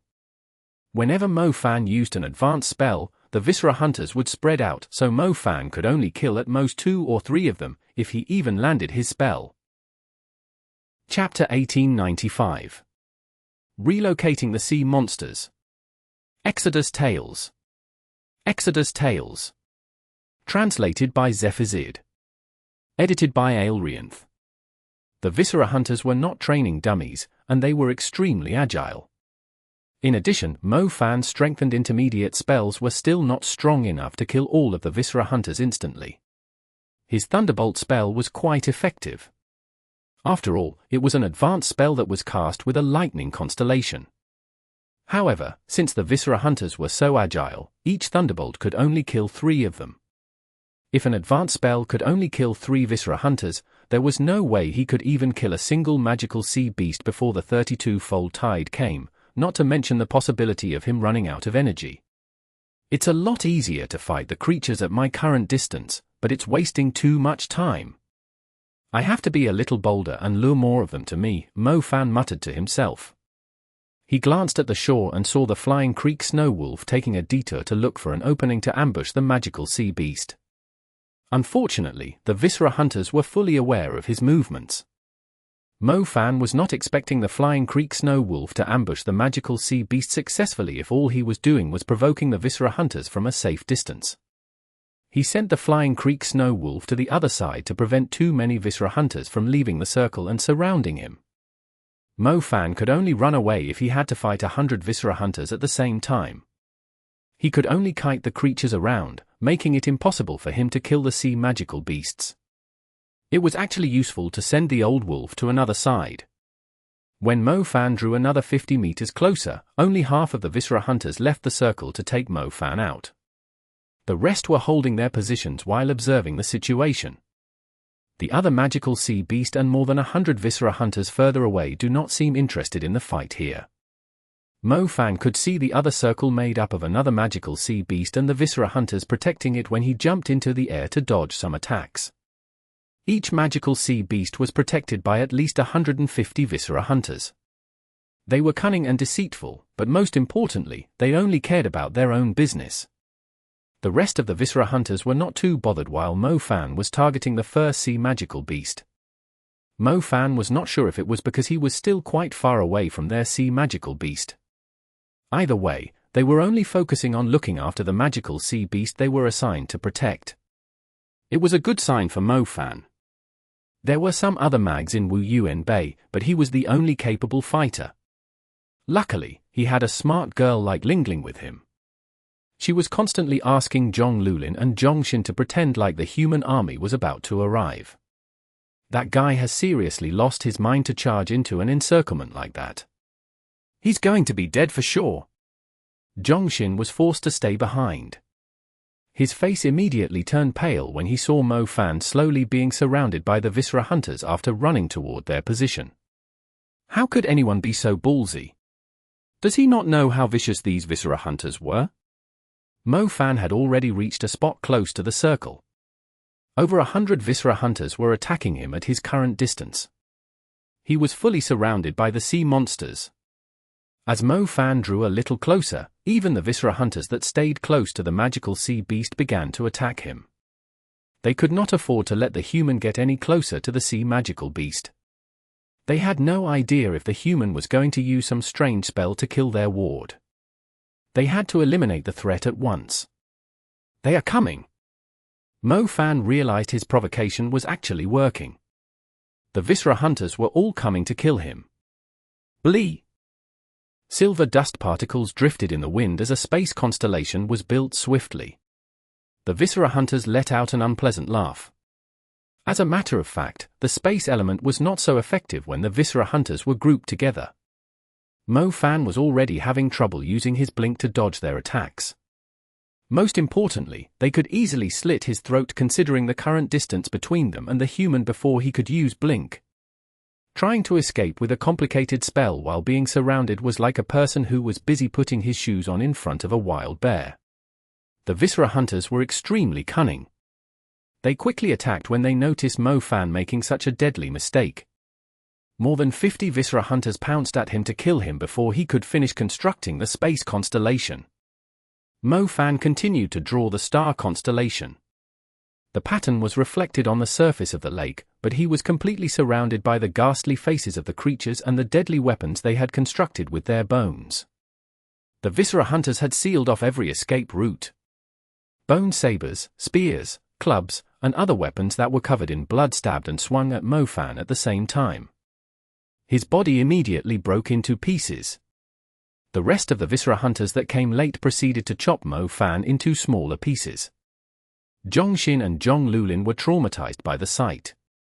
They were utterly shocked by Mo Fan's strength when he killed the scarlet-rending demon with ease, yet even a strong mage like him was torn into pieces by the group of Viscera hunters. He had died such a horrible death, not even his remains were left. The space constellation was done.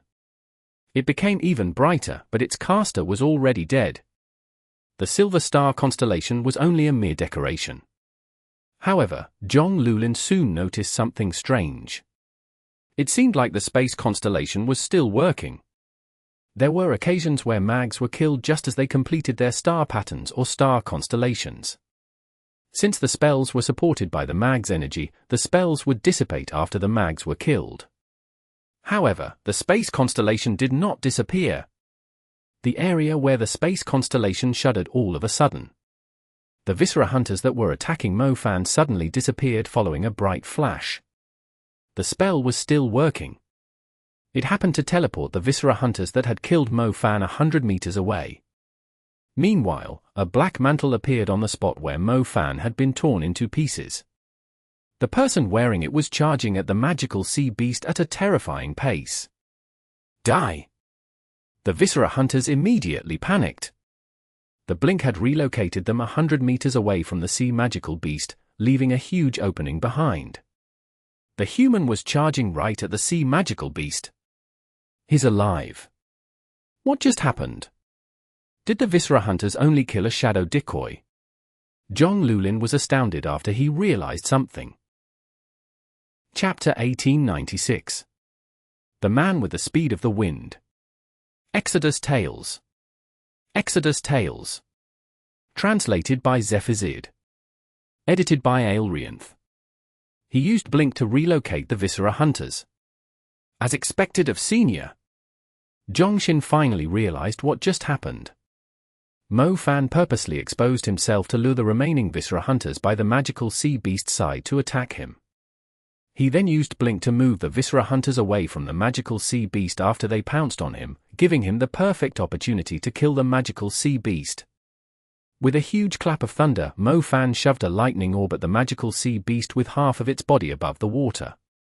The flesh of the magical sea beast blew all over the place like a scarlet wave when the lightning orb exploded. The magical sea beast's blood poured down on the Viscera hunters. Normally, these creatures would be celebrating in the rain of blood, but the magical sea beast. The magical sea beast had died, meaning that the Viscera hunters who were supposed to protect it were doomed too. The Viscera hunters completely lost their calm. They roared and charged Mo Fan while they were soaked in blood. This time, Mo Fan was truly surrounded by the creatures.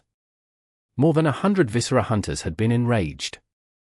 They were going to drag Mo Fan to death too, or perhaps scatter his remains across the sky just like what he did to the magical sea beast. Crap, Senior is struggling to break free from their surround. Zhongxin exclaimed. They did not even have a chance to celebrate the death of the first magical sea beast before they noticed Mo Fan was already injured by the raging Viscera hunters. The biggest problem Mo Fan was facing when being heavily surrounded was not being able to use his advanced and super spells. His basic and intermediate spells were not very effective against the Viscera hunters. Senior, we will remember your sacrifice for the city, Zhongxin yelled at the circle of sea monsters in Wuyuan Bay. Is there really nothing we can do? Zhong Lulin said. We will only get ourselves killed if we go. Killing each magical sea beast will lower the tide rise by a level. Senior is buying more time for us to evacuate the city. We shouldn't let him die for nothing. Zhongxin declared. Zhongxin, he's still alive. He's pretty much dead, let's go. Mo Fan was indeed in a very dangerous position under the circumstances. It was not his first time being surrounded by a large group of demon creatures, but the creatures then were usually servant class or warrior level creatures, and not as strong as the Viscera hunters. Mo Fan had taken a huge risk just to kill the magical sea beasts before the tide rose. He ended up leaving himself with no escape. He had to be constantly running when fighting the Viscera hunters to gradually reduce their numbers, so he would not be attacked from different directions. It was the only way to make sure he had a chance to use his advanced spells. Unfortunately, these cunning Viscera hunters were not giving Mo Fan any chance to use his advanced spells. They were recklessly crossing the intermediate spells Mo Fan had left along the way and inflicting cuts on him. These scumbag undead! Mo Fan was covered in burning wounds. He did not withdraw his flames while he was cursing. The presence of fire magic was very weak around here, and so were Little Flame Bell's abilities. However, Mo Fan still used his fire element since it was his main element when fighting. His control over the fire element was the strongest, so he was more adept at using the fire spells. I still made a mistake. These things are more annoying than I thought. Mo Fan took another blow to his back. Luckily, he had formed a shield with telekinesis to block the attacks, so the cuts were not so deep. If my earth element and chaos element were stronger, I wouldn't be in this situation now.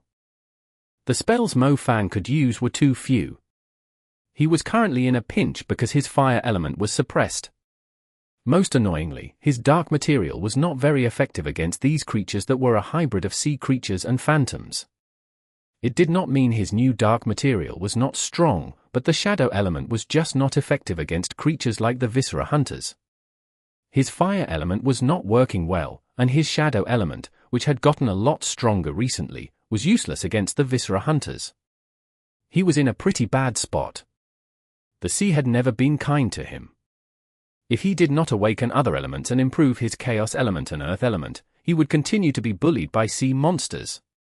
The wind was howling. Mo Fan even sensed a significant change in the airflow nearby. He lifted his gaze amid the chaos and happened to see a huge water spout rolling toward him like a ferocious beast. Mo Fan initially thought some sea monster capable of manipulating the wind was attacking him, yet he realized someone was helping him when the water spout knocked more than 20 Viscera hunters into the sky. Mo Fan saw a blurred figure in the water spout who seemed to be responsible for the powerful wind. The whole water spout was following him. Mo Fan was surprised. The person's wind element was quite astonishing. He was able to control the wind to destroy everything along its path. "Brother Fan, come with me," a familiar voice shouted. Mo Fan was startled. It was Zhong Xiaohu? Since when was his wind element so powerful? A swift figure appeared in front of Mo Fan before he could react. The wind around him quickly engulfed Mo Fan and swept him higher. Time to go!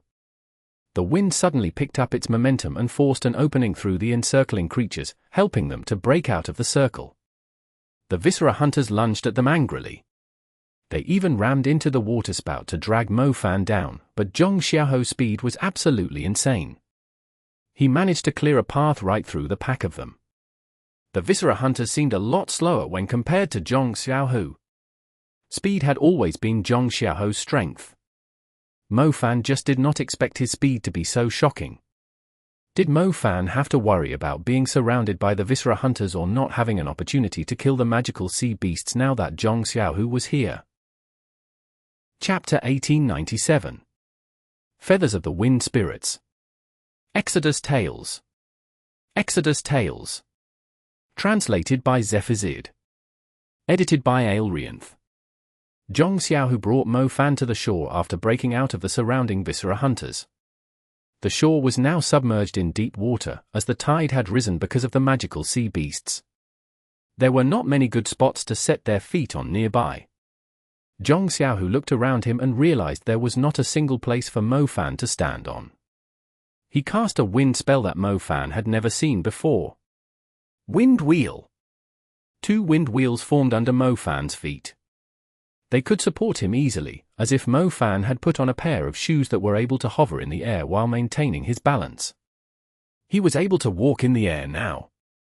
Most wind mags could only use the spell on themselves, and it was rare to see anyone able to cast it on someone else like Zhong Xiaohu just did. It was likely that the man had never stopped training diligently since they last met. He had also had his own special encounters, which had provided him with great benefits.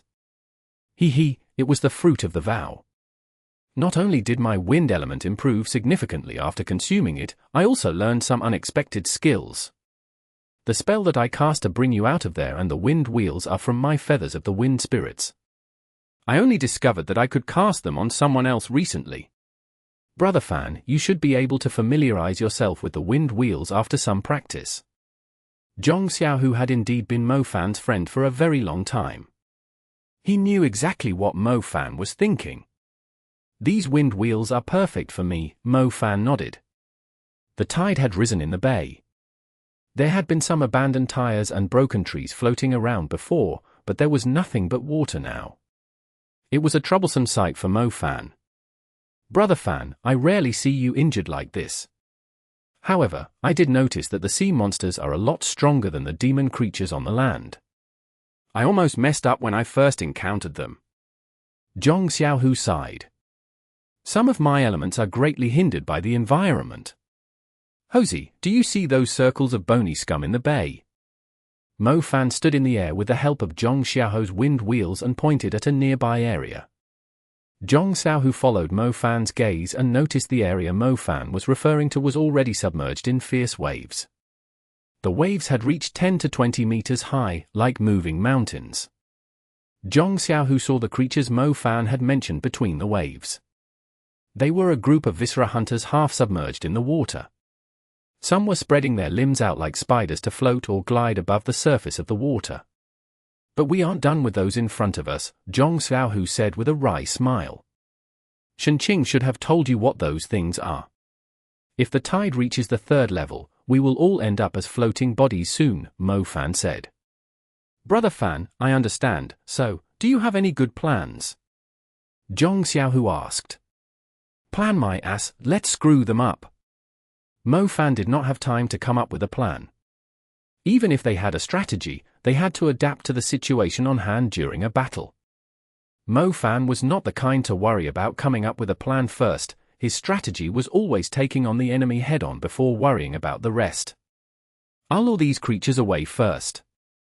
Brother Fan, you should give the Viscera hunters around the second magical sea beast some trouble. I'll sneak up on it later, Zhong Xiaohu said. Zhong Xiaohu had no idea whether Mo Fan had heard him. However, there was no need to state everything clearly with the synergy they had developed over the years. Mo Fan no longer had to worry about finding himself solid ground to stand on after being given the wind wheels. They made Mo Fan a lot more comfortable. Besides, he could also use his fire element in the air. His soul-grade flames could easily evaporate the petty raindrops. Mo Fan rode the wind wheels and approached the circle of Viscera hunters around the second magical sea beast recklessly. The Viscera hunters were like tigers and leopards accumulating their strength. They were tensing their bodies and limbs taut while glaring at Mo Fan up in the air. They were surely going to pounce at him once he was within their reach. Flame Sword! Mo Fan despised these Viscera hunters a great deal now. He straight away used the strongest spells of his fire element. He unleashed the 3 soul-grade flames while being possessed by Little Flame Bell. Several swords made of scorching lava appeared around Mo Fan. They plunged forward like meteors at the Viscera hunters when Mo Fan pointed at them with a strong killing intent. Mo Fan might have many elements, but he had to admit that he was favoring his main elements too much. The Viscera hunters might be strong, but they were nowhere strong enough to inflict so many injuries on him and trap him. He was merely relying too heavily on the fire element and Little Flame Bell's possess. His fire element was the main reason he was capable of defending himself when fighting against huge numbers. The Flame Bell's domain would inflict serious damage on enemies that were too close to him, giving Mo Fan a safe environment to cast his destructive spells. However, whenever he was up against sea monsters, especially when he had no choice but to fight in the waves, he would lose the game-breaking ability from being possessed by Flame Bell. In addition, this environment was not perfect for his lightning element either, making him far more passive in the battle. Mo Fan was relying too much on his fire and lightning elements. If his space, summoning, shadow, chaos, and earth elements were as strong as his lightning and fire elements, why would he struggle so much against these Viscera hunters? It was not like Mo Fan's other elements were not as useful as the lightning and fire elements. This was all because Mo Fan had been taking on difficult challenges by fighting ruler-level creatures or groups of commander-level creatures. Therefore, the other elements that were significantly weaker did not feel as useful to him. In the end, his cultivation was still lacking. His fire and lightning elements were indeed strong enough to pose a threat to a ruler-level creature. Unfortunately, his other elements could only inflict serious injuries on commander-level creatures. They would struggle to hurt a ruler-level creature. Mo Fan tossed the flame swords at the Viscera hunters while hovering in the air. He was not so brainless as to not know the fire element would be weakened by the water. It was merely because his fire element's attacks were still stronger than other elements, even when the environment was not favorable for him. As for his lightning element, he had used a lot of it previously. His energy would be depleted soon if he did not conserve it. The Viscera hunters were sea monsters, and so they were fond of wet and chilly environments. They greatly despised the fire element. Yet these cunning phantoms were surprisingly loyal in front of the magical sea beast. They held their claws together and formed a huge shield with their backbones above the magical sea beast to block the flame swords. White vapor blew into the sky above the bay, but soon dispersed beneath the heavy rain. Chapter 1898. Tempered Flame, Raging Phoenix. Exodus Tales. Exodus Tales. Translated by Zephizid. Edited by Aelrianth. Little Flame Bell was furious. If she could fight these Viscera hunters on the land, she could easily burn them into ashes with her soul-grade flames, killing them instantly if they dared to block her path. Most annoyingly, these Viscera hunters were too close to water. They were using the water to reduce the heat of the flame swords before blocking them with their bodies. The flame swords had no chance of burning through their bones after losing so much of their heat. Stay calm. Even if their water isn't as strong as our soul-grade flames, it's normal for water to be strong against fire. Little Flame Bell, you should withdraw your domain slightly. Your fire will be hindered a lot more if you spread it too far away. You're only wasting your energy, Mo Fan comforted her. He knew she was feeling impatient. Little Flame Bell was not just standing by when she was possessing Mo Fan. The raging flames engulfing Mo Fan, the fire domain spreading a few hundred meters away, and the fire magic accumulating around Mo Fan were all under Little Flame Bell's control. Whenever she possessed Mo Fan, it was the two of them fighting together, instead of Mo Fan fighting by himself.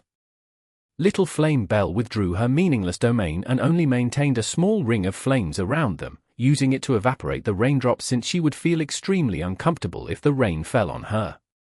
Try to gather the flames. I heard there's a kind of lava deep in the sea that even the cold water struggles to cool. They only solidify into rocks after a long time. If our flames are concentrated enough with a high enough temperature, their water won't stand a chance against our soul-grade flames, Mo Fan told Little Flame Bell his plan patiently. Little Flame Bell agreed with Mo Fan. She started gathering the flames and refining them into a flame with higher density. She temporarily put the Ardent Sunset and Meteor Scarlet aside. She placed all her focus on the Calamity Fire. The Calamity Fire was Little Flame Bell's natal flame, and she was able to dig out more energy from it. She currently needed a refined version of it instead of trying to spread it all over the place. She turned herself into a little furnace where the fire magic was constantly refined. She would soon produce a purer version of the Calamity Fire. Mo Fan was harassing the Viscera hunters with his space element as he waited for Little Flame Bell to refine the flame. He soon noticed the color of the ring of flame about him turning from a faint brown-red to a much more vivid hue. The Calamity Fire's strength might be restricted by the level of the soul-grade fire, but if Little Flame Bell kept refining the flame with fire magic, she could modify the fire's temperature and density. The fire would last longer and would be harder to be put out. Little Flame Bell let out an excited cry, telling her king that the furnace was heated. All right. Let's show them what we've got. Mo Fan could already feel the difference in the Calamity Fire. Let them have a taste of the Phoenix.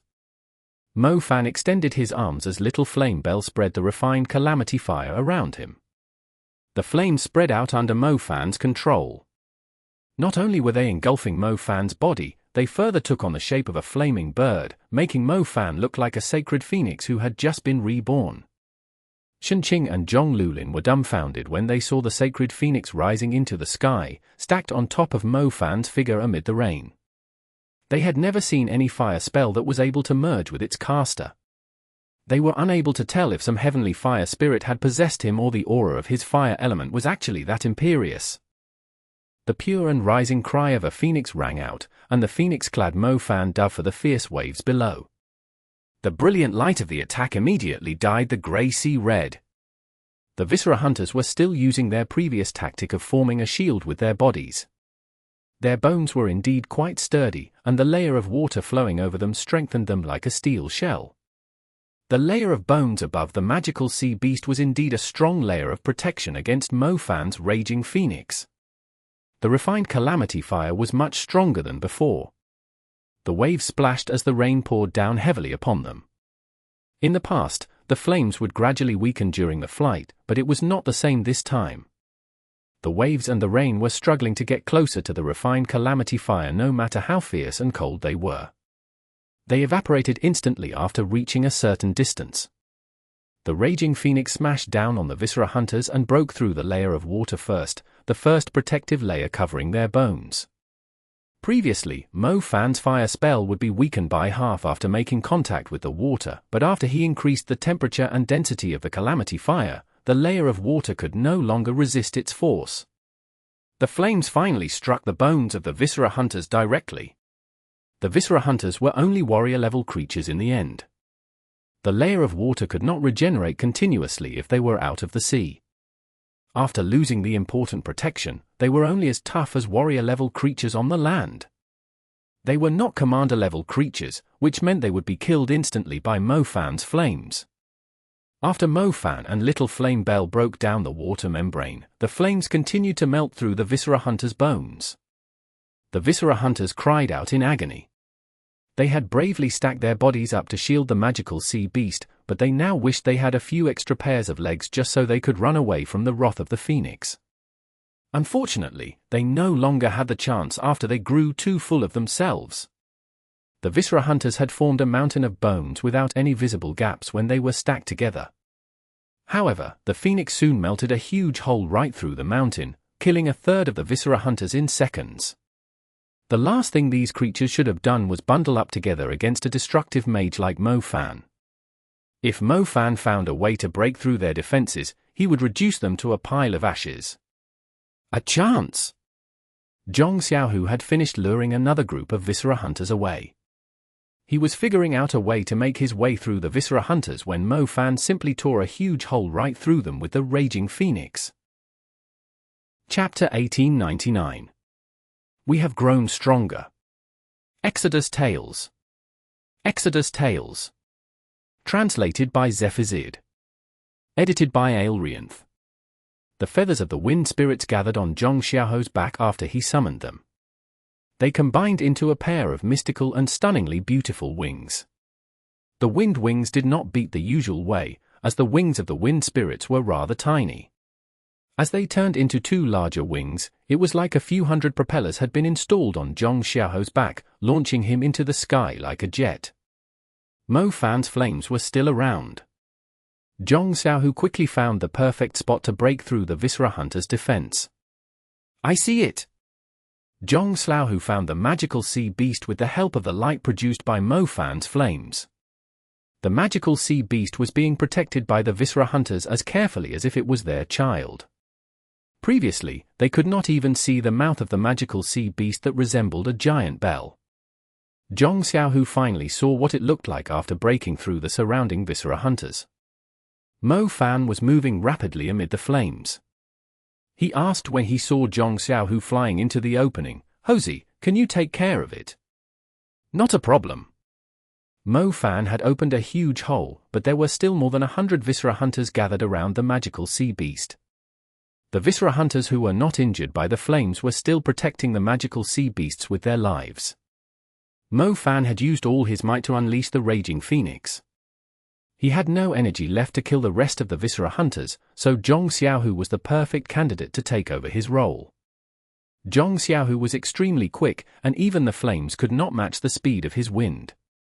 The Viscera hunters with rather slow reaction times did not even notice a human had woven through them, too busy focusing on Mo Fan's flames. The Viscera hunters who did notice Zhong Xiaohu could not do anything, unless they formed another wall with their bodies to stop Zhong Xiaohu from getting any closer, or he could easily sneak past them. A dozen Viscera hunters pounced at Zhong Xiaohu, and he quickly came to a stop. The smartest Viscera hunters had predicted where Zhong Xiaohu was going to be based on his speed, yet they all ended up missing their attacks. They even fell into the water from their momentum. Zhong Xiaohu picked up speed again after dodging those Viscera hunters. Another group of Viscera hunters made some moves on him, yet he was like a sparrow in a jungle, dodging every obstacle in his path. Die, monster! Zhong Xiaohu reached the magical sea beast, and clenched his hands into claws. The intelligent feathers of the wind spirits immediately settled around his hands and slashed at the target murderously as Zhong Xiaohu swung his fists. The tiny feathers emitted a sharp gleam. The wind they produced slashed forward like a pair of ferocious claws. The wind claws landed on the magical sea beast. The rest of the Viscera hunters naively thought they could take the blow on behalf of the magical sea beast, yet their bones were soon torn into pieces by the imperious claws. The magical sea beast did not survive either. It was shredded into bloody pieces that scattered across the water, just like the remains of the Viscera hunters.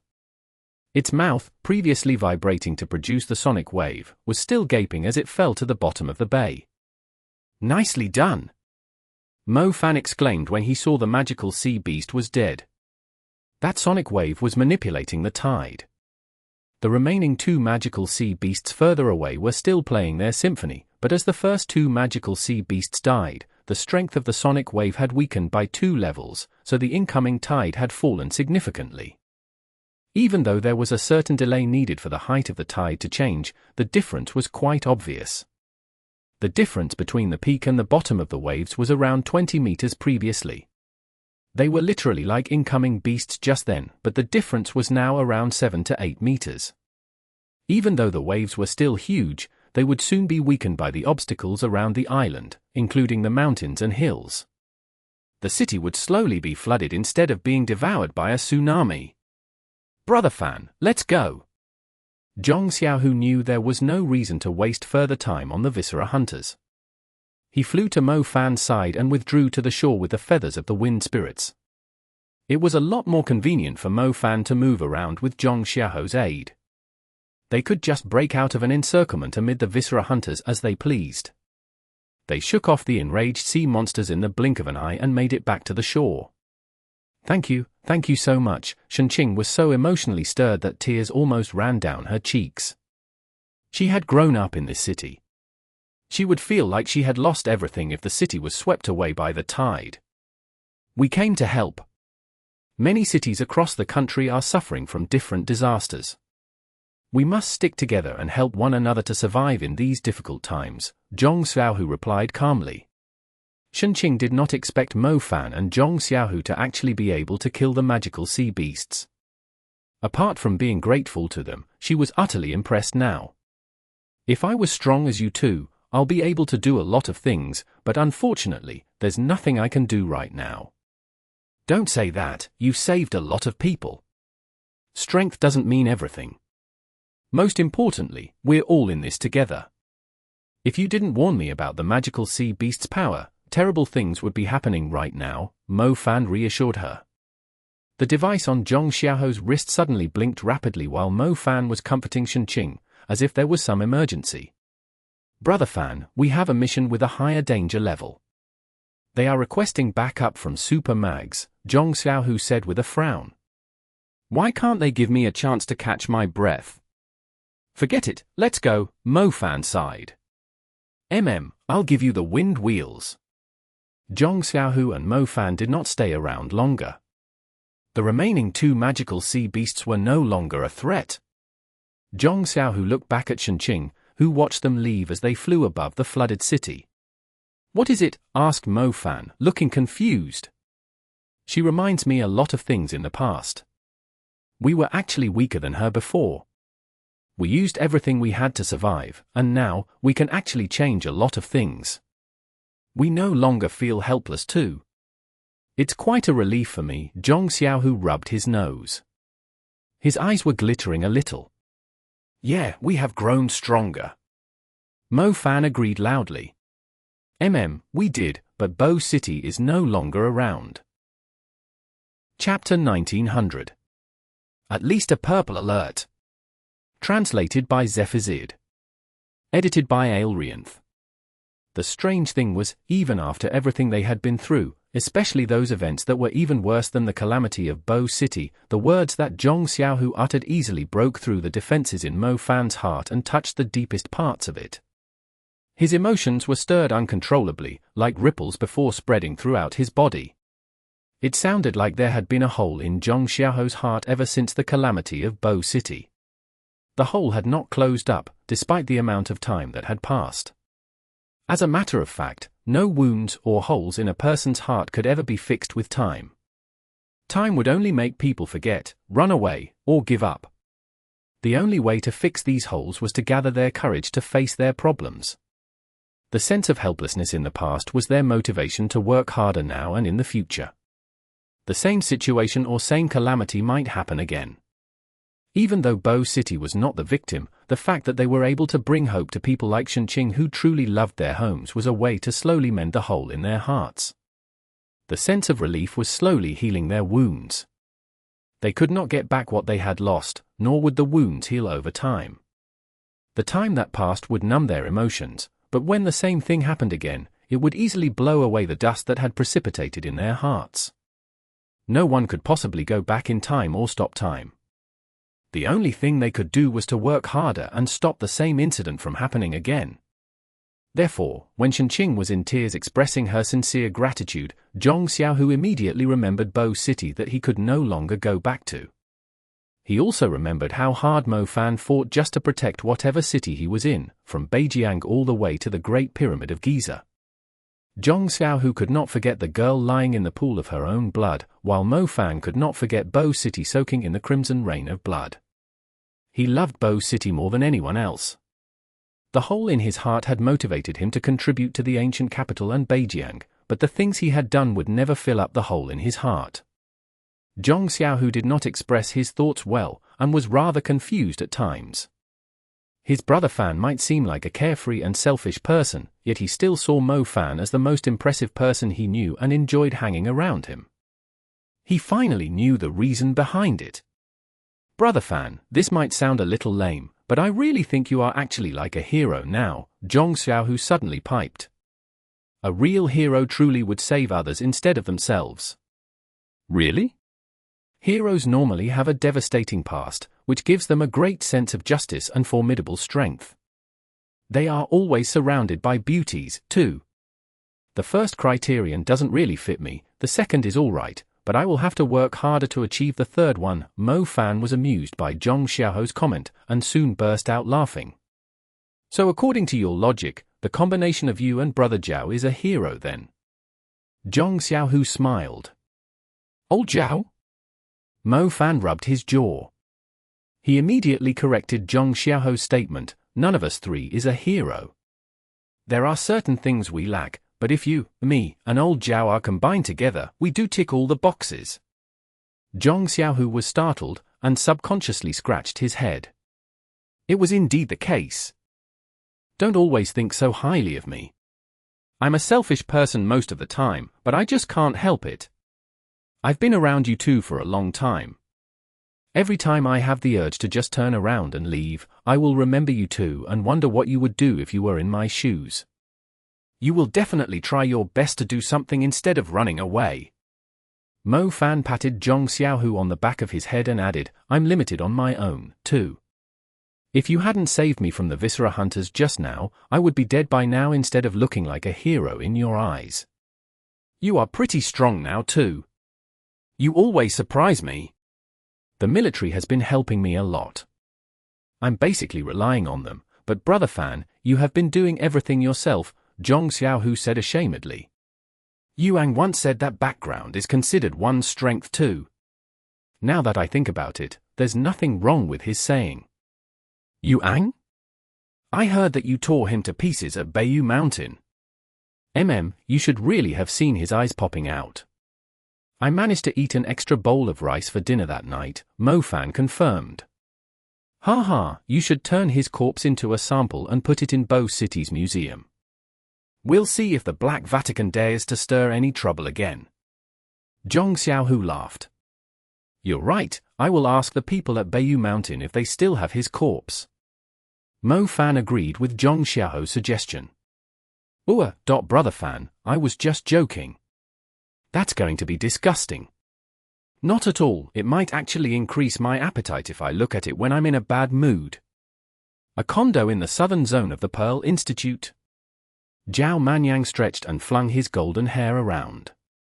He felt a lot more refreshed.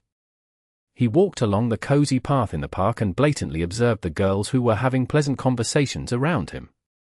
He enjoyed staying here, as it was close to the girls' dormitory. He could easily find some beauties when he was least expecting it. The girls would be even more charming and attractive once he refined them with his magical hands. As soon as Zhao Manyang located his prey, the wooden clapper in his pocket started knocking, as if it was trying to get rid of his evil thoughts. Zhao Manyang was immediately displeased. Why must his lifetime vessel be something that was commonly used by the monks? The last thing he would do in his life was to be a monk. Stop knocking, how worldly can you be? You didn't even bother responding when I was still an advanced mage, but you're summoning me now when I'm just about to have some relaxing moments with a chick after achieving the super level. What's with the rush? Zhao Manyang snarled. Zhao Manyang tried to put the wooden clapper away, yet it started knocking even louder. Zhao Manyang had no choice but to look at it. He suddenly saw a scene transmitted into his mind by the wooden clapper. He was extremely familiar with the place. It was Pudong District, that had been turned into the Pudong Sea after it was flooded. Holy crap, when did you come to Shanghai? I'll go look for you, don't come any closer. You're going to cause a lot of trouble. Zhao Manyang yelled.